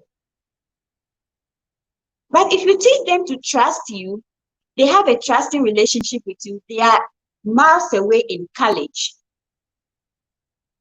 But when their roommates are going to club and stuff, they rather call the woman or the man in their life that they trusted, their father, their mother, and use that environment that is peaceful with no stranger to hold a long conversation with you and tell you how their day went, and now they are here alone and their friends have gone out, but they decide to be here. When you hang out from that phone, what would you say? You won't you be so proud of your child? That child finished that college, come out, have a job. If luckily he was able to find a job in the state where you are, in your environment, and work from home, wonderful. That is when you teach them to keep their money. After all, you are paying the rent already, you are paying the mortgage already. Thank God you are done paying their college education too. Ha ha ha, triple winning. Now, guess what? You are now going to start helping them to financially prepare for their own financial future. They go to work, they get their income. Okay, invest it in these stocks. Invest it in real estate in Africa. Invest it in these products. Invest it in these business avenues. Before you know it, you are 55, you are 60, with children that are doing as successful than you are. With children that even if they become business owners, they have good interpersonal relationship with their children, with their co-workers, with their subordinates, if they are leaders, because they had a good relationship with you, the parents. They have a good relationship, good nurturing, good communication. They can communicate effectively. They can stand in front of everybody like you and me. Back home in Ghana, I was trained as a teacher, guys. I was a trained teacher. Though I never practiced, but I think it's a good thing that I ended up in the US. Because teaching, I believe, is the most difficult thing on earth. To teach somebody and transform them to become somebody, it's not easy. Then you imagine me in US and having to go and stand in front of kids and teach them that maybe in Africa at that time you can discipline a child that is not yours in the classroom, but here you can't. And I have some of my colleagues that were teachers here, they came from Ghana, they are teaching here, and they come and complain about how students were rude to them, disrespectful to them. Hey God, I look at myself, can I can't. I teach my kids every day. This, you can't do certain things in school, because me, if I'm your teacher, I will be there. You see, we call something is it counter conference, transference and counter transference. I think that's the word. Transference and counter transference. I think I will project that on the students. I do good as a nurse or healthcare provider, because I used to be a mental health nurse in a correction, right? And till today, if any of my co-workers don't tell me what brought those inmates to the jail, I don't know. I don't go looking. I don't go digging. Because I believe that affects you and how you treat them. And since nursing is being empathetic, providing a caring environment for that person, there's no point me going to dig. It's good to know, because it helps you know your safety barrier. But there is a protocol, a standard safety protocol anyway. So once you are initiating those, you are going to provide care. You don't go alone, you go with a custody officer. You need to give medication, you call the officer to come with you. And all these things, I need not know to go, other than, oh, be careful when you are going there. He can throw urine on you, he can throw poop on you, he can spit on you or stuff like that. This person does that. Use your shield, do this, that. I don't need to know. I don't need to know, because that only affects how I treat them. That is where the transference, I want to see transference, if I get the word right. Okay, there it is. It is transference and counter transference. Transference simply is the redirection of feelings about a specific person onto someone else. In therapy, this refers to a client's projection of their feelings about somebody else onto their therapist. You understand? Like, let me use a child that is like a mommy's boy, right? And then have a therapist that is a female and is so nice and caring to them, right? And so instead of seeing the therapist as a therapist helping him, he's trying to project the feeling they have for their mother on that person, on the therapist, for the therapist to feel like almost like mothering them. But hey, we are in a therapeutic environment. It cannot be that parent-child relation environment. You see what I'm saying? Another way is that you have a client that feels like they're being judged all the time. They're being judged by people, they're being disliked by people. Then they come to therapy. And then because you said something to help them retrain their mind, you take them through, say, cognitive behavioral therapy approach, some way, somehow. They began to project this feeling at you and become hateful of you, that you are judging them, and become hostile. Sometimes you see clients that become hostile, that they have to call security, they have to call a whole team to de-escalate their mood. that they are projecting at the therapist. You understand? Then we have counter-transference, the redirection of the therapist's feelings towards the client. So transference is the patient or the client directing their feelings at the therapist because they have related something about the therapist with something of their past.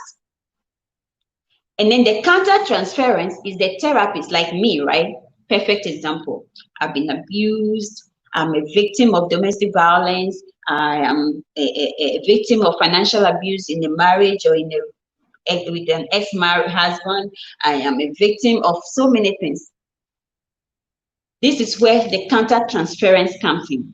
So if I'm taking care of a client like those inmates I was describing, and I got to know that they are in jail because of assault, they are in jail because they raped somebody, they are in jail because they did all kinds of things to their spouses or their children. And as a result, I'm hateful of them. I don't want to take care of them. I don't want to see. I have had situations like that. Sometimes you have to switch care. They have to switch the therapist and give a different therapist to the person. I can go, and be like, I cannot. A therapist that know what they are doing sometimes can even come up with stories and be like, I know that can happen. Whilst most may deny, it is real. People can do that and be like, oh, he's this or she's that, or he does all these things, and I'm not comfortable being his therapist. In this case, ethical issues are involved. Lawsuits can happen. So if you feel like you cannot provide adequate care to the patient without projecting your hateful past, your painful past on this patient, because the patient has done the same things to somebody else and that's why they are in jail, then we have a problem.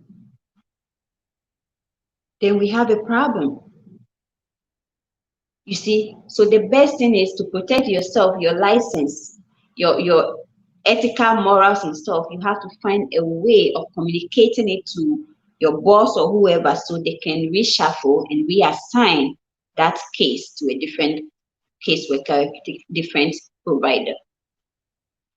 You see, so we are back again on parental alienation. I think we are into 5 hours now, almost 5 hours, guys. Let me know if you want to still be here. If you are tired, let me know so we can cut it short and leave here, okay? I talked to you guys about my favorite child psychologist and a researcher, Amy Becker. Wonderful researcher, wonderful. I have read a lot of her work. I looked her up online. She's somewhere in New York, Manhattan or something like that. Wonderful, wonderful articles, wonderful research she did. So everything I teach on this channel is evidence-based and on my experience-based.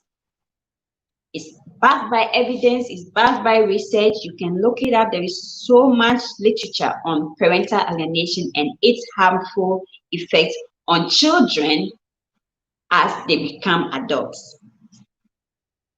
Okay? Although, I think we talk about that. Yeah, we talk about this already.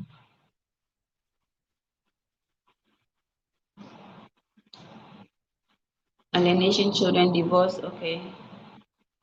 Childhood association with behavior issues, including drugs. Look at this. So, in addition, we talk about depression, limited trust, unhappy relationships as they become adults, self-esteem issues, all of that. In addition, parental alienation in childhood is associated with behavior issues. We talk about that, including drug and alcohol abuse. There's article already I discussed on this. So this is another article that is telling you that parental alienation, this is not the first article I've read about parental alienation, alienated kids growing up to become substance dependent, depressive. Look at it. Do we want to do that to our children? As a parent, as a human being, in right sense of mind, you are training up a child, nurturing a child to be hateful at his other parent, to be developed unhealthy relationship, unhealthy trust, unhealthy perception of another parent. My sister, my brother, my sister, my brother, we can do better. Look at it too, including substance abuse, drug, alcoholism, alienation of children, and divorce in adulthood. Ha ha ha ha. When children go through parental alienation, they are at risk of becoming divorced, even by themselves. When they become adults and they are also married, the research is saying they are at risk of becoming divorced themselves. That is why you have to teach the kids to understand that I know you, my mom, your dad and I are not together anymore, but it is a unique situation. It doesn't happen in every situation. You have to, like, I have a child. One of my kids told me, he don't want me to be married again. When my kids were younger, they always want me to be married. They always want me, guys, let me get a banana, okay? Let me get a banana and an insure.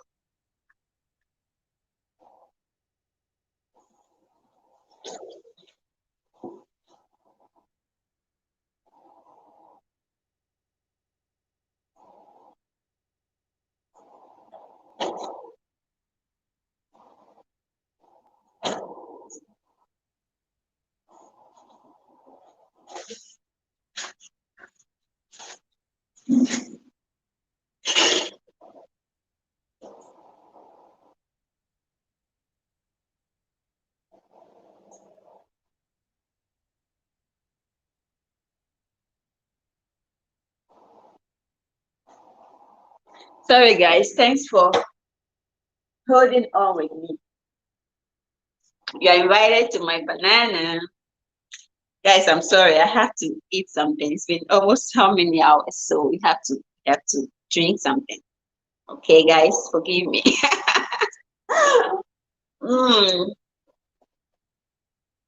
Let's drink something. Let's drink something healthy. Protein. Okay. Let's drink something. This is water. So I'm just mixing it up with my insure so it's not too thick in my mouth.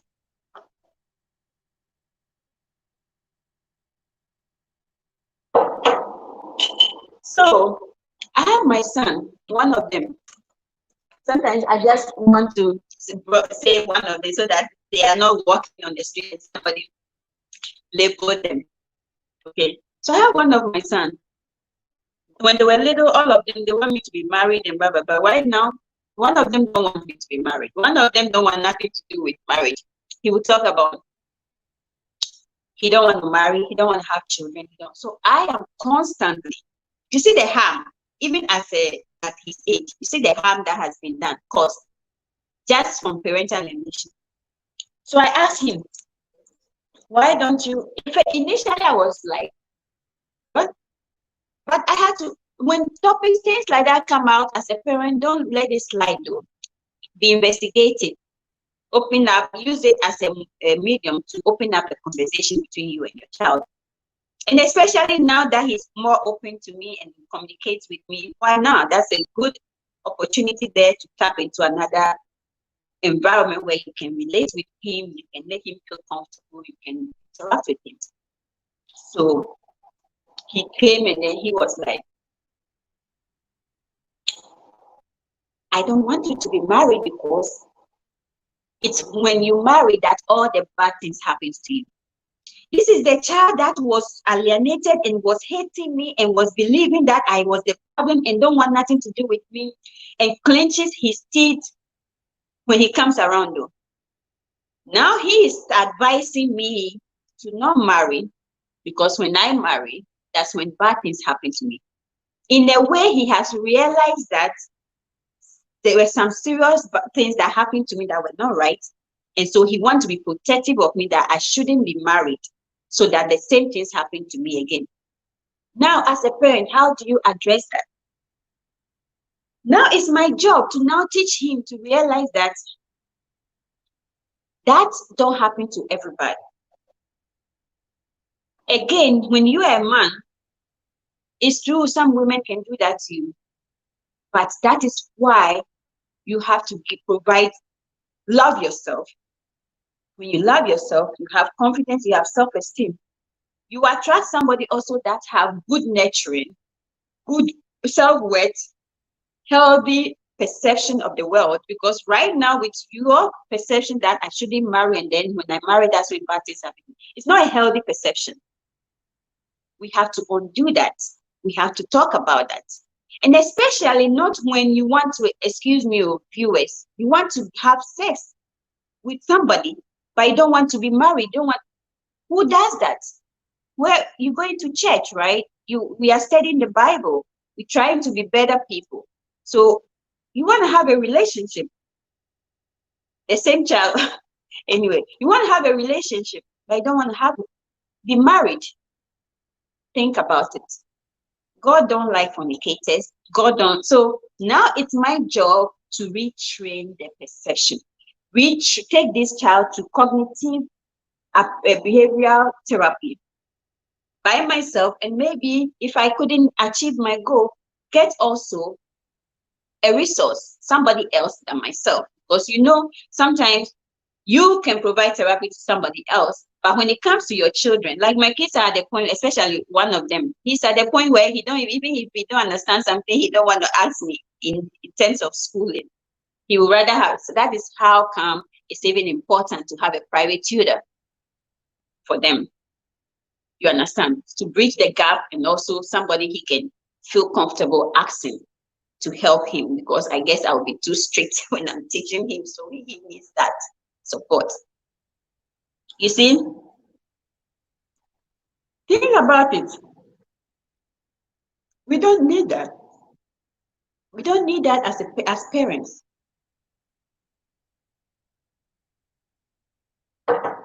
We don't need that. We have to train these children to become better people, to be free of pain, to be free of crisis, to have a better way of managing their crisis, better way of managing themselves. How can you manage somebody when you can manage yourself? Think about it. You have children that became class prefects, school prefects, girls prefects, and they grow up to become leaders. Not all of them, but yes, some of them grew up to become great leaders, have CEOs of organizations, leadership positions, and all of that. Because of the nurturing, you're telling the child, you're empowering the child to believe in themselves, to know that they can do it, they can accomplish all milestones, and they can do it all. None of my children did not meet a milestone for an alienator to want to label them as a autistic. After that damage, now I have to work, I have to be advocating, I have to be sending emails, I have to be convincing this school system to believe me over that person, that my child is not autistic. My child just went through, we had the divorce, and that took a toll on him, and he did not handle it appropriately. I have to write emails upon emails to give them the 1,010 reasons why my son is not autistic. You don't want that. Divorce is not the end of the world. Divorce is not a reason for a child not to have a healthy psychological upbringing. Finally, they took that autistic tag off, but guess what? It's still a lot of work, because the harm, that period they put him there, has caused, is something that if you are not careful, you will undo for a lifetime. You'll be working so hard to undo for a whole lifetime.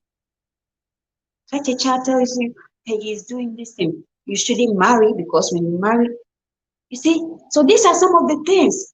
And this happens when, do you think He will be able to tell me that if the parent-child communication apprehension, his anxieties, his fear, his not wanting to communicate with me, his lack of desire to come close to me was there. Sorry. Do you think that he will be able to feel free and tell me about how he was feeling? No.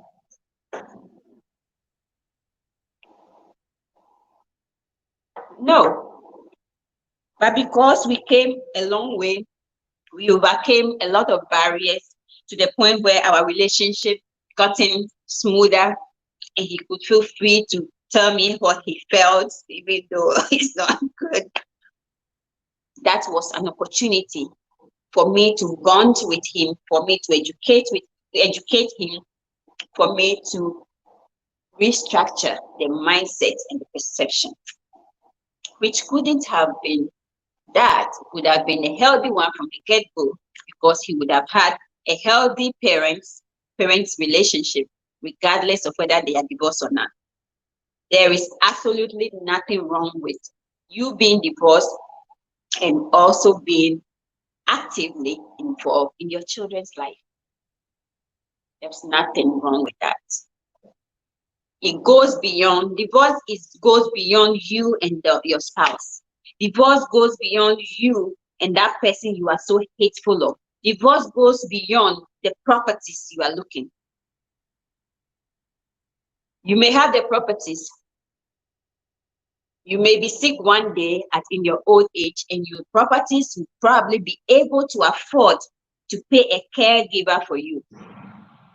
But there is nothing like having your own child making decisions concerning your care whilst you are laying there and somebody is paying. And your money, your resources are paying for somebody to come and take care of you. When somebody have to make those decisions and there is money involved, sometimes you don't get the best, because, hey, let me just pull the trigger and let him go. At least I can have this money left over. But if it's your own child, more likely than not, will be like, no, don't do this surgery yet. No, let's do this treatment first. Let's be more conservative first on the treatment. Let's be careful yet. Let's use this medication first. Let's see how this goes. If it doesn't work, then maybe we should consider the research. Think about it, fellows. Think about it, my fellow Eppa worldwide lovers. I call my Eppa followers Eppa lovers. My Eppa lovers. My Eppa lovers. That's how I call my followers, Eppa lovers. You know, so Eppa lovers, let's learn to be parents. Let's learn. If you have been with me, the initial part I was just giving a little background of this live feed. But this middle part, that is describing all the harmful effects of parental alienation on the children in relation to how it affects communication apprehension, parent-child communication apprehension. It extends outside that child and the parent to the bigger world. Communication is something we all need. Effective communication goes a long way to help with conflict resolution. It goes a long way to help with interpersonal relationship. It goes a long way to help you with your co-workers. We talk about that plenty.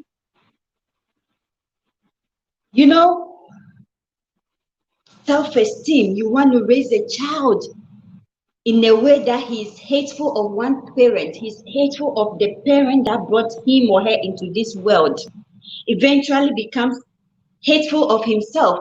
Why me? Why did I have parents who can get along? Why me? Why did I have a mother who can even reach out and talk to me freely without feeling like I will be punished? I was telling you guys, when my son reported to social services, he was made to lie that I caused those injuries. Guess what happened? He was anxious.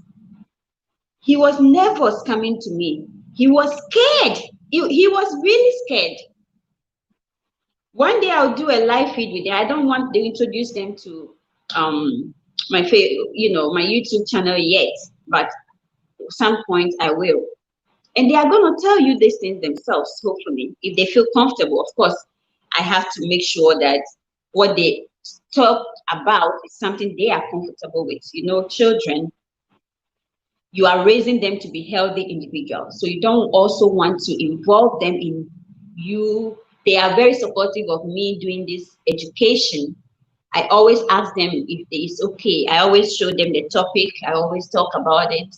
In a way, it's helping them to understand and stop certain habits and stuff. And also know that these are some of the things I understand what they go through and how they behave sometimes because of this information researches I read. That helps me to better help them. And now, like I remember when I first started this YouTube, one of my kids does the editing for me, right? Because I'm not good at it. And I still do my editing. Now I do my editing, but he puts the captions, the words in it for me. So I edit first how I want it, then I do it again with him so it's time consuming. YouTube is time consuming. And what was I even saying? Yes. So he told me that this has actually helped him a lot. The one that does the editing, this is what he told me. He said he got to know a whole lot because of this thing, this Eppa what I'm doing. Because of this teaching I'm doing. Because he listens to my teaching, he edits them, puts in at the caption. We read the article together, and I tell him, that is why I want the caption to go this way. Look at it. And he confessed how much he has learned because he find it. This is what he said. I find it very helpful. This has been very helpful to me. And these kids, don't think they are too young. What they know, you'll be amazed. He said he frantically told me my teachings has helped him. And that is my goal. My next trip to Ghana, God willing, I don't know when it will be, but I'm going to introduce this to Ghanaians. I'm going to go to schools and talk to students.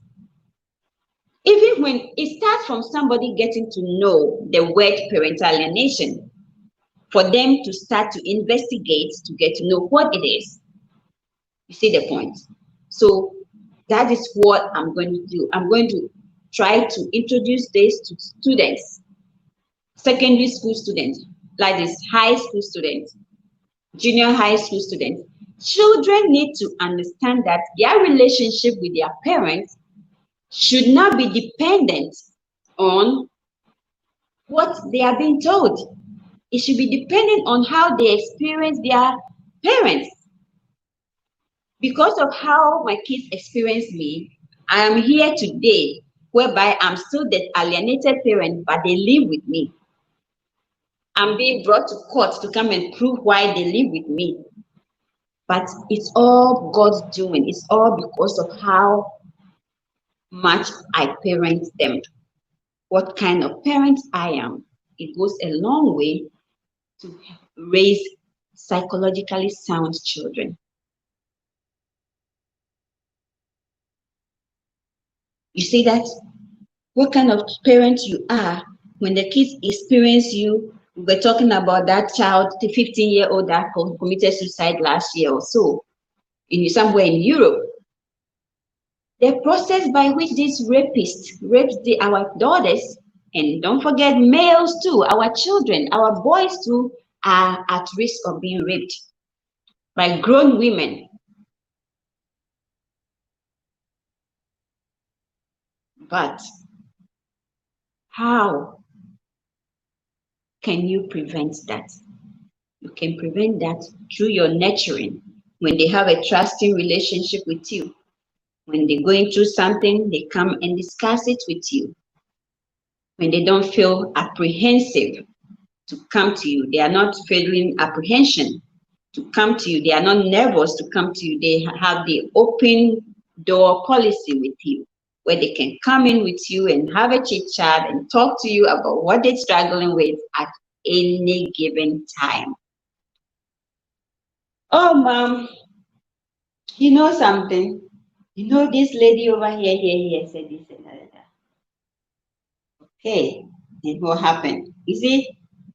So, because you make them feel comfortable, they don't feel judged, they don't feel intimidated, they don't feel like, oh, it's my mom, I have to be this protocolish, I have to come with this protocol and all that. But I can always approach my mom and my dad in a jovial way with my concerns, and we can have a conversation. You see that? That will help you to train his mind to realize it's not okay, it's not normal for that to happen, and that he should not engage in it. So by the time they get to that point, they know healthy associations and unhealthy associations, healthy relationships and unhealthy relationships. Excuse me, what is normal and what is not normal. You don't want to raise kids in this alienative environment and they become substance dependent, psychologically destroyed children, kids that are never happy but always depressed. You understand? Building from, okay, long-term consequences of parental alienation. Our first hypothesis reflects the expected effect of parental alienation in childhood on parent-child communication apprehension in adulthood. Given that parental alienation encourages the exclusion, isolation, and estranged relationships to other parents, we anticipated that parental alienation in childhood corresponds with greater likelihood to communicate apprehensively with the other parent in adulthood. Yes. Yes. You understand? Like in my instance right now, the apprehension is coming from my kids where they don't want to talk to the person that prevented them from having a relationship with me. Now they want to have a relationship with me. They are dying to not be made, not to be told to go back to their alienating parent. They don't want to hear it. But it is also an apprehension. They don't want to interact with him. They don't want to communicate with him. They have good reasons. I had a police told me, we talk to your kids, and these are the things they are saying. And you feel comfortable taking them back there. You feel comfortable, they say you're forcing them to go. You feel comfortable letting them go. These are the things they are saying. They are not comfortable going. So just stop telling them to go. It's not healthy for them. If I don't do that, I get leveled up in court. As you can see, I just read, look, Eppa lady goes to jail. Go watch that video. You see my point? So it's not healthy.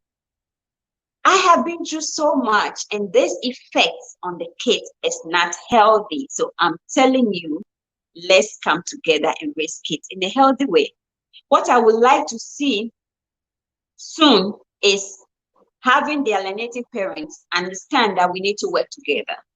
Understand that he has to be a parent and help the kids to experience him in a healthy way, so that the kids will not be will be objecting to coming to him.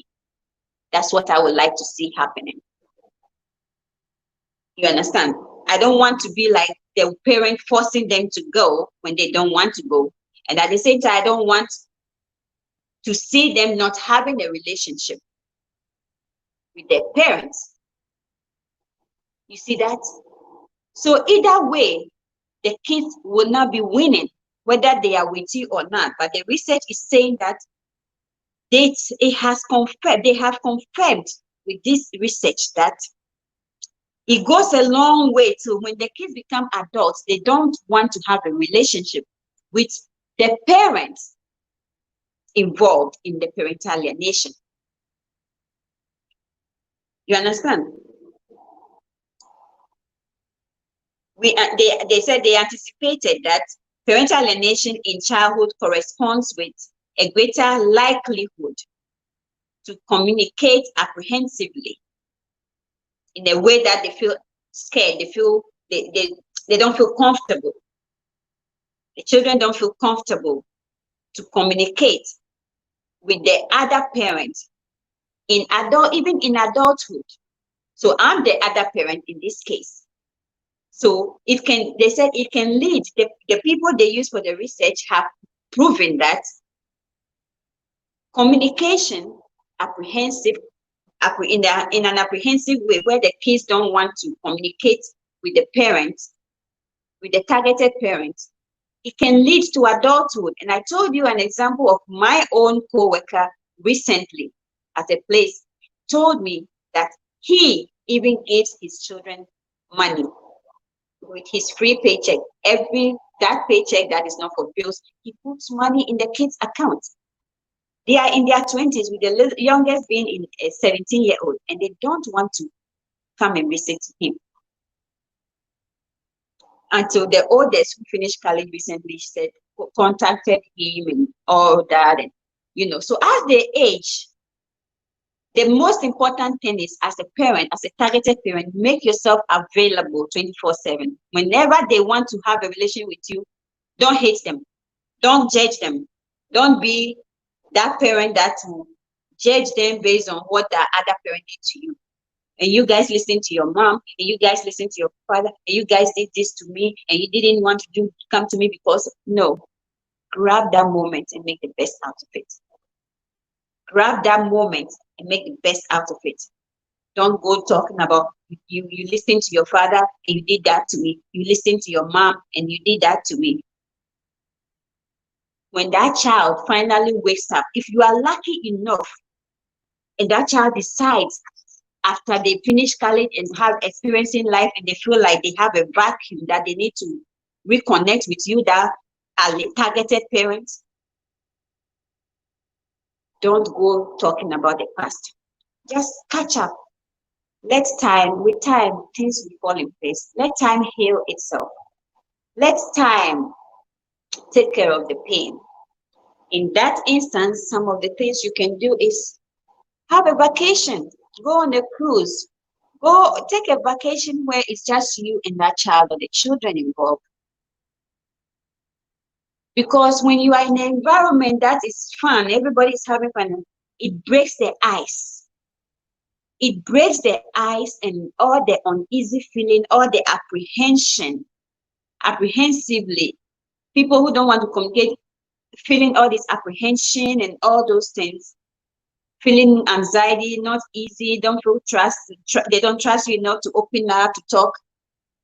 In that vacation zone, where you go, you come, the hotel bed is so white. You have the channel on or something. And you tell them, you hug them tight. You tell them how much you miss them the whole time. You tell them how happy you are to have them back in your life. Tell your adult children that, it's not every adult that goes. At some time when they get older, you will see a daughter, right, that was made, or you yourself abandoned, never wanted to have a relationship. When that girl grow up and she's getting married, it's always a daughter's dream to get walked down the aisle by their father. When that child comes and trying to have a relationship with you, guess what? Let me tell you something about myself. My father passed away a long time ago, long time ago. And as a Krobo, from where I come from in Ghana, I'm supposed to go through this puberty rites. But my mom, as a Christian, my mom is a Jehovah's Witness. So she was protective of me very much, that she don't believe in this paganism and all those things. And so, hey, she didn't want me to engage in the puberty rites.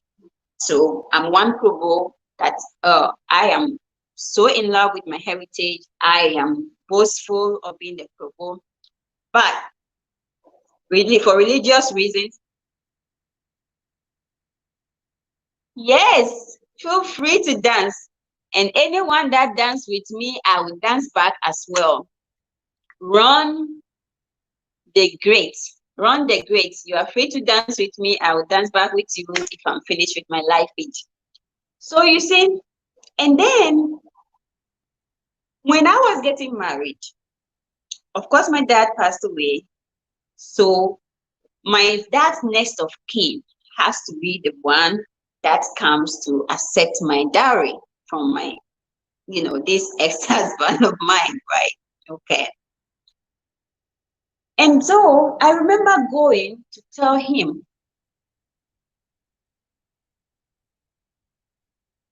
of course, no family member helped my mom take care of us. I know that for sure, but I spent a couple of holidays with my uncles and stuff in Accra. So, hey. And I went there and I told my uncle if that I'm getting married and stuff like that. And my uncle was like, "You are getting married?" I said, "Yeah." So apparently they have this belief that if you didn't do the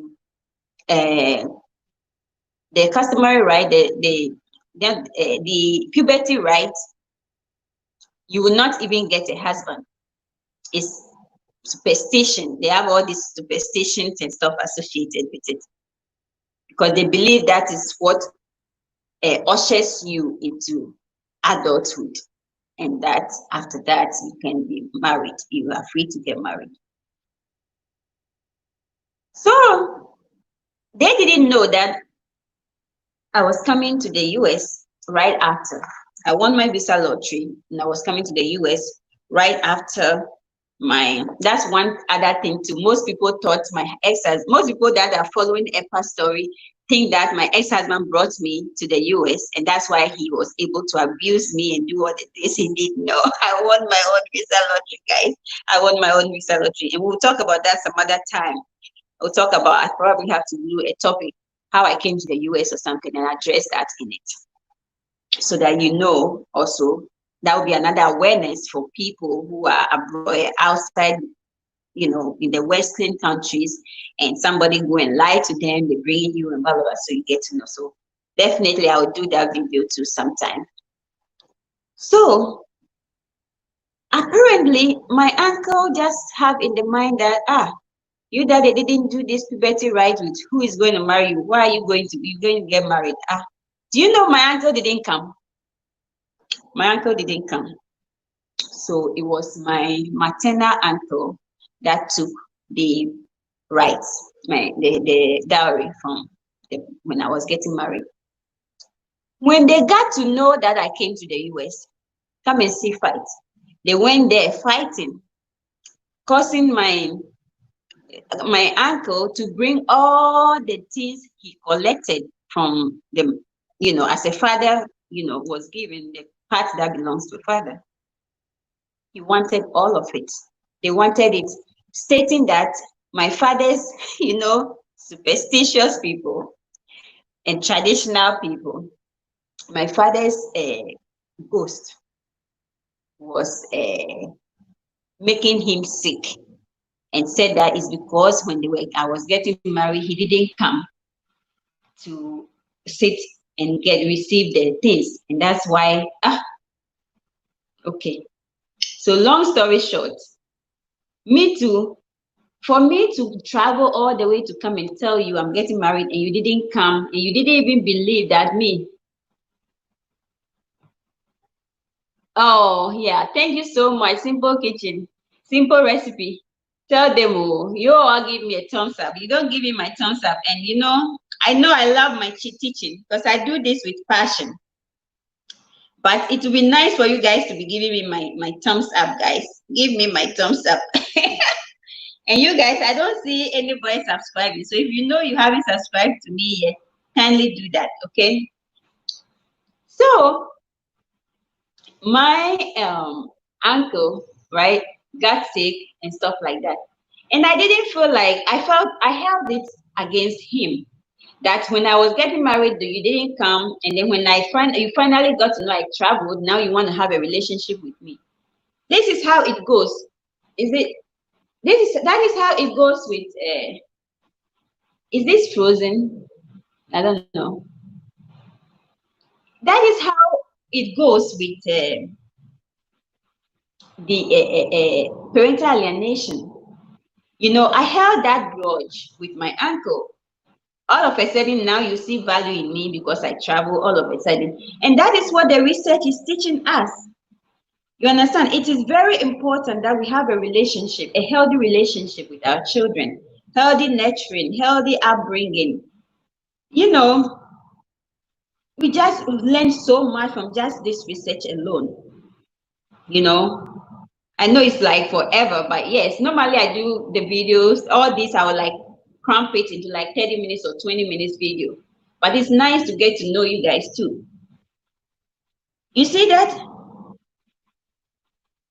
You talk about long-term consequences of parental alienation, and they talk about their hypothesis, and they talk about how they have confirmed that, in fact, parental alienation goes a long round to cause or contribute to communication apprehension with adult children towards these their parents, towards these their other parents. You understand?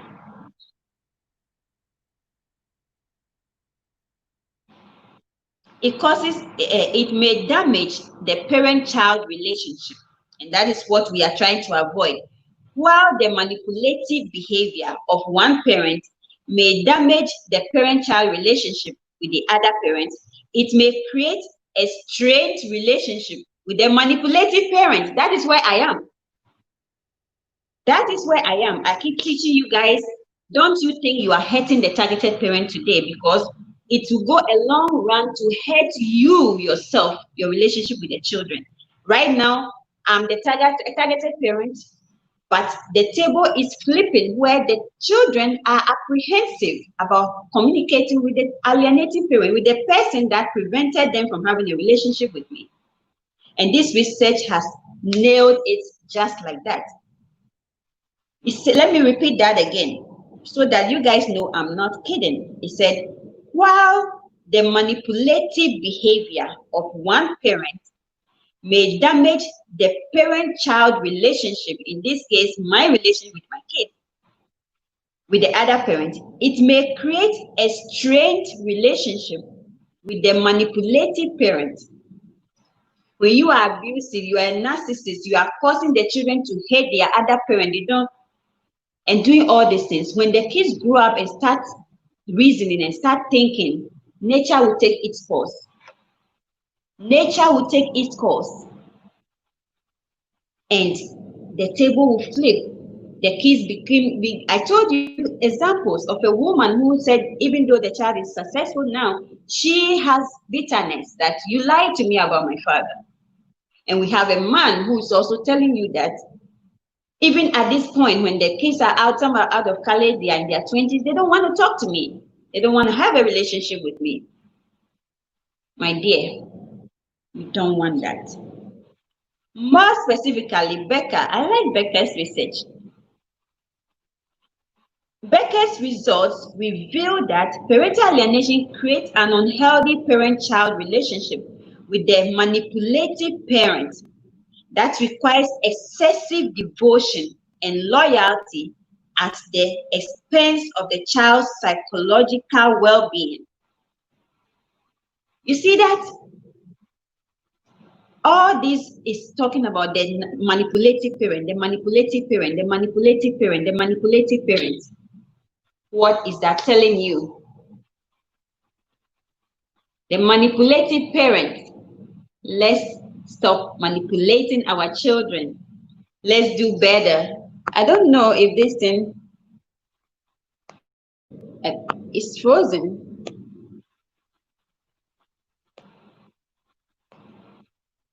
This is frozen.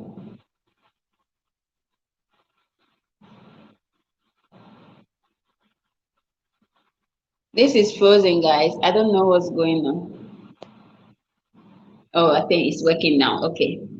You see, so the whole time we are talking about manipulative parents. So while the manipulative parents, the research is teaching us that they are about to conclude. Though they are not concluding, but where we are, I can create another time and effects of self-esteem. We can end this here. We talk about the communication apprehension, and then we are good. I can do another feed maybe next weekend. I'm thinking of doing this in a video, short video and post, but we can also come next week Saturday and do the self-esteem part, buffering effects of self-esteem. You know how it can affect. It can go a long way. I don't know if I want to do this, but we can talk about that. I can read through it and decide if I want to do that. You understand? So that we can probably wrap this up. You see what I'm saying? So he's talking about the alienating parent, the alienating parent, the alienating parent. The alienating parent is the manipulative parent. It's the parent that is psychologically harming the children. It's the one that is psychologically training the kids to be hateful of their mother. It's the parent that is psychologically causing the children to not do anything, have a relationship with their mother or their father. And this research just nailed it, because I am there. Ladies and gentlemen, I am there. I'm seeing myself in most of these researches I read. I see myself in the research that is addressing something at the acute state of parental alienation. I see myself at the middle point. I see myself all over, because this is a 10 to 11 year parental alienation cycle I'm in. I have had several cycles of custody modification. I will file, because when my kids are not, I know what the path they are on is not healthy for them, and especially as a mental health professional and somebody that understands the way this system operates, I know they are hurting my kids. I know. I don't want to be an old woman and not put my hand on my chest and say, this is my child. And all I want for my kids is to be better people, to be healthy people, to be also, when somebody is calling their children, hey, I can also stand and call my children, these are my children, okay? Yeah. So that is all about it. I'm not fighting, I wasn't fighting a selfish fight, unlike the alienating parent. I was fighting a fight that I want to provide healthy conditions for my kids. I want to raise them in a healthy environment. I want to groom them to become responsible men. I have boys of color. They have to be 110% to even get the same opportunity everybody else gets. So it was important for me to make sure that their needs were met in a healthy way. Educational, psychological, developmental, all of that.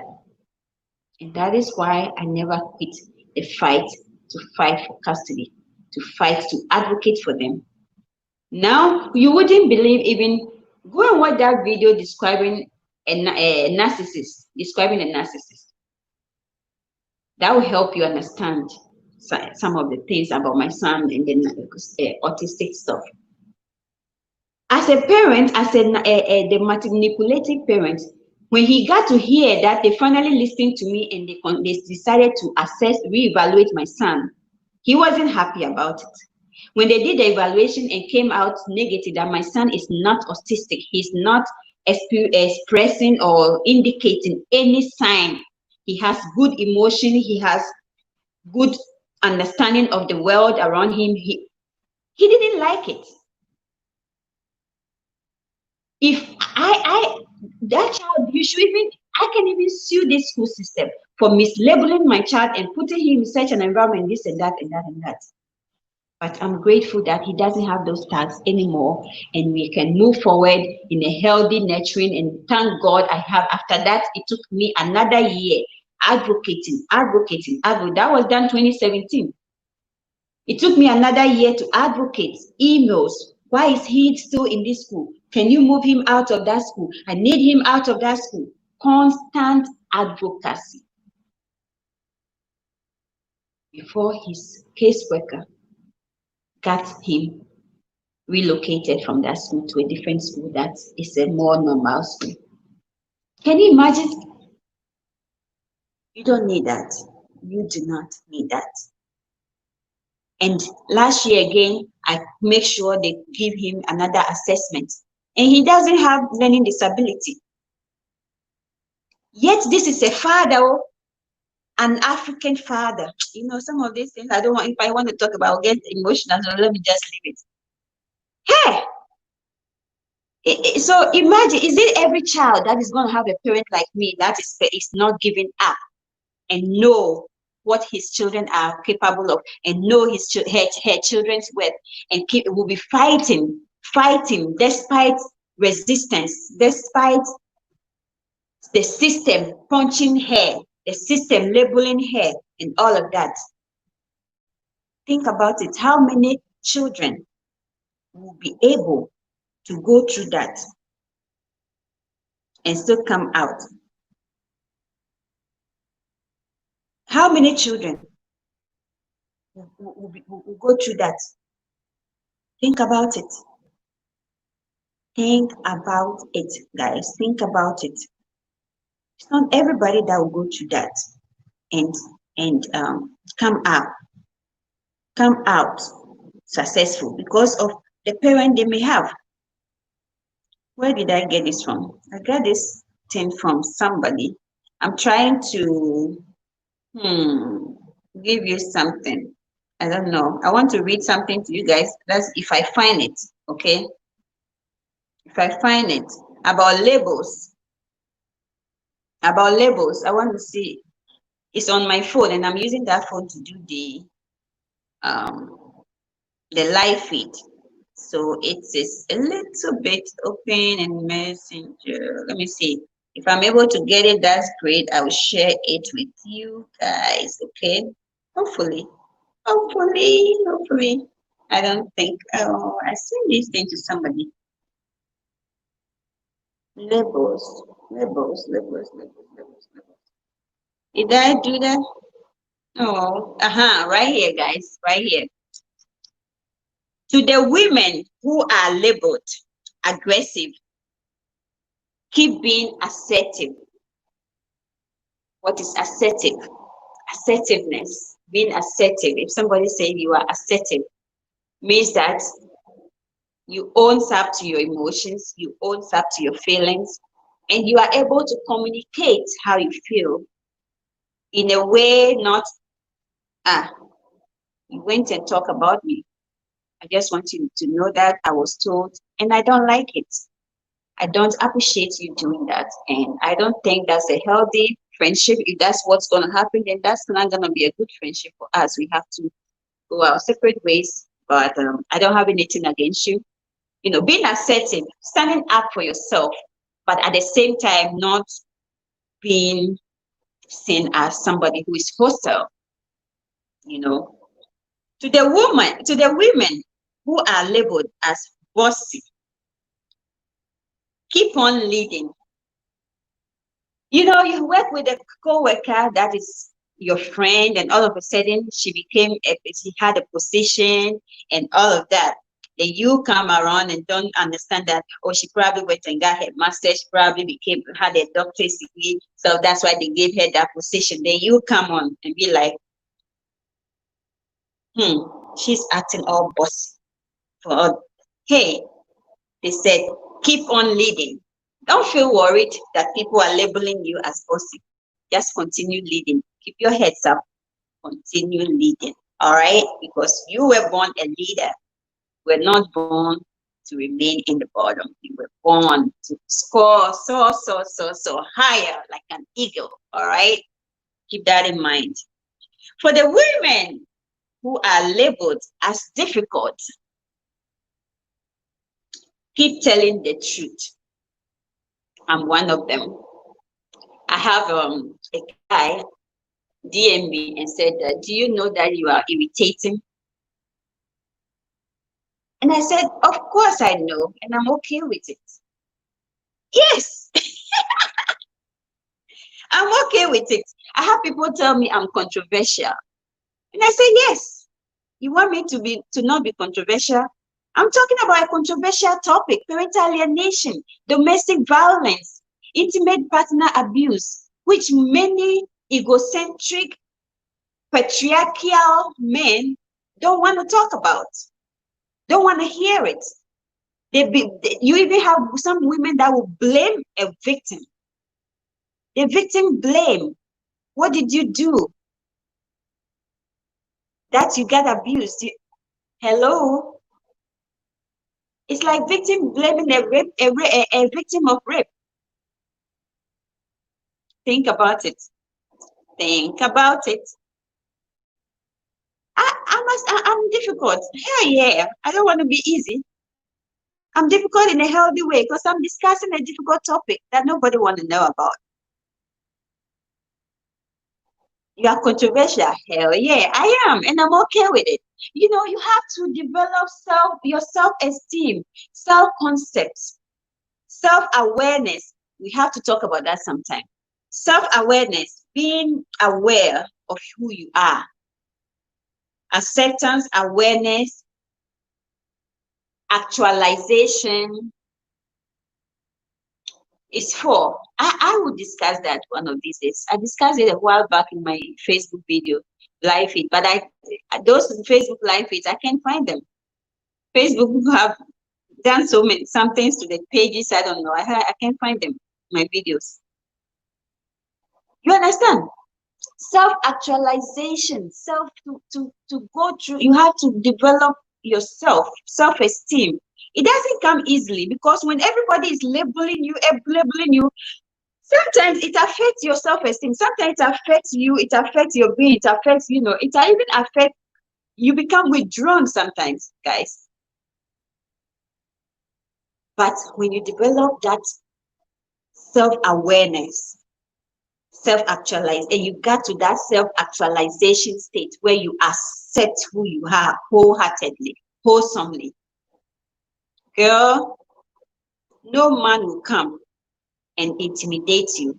They will rather feel intimidated by you. They will feel intimidated by you. They will feel like, how in the world would you approach me? And like the way they ask questions is so weird and ridiculous, and it gives them away instantly who they are. Like they are scammers or they are what, or it gives them off instantly. And then when you are being asking a certain question based on their questions they are asking you, they go like,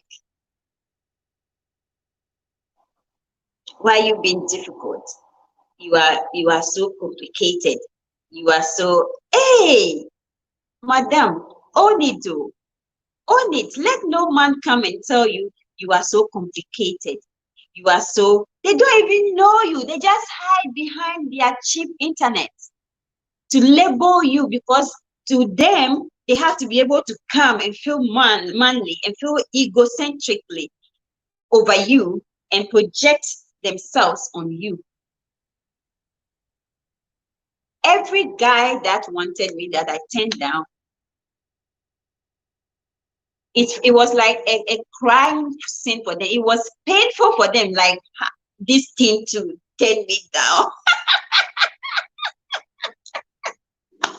That's how they felt.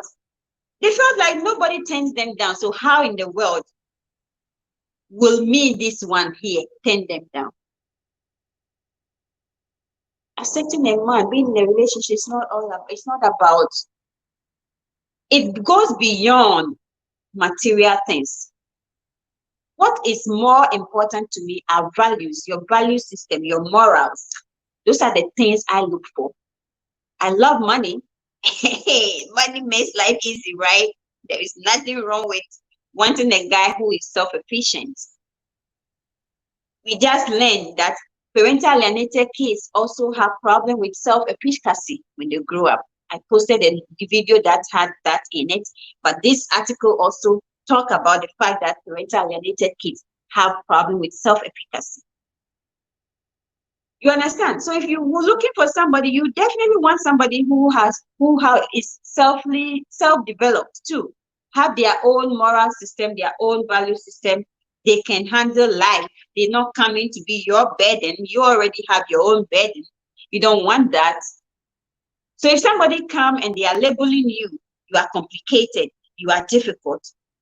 Hey, madam, own it. Own it sharp. Yes, I am, and that's okay. I love me for being who I am. I love me like that.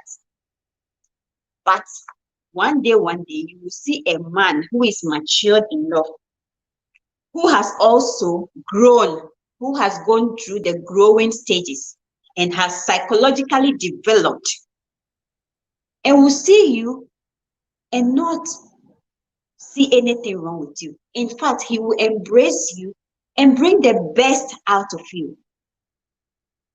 He will embrace you and bring the best out of you. You understand? Guys, kindly like my feed. Don't come and be going. Subscribe to me. Okay? I've not been dancing these days because it's time consuming for me. It takes a lot out of me. But I need to get to my 1,000 subscribers, guys. So kindly subscribe to me. If you are doing your live feed, you know I'm a genuine dancer. Tell them to dance to me. Everybody, two people danced to me yesterday. Two people took their, I lost 2 subscribers. But yesterday I also gave 2, I wasn't dancing, but I saw 2 people came to my channel, said subscribe to me. When I traced them, I went and subscribed to them too. And hey, Simple Kitchen, are you still there? I had this lady who did a video on Cooking Mom. She did she has a whole almost 1.5 or 2 minutes video on Cooking Mom. So as soon as I saw it, I went and subscribed to her channel, and that woman too came and subscribed to me. So I thought that was nice. If you are watching me, make sure you go to Simple Recipes Kitchen when she's doing live feed. She has some genuine family members there. We can become a long-term family and we roll together nicely. Okay, guys, so kindly subscribe to me, like my page, like my video, and let's keep growing. You see, when they call you, you are too much, keep taking up space. You are too much. Everything that is too much occupies space.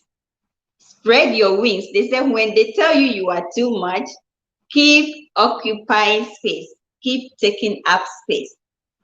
All right? Keep taking up space. When somebody call you, label you as being an awkward person, keep asking hard questions. Please don't shrink yourself to make people happy. Be yourself. You are beautiful just the way you are. You are beautiful just the way you are. You hear me? You are beautiful just the way you are. You know, I'm one person you can come and label me and live without feeling bad for yourself. I will insult you. That's being assertive. You want to come and make me feel little about myself on my own page, in my own DM. Ah, Master, you can do better now. Talk about you are complicated, controversial. That's the word they use for me. Controversial. Ha! Of course I am. What do you want me to be? I will say controversiality is my last name. Being controversial is part of my DNA. Being controversial is part of is my first name or my middle name. That's what I will tell you. So you will leave. You came telling me something, wanting me to feel bad about myself. You will live in shame. You understand? This topic I'm discussing is a controversial topic. Most men just took off. They just had children and left. Look at the father I'm dealing with, an alienator. That worked so hard to groom the kids, manipulate them, and turn them against me. When he started facing their behavior that he nurtured, he couldn't handle it. Started abusing them, started trashing them, started kicking them out of his house. Now the kids don't want to go back. Who do they have to do with? The same parent that they said they were trained to believe that is bad. That is the same parent they are stuck with now, trying to restructure, reprogram, retrain their mindset. Think about it, guys. Think about it. Is that healthy? Is that worth it? No.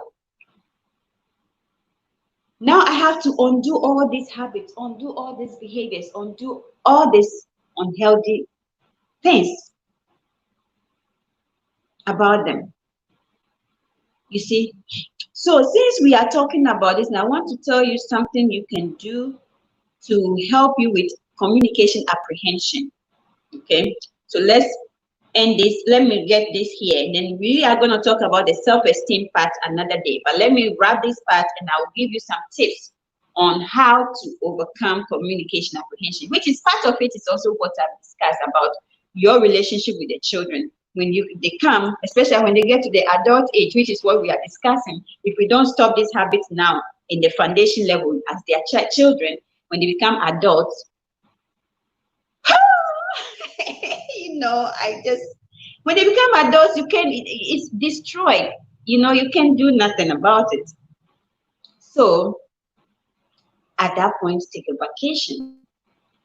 Go somewhere that is outside the normal habitat that you would have been in.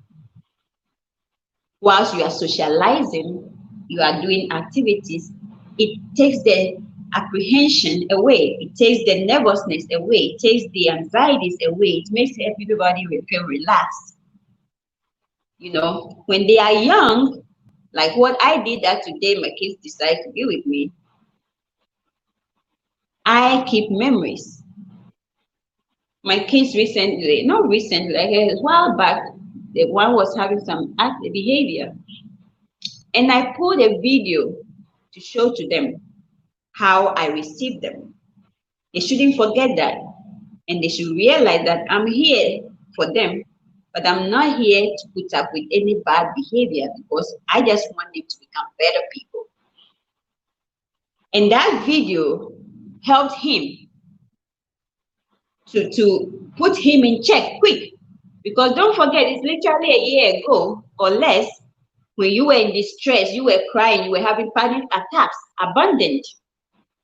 And I have to be called to pick you up. Don't forget that it just happened. And all of a sudden now you feel like, no, it's not going to happen. So love the kids the right way. Teach them realities. Teach them to face realities versus how do you call it? Something that is not real. How do you call it anyway? Fiction.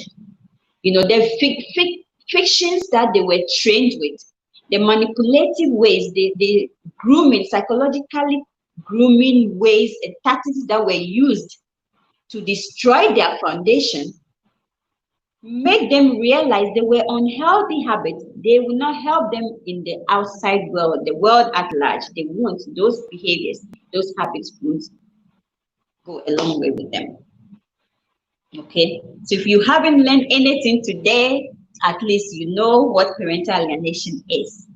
You know that if you don't stop from this bad mouthing, if you want to know the specific tactics, bad mouthing tactics, there are videos on my channel.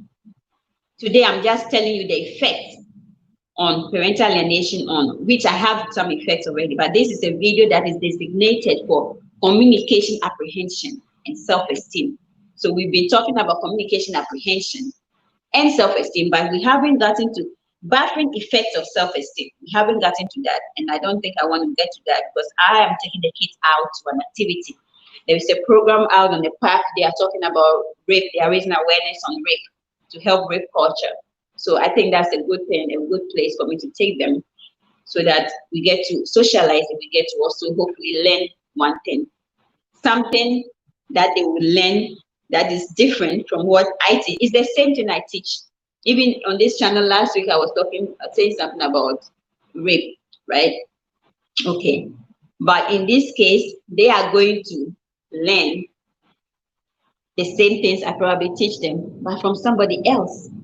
That helps them to know that mommy ain't telling me no lie. Mom been telling us the truth all the time. Because I teach them about sexual harassment. I teach them about, sexuality, things that what the Bible's opinion is on relationships, on sexual interactions, and individuals too, like, and then YouTube is like a university right now. You can learn anything on YouTube. So I come to YouTube too, and I look at videos of like consequences of sexual harassment. Sexual harassment in our workplaces are zero tolerance. So you don't want to raise the kids to grow up to not be aware of behaviors that, if they engage in, can get them being tagged as sexually harassing somebody's child or a co-worker, and eventually they can get to lose a job that they probably loved, invested the whole lifetime in it. You see that? So yes, that is what we are talking about. Okay, so we have an activity to go to, and I would like to wrap up, but let's at least finish this part. So it's a parent-child relationship with the other parent. Okay. We talk about that. Excessive devotion. Okay, so it's a result. Becker's, okay, more specifically, Becker's results reveal that parental alienation creates an unhealthy parent-child relationship with the manipulative parent that requires excessive devotion and loyalty at the expense of the child's psychological well-being. Psychological well-being. Accordingly, we advance the following hypothesis. Parental alienation in childhood is positively associated with communication apprehension toward both parents in adulthood. You understand? So they first started with their hypothesis. If you know research, I know you understand this already, that parent-child communication apprehension does not only exist in the childhood where there is parental alienation, but it progresses to a state where, when the kids grow up, they've developed this apprehension towards the manipulative parents, which is true, because look at me. I'm in that state, even though my kids are not even adults. They spend 8 solid years alienating me, not wanting to come to me, having on inappropriate language directed at me, even at that young age. And for the past year, they are already glued to me, where nothing will separate them from me. And now they are rather not wanting to do nothing with it, alienating parents, manipulative parents. And the research has confirmed that. Secondly, they said they have also come to the conclusion that they have advanced that hypothesis to a higher status, stating that parental alienation in childhood is positively associated with communication apprehension towards both parents in adulthood. And it's true. I was telling you guys my experience. So obviously I'm going to be this advanced state whereby the kids moved from not wanting to relate to me to wanting to relate to me, and because they have grown, they have assessed the situation, they have experienced both homes, both parents, and have realized the facts, right? And so they don't want nothing to do with it. So I'm not committing alienating habits. But as a result of the alienators' manipulation, they now figured him out and don't want to see him, which is not good for them. So we're still working on it. I'm still trying to get them to understand that they need both their parents in their lives. They have to learn to forgive. That's another thing we have to talk about someday. Forgiveness is not for the person that hurts you, it is for you. We have to talk about that on another day. We also talk about this second hypothesis that says that the children develops, there is an association with parental alienation with communication apprehension towards both parents when the kids become adults in adulthood.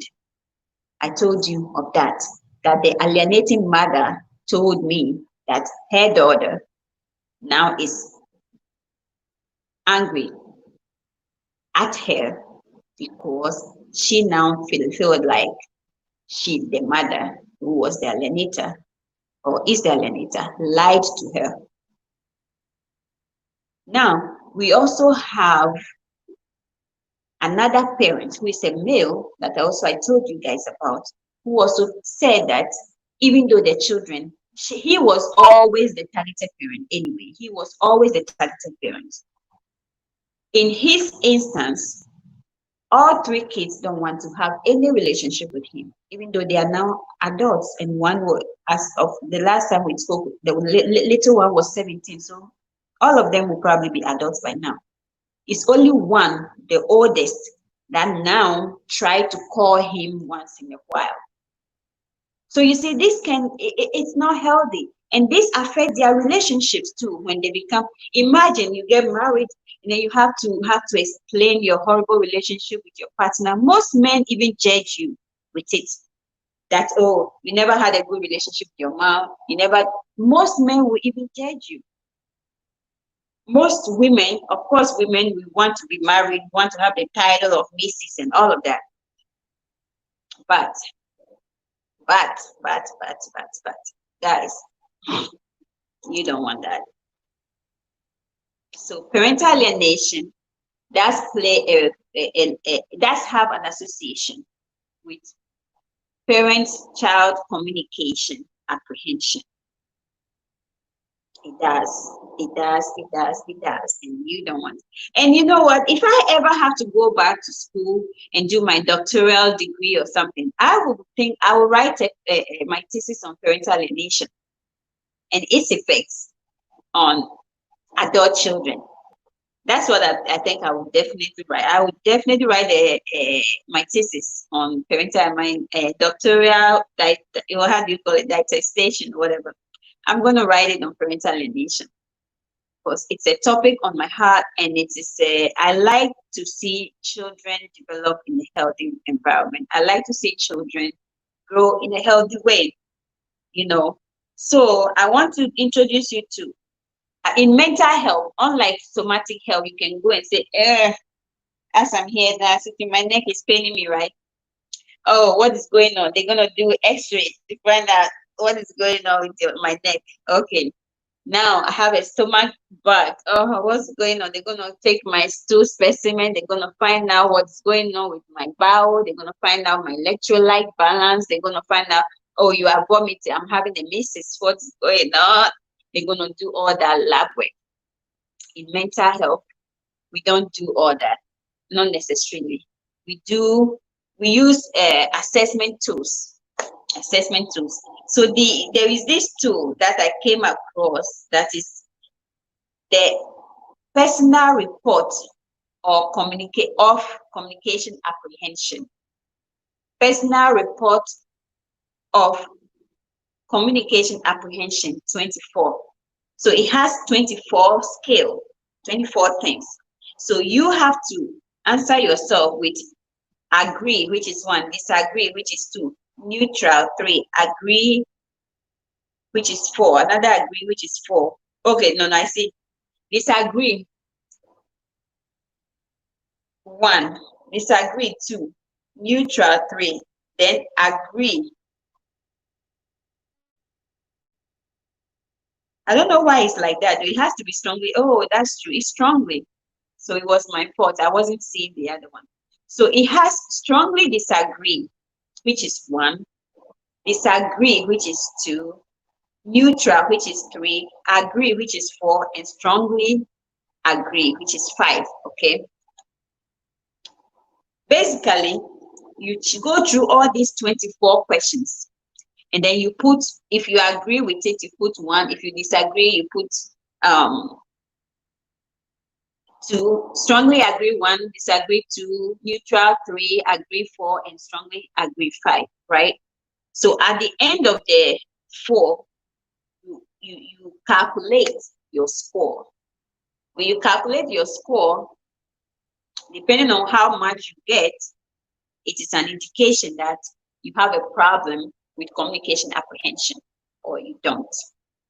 So more likely with people that have been through parental alienation, with this, based on this research, they are going to have communication apprehension because they are going to have anxiety, they are going to have issues, and the lack of the feeling to talk to somebody.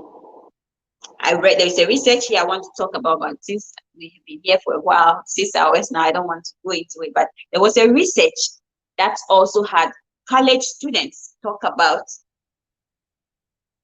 college students talk about how much parental alienation affected their ability and confidence in standing in front of public and or in the group and doing presentations in their classrooms. You understand?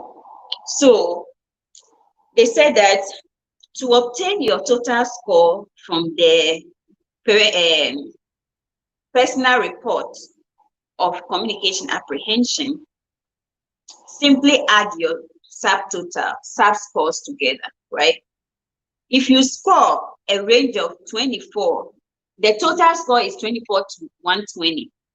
If you score below 51, it represents people who have very, very low communication apprehension.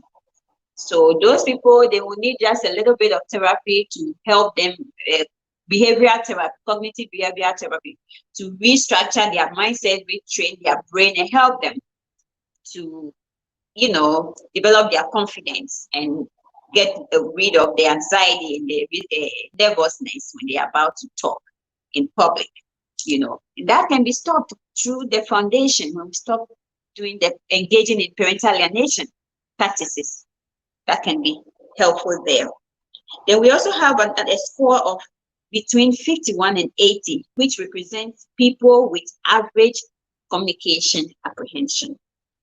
Then we also have a score above 80 that represents people who have high levels of traits of communication apprehension.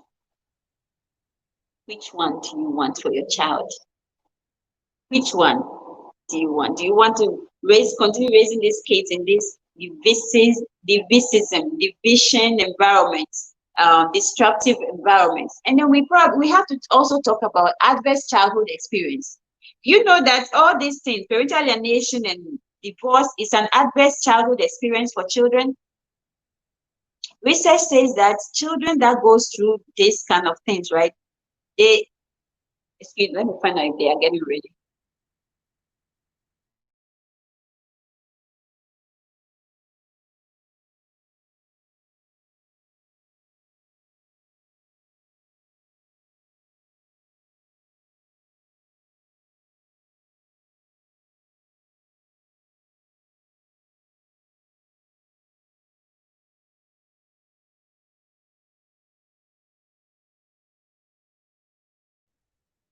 Sorry, guys.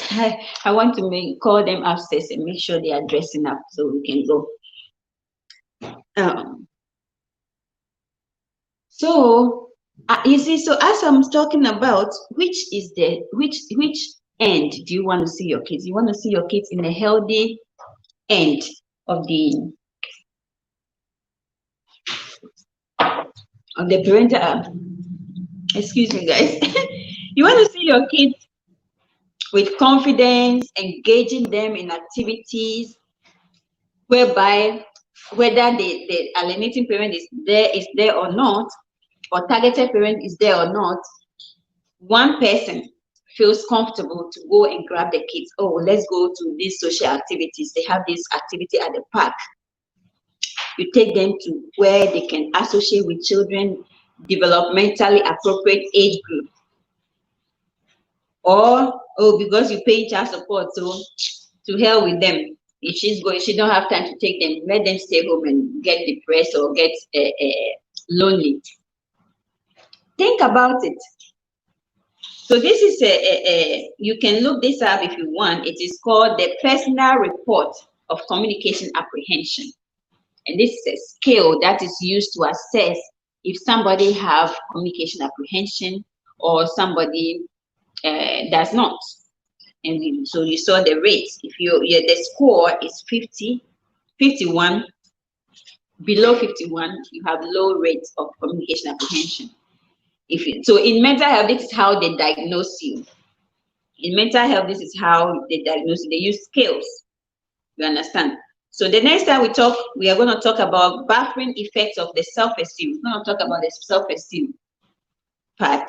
Okay, guys. Now let me talk to you about some of the things you can do to help yourself if you have problem with communication apprehension as an adult, because obviously you have been raised, you went through all this parental alienation, it affects you. Hey, whoever just joined, I appreciate you joining. I don't see you. Oh, Jennifer, thank you so much, Jennifer, for joining. Whoever is there, feel free to dance with anybody. Jennifer, you can dance with me, I will dance back. Anybody here, feel free to dance with me, I will dance back. But thank you so much for that thumbs up too. You see what I'm saying? Communication apprehension, we're talking about it as adults too, not as the children in that parental alienative state. You see? Thank you so much for joining, Jennifer. Thank you so much for joining Eppa Worldwide. I appreciate you.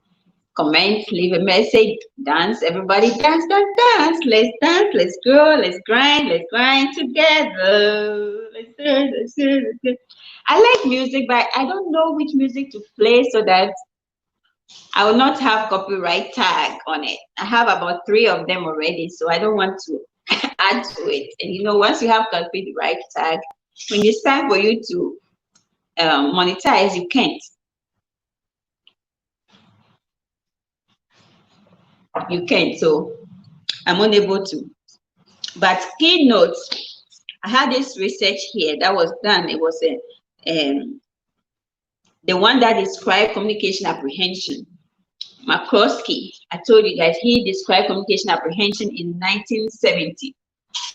He's the one that expressed that the fear or anxiety associated with either real or anticipated communication with another person or persons or parents. You understand? And some of these apprehensions can be normal apprehension. They can be normal phenomenon, like nervousness. It's okay. It's normal to feel nervous. Oh, you're going to have a public speech. You don't know what to expect. You don't. So one of the strategies they gave is that go. You see, if you pay attention to TED Talks and other people presentation, you see that they start their presentation with how do you call it? They start the presentation with a joke. And I saw that in the research too. It says some of the ways you can do is to start the presentation with a joke, but you need to be able to do it in the right time. There's nothing so drowning that will make you more feel nervous and more apprehensive than cracking a joke and nobody laughs or nobody, you see what I'm saying? So they said you can also throw in a joke in there. So whilst you throw in the joke, it's going to come out normal. It's going to make you relax. It's going to make you feel comfortable and proceed with your conversation. The other way that as an adult, you can also help yourself with communication, getting rid of apprehension in your anxieties and your panics and your, especially if you're having those system, physiologic symptoms where you are sweaty, you are shaky, you are this thing. It's writing your points down. Let me read that to you guys. That one, it says, I think that was one thing that help you give a better speech. Little nervous help. Okay, no, the other one. You talk about writing it out. Write your whole presentation. Write your whole presentation down and then read through it over and over again, which I thought is good because I do that a lot anyway. But I didn't know that if I had any issues, like I said, my very first video, introduction to Eppa, I was nervous, I was anxious. But other than that, you know, I'm a teacher already, so I don't know. I'm already a teacher. So if I know, one thing I know is it helps if you know what you're talking about. It helps when you know the content you are about to address. And sometimes you do know the content again, but you still be a little nervous. So we're not talking about that normal nervousness. We're talking about when it becomes chronic and it becomes unbearable and it's not easy to manage. People that goes through parental alienation as children have that apprehensive symptoms when they get older, when they become adults. And that's what we want to get rid of by helping the foundation, those that we have now, that we are still training, to teach them to love one another, to teach them to not be hateful of the other parents and their environment and people. Because once they are hateful, we just saw all kind of symptoms that they project, they take out, they take away to the bigger world than just the home environment. We don't want that for any child. I don't wish that for any of my enemies. I don't. Okay. Now, talk about this one. It says that they talk about telling a joke. We talk about that. Any mistake means that you have to. Now, the other thing is talk about also is that people who suffer from speaking anxiety are neurotic. If you know what that means, like they have issues, neurotic. As we have explained, speaking anxiety is a normal reaction. Good speakers can get nervous, just as poor speakers do. For example, they said these people will be even physically ill before major speeches in parliament. They said there are people, even the politicians and stuff, they get sick, they get nervous, which I heard that before, that if somebody is going to have a speech, sometimes they get sick of the crowd or something. It's a phobia. You understand? But if we don't, with training kids, nurturing can play a part, and that's what we learn about today. Parental alienation in the nurturing process. Just imagine a child that is groomed, hate this mother, hate this father, she's never good, he's this. Obviously that child will grow up having that trait, to be hateful of somebody, to never like somebody, to always not see good in anybody. It is what it is. So that's why we have to learn now. I'm trying to find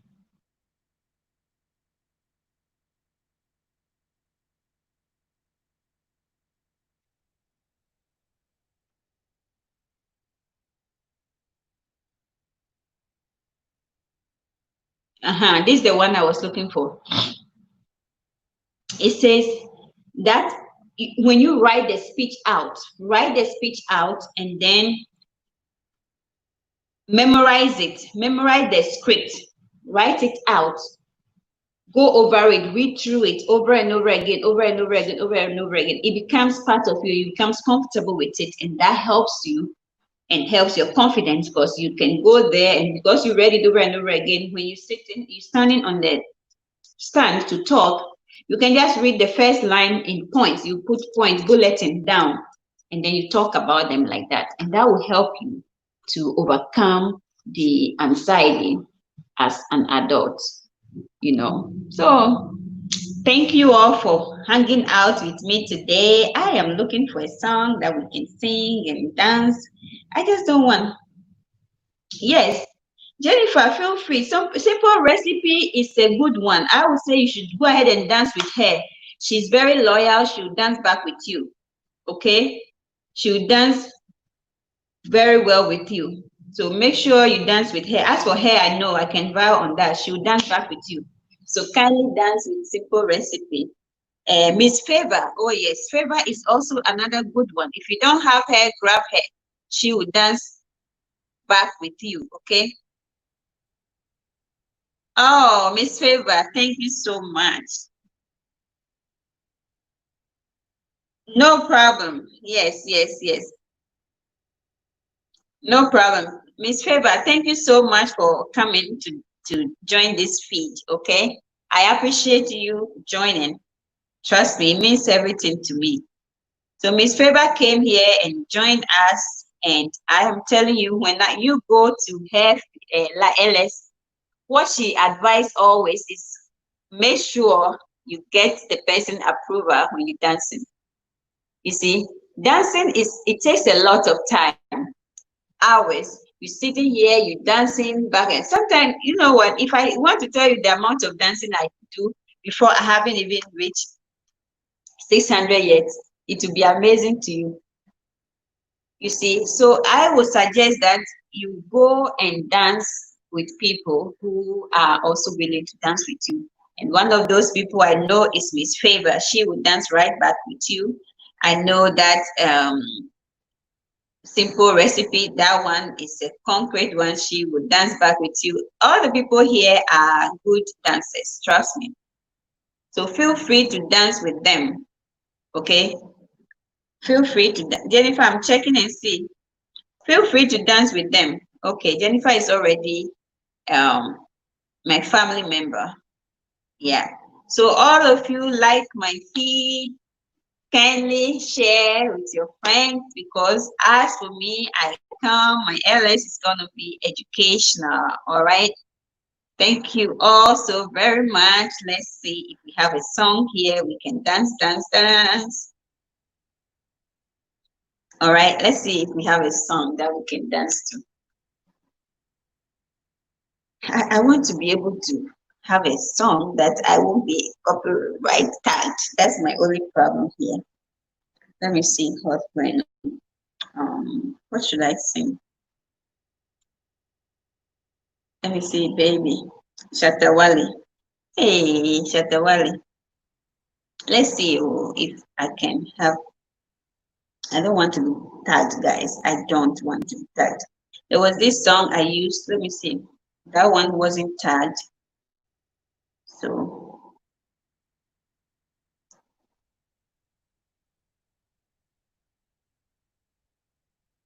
that song didn't have a copyright tag. So let me see if it's there. I'll probably be able to play that one.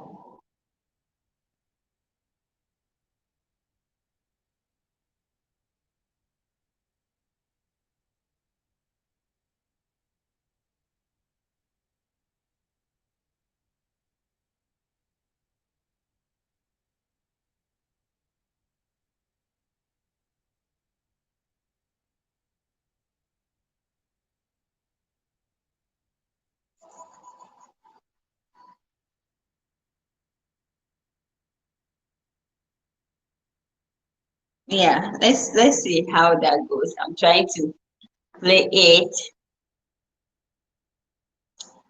Thank you, everybody. Thank you so much for joining me. Okay, thank you so much.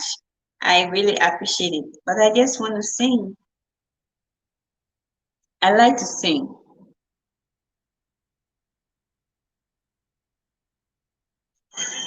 Say one more.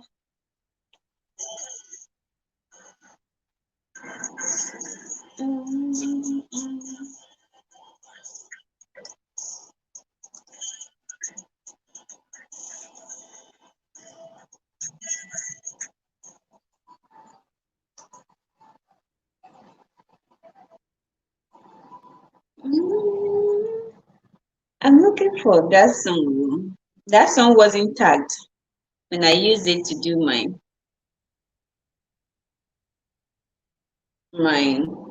feed.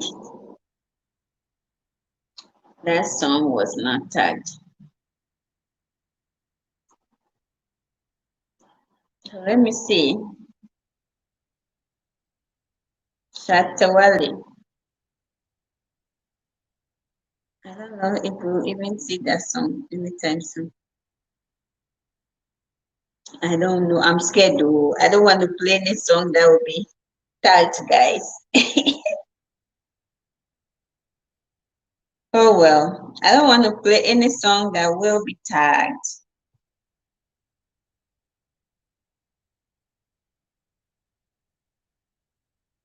What? Wow.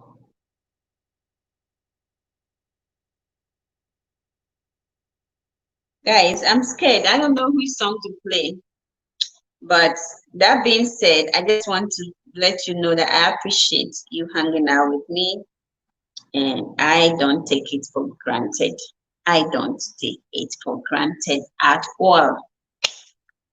I don't take it for granted at all. Okay?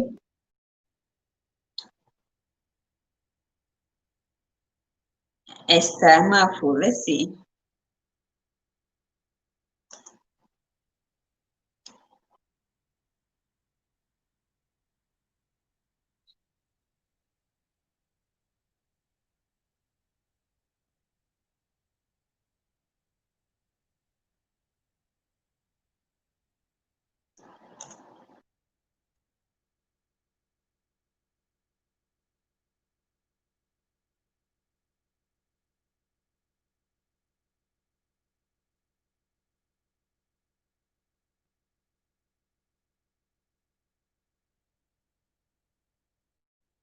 It's almost 5 p.m. So you guys be there.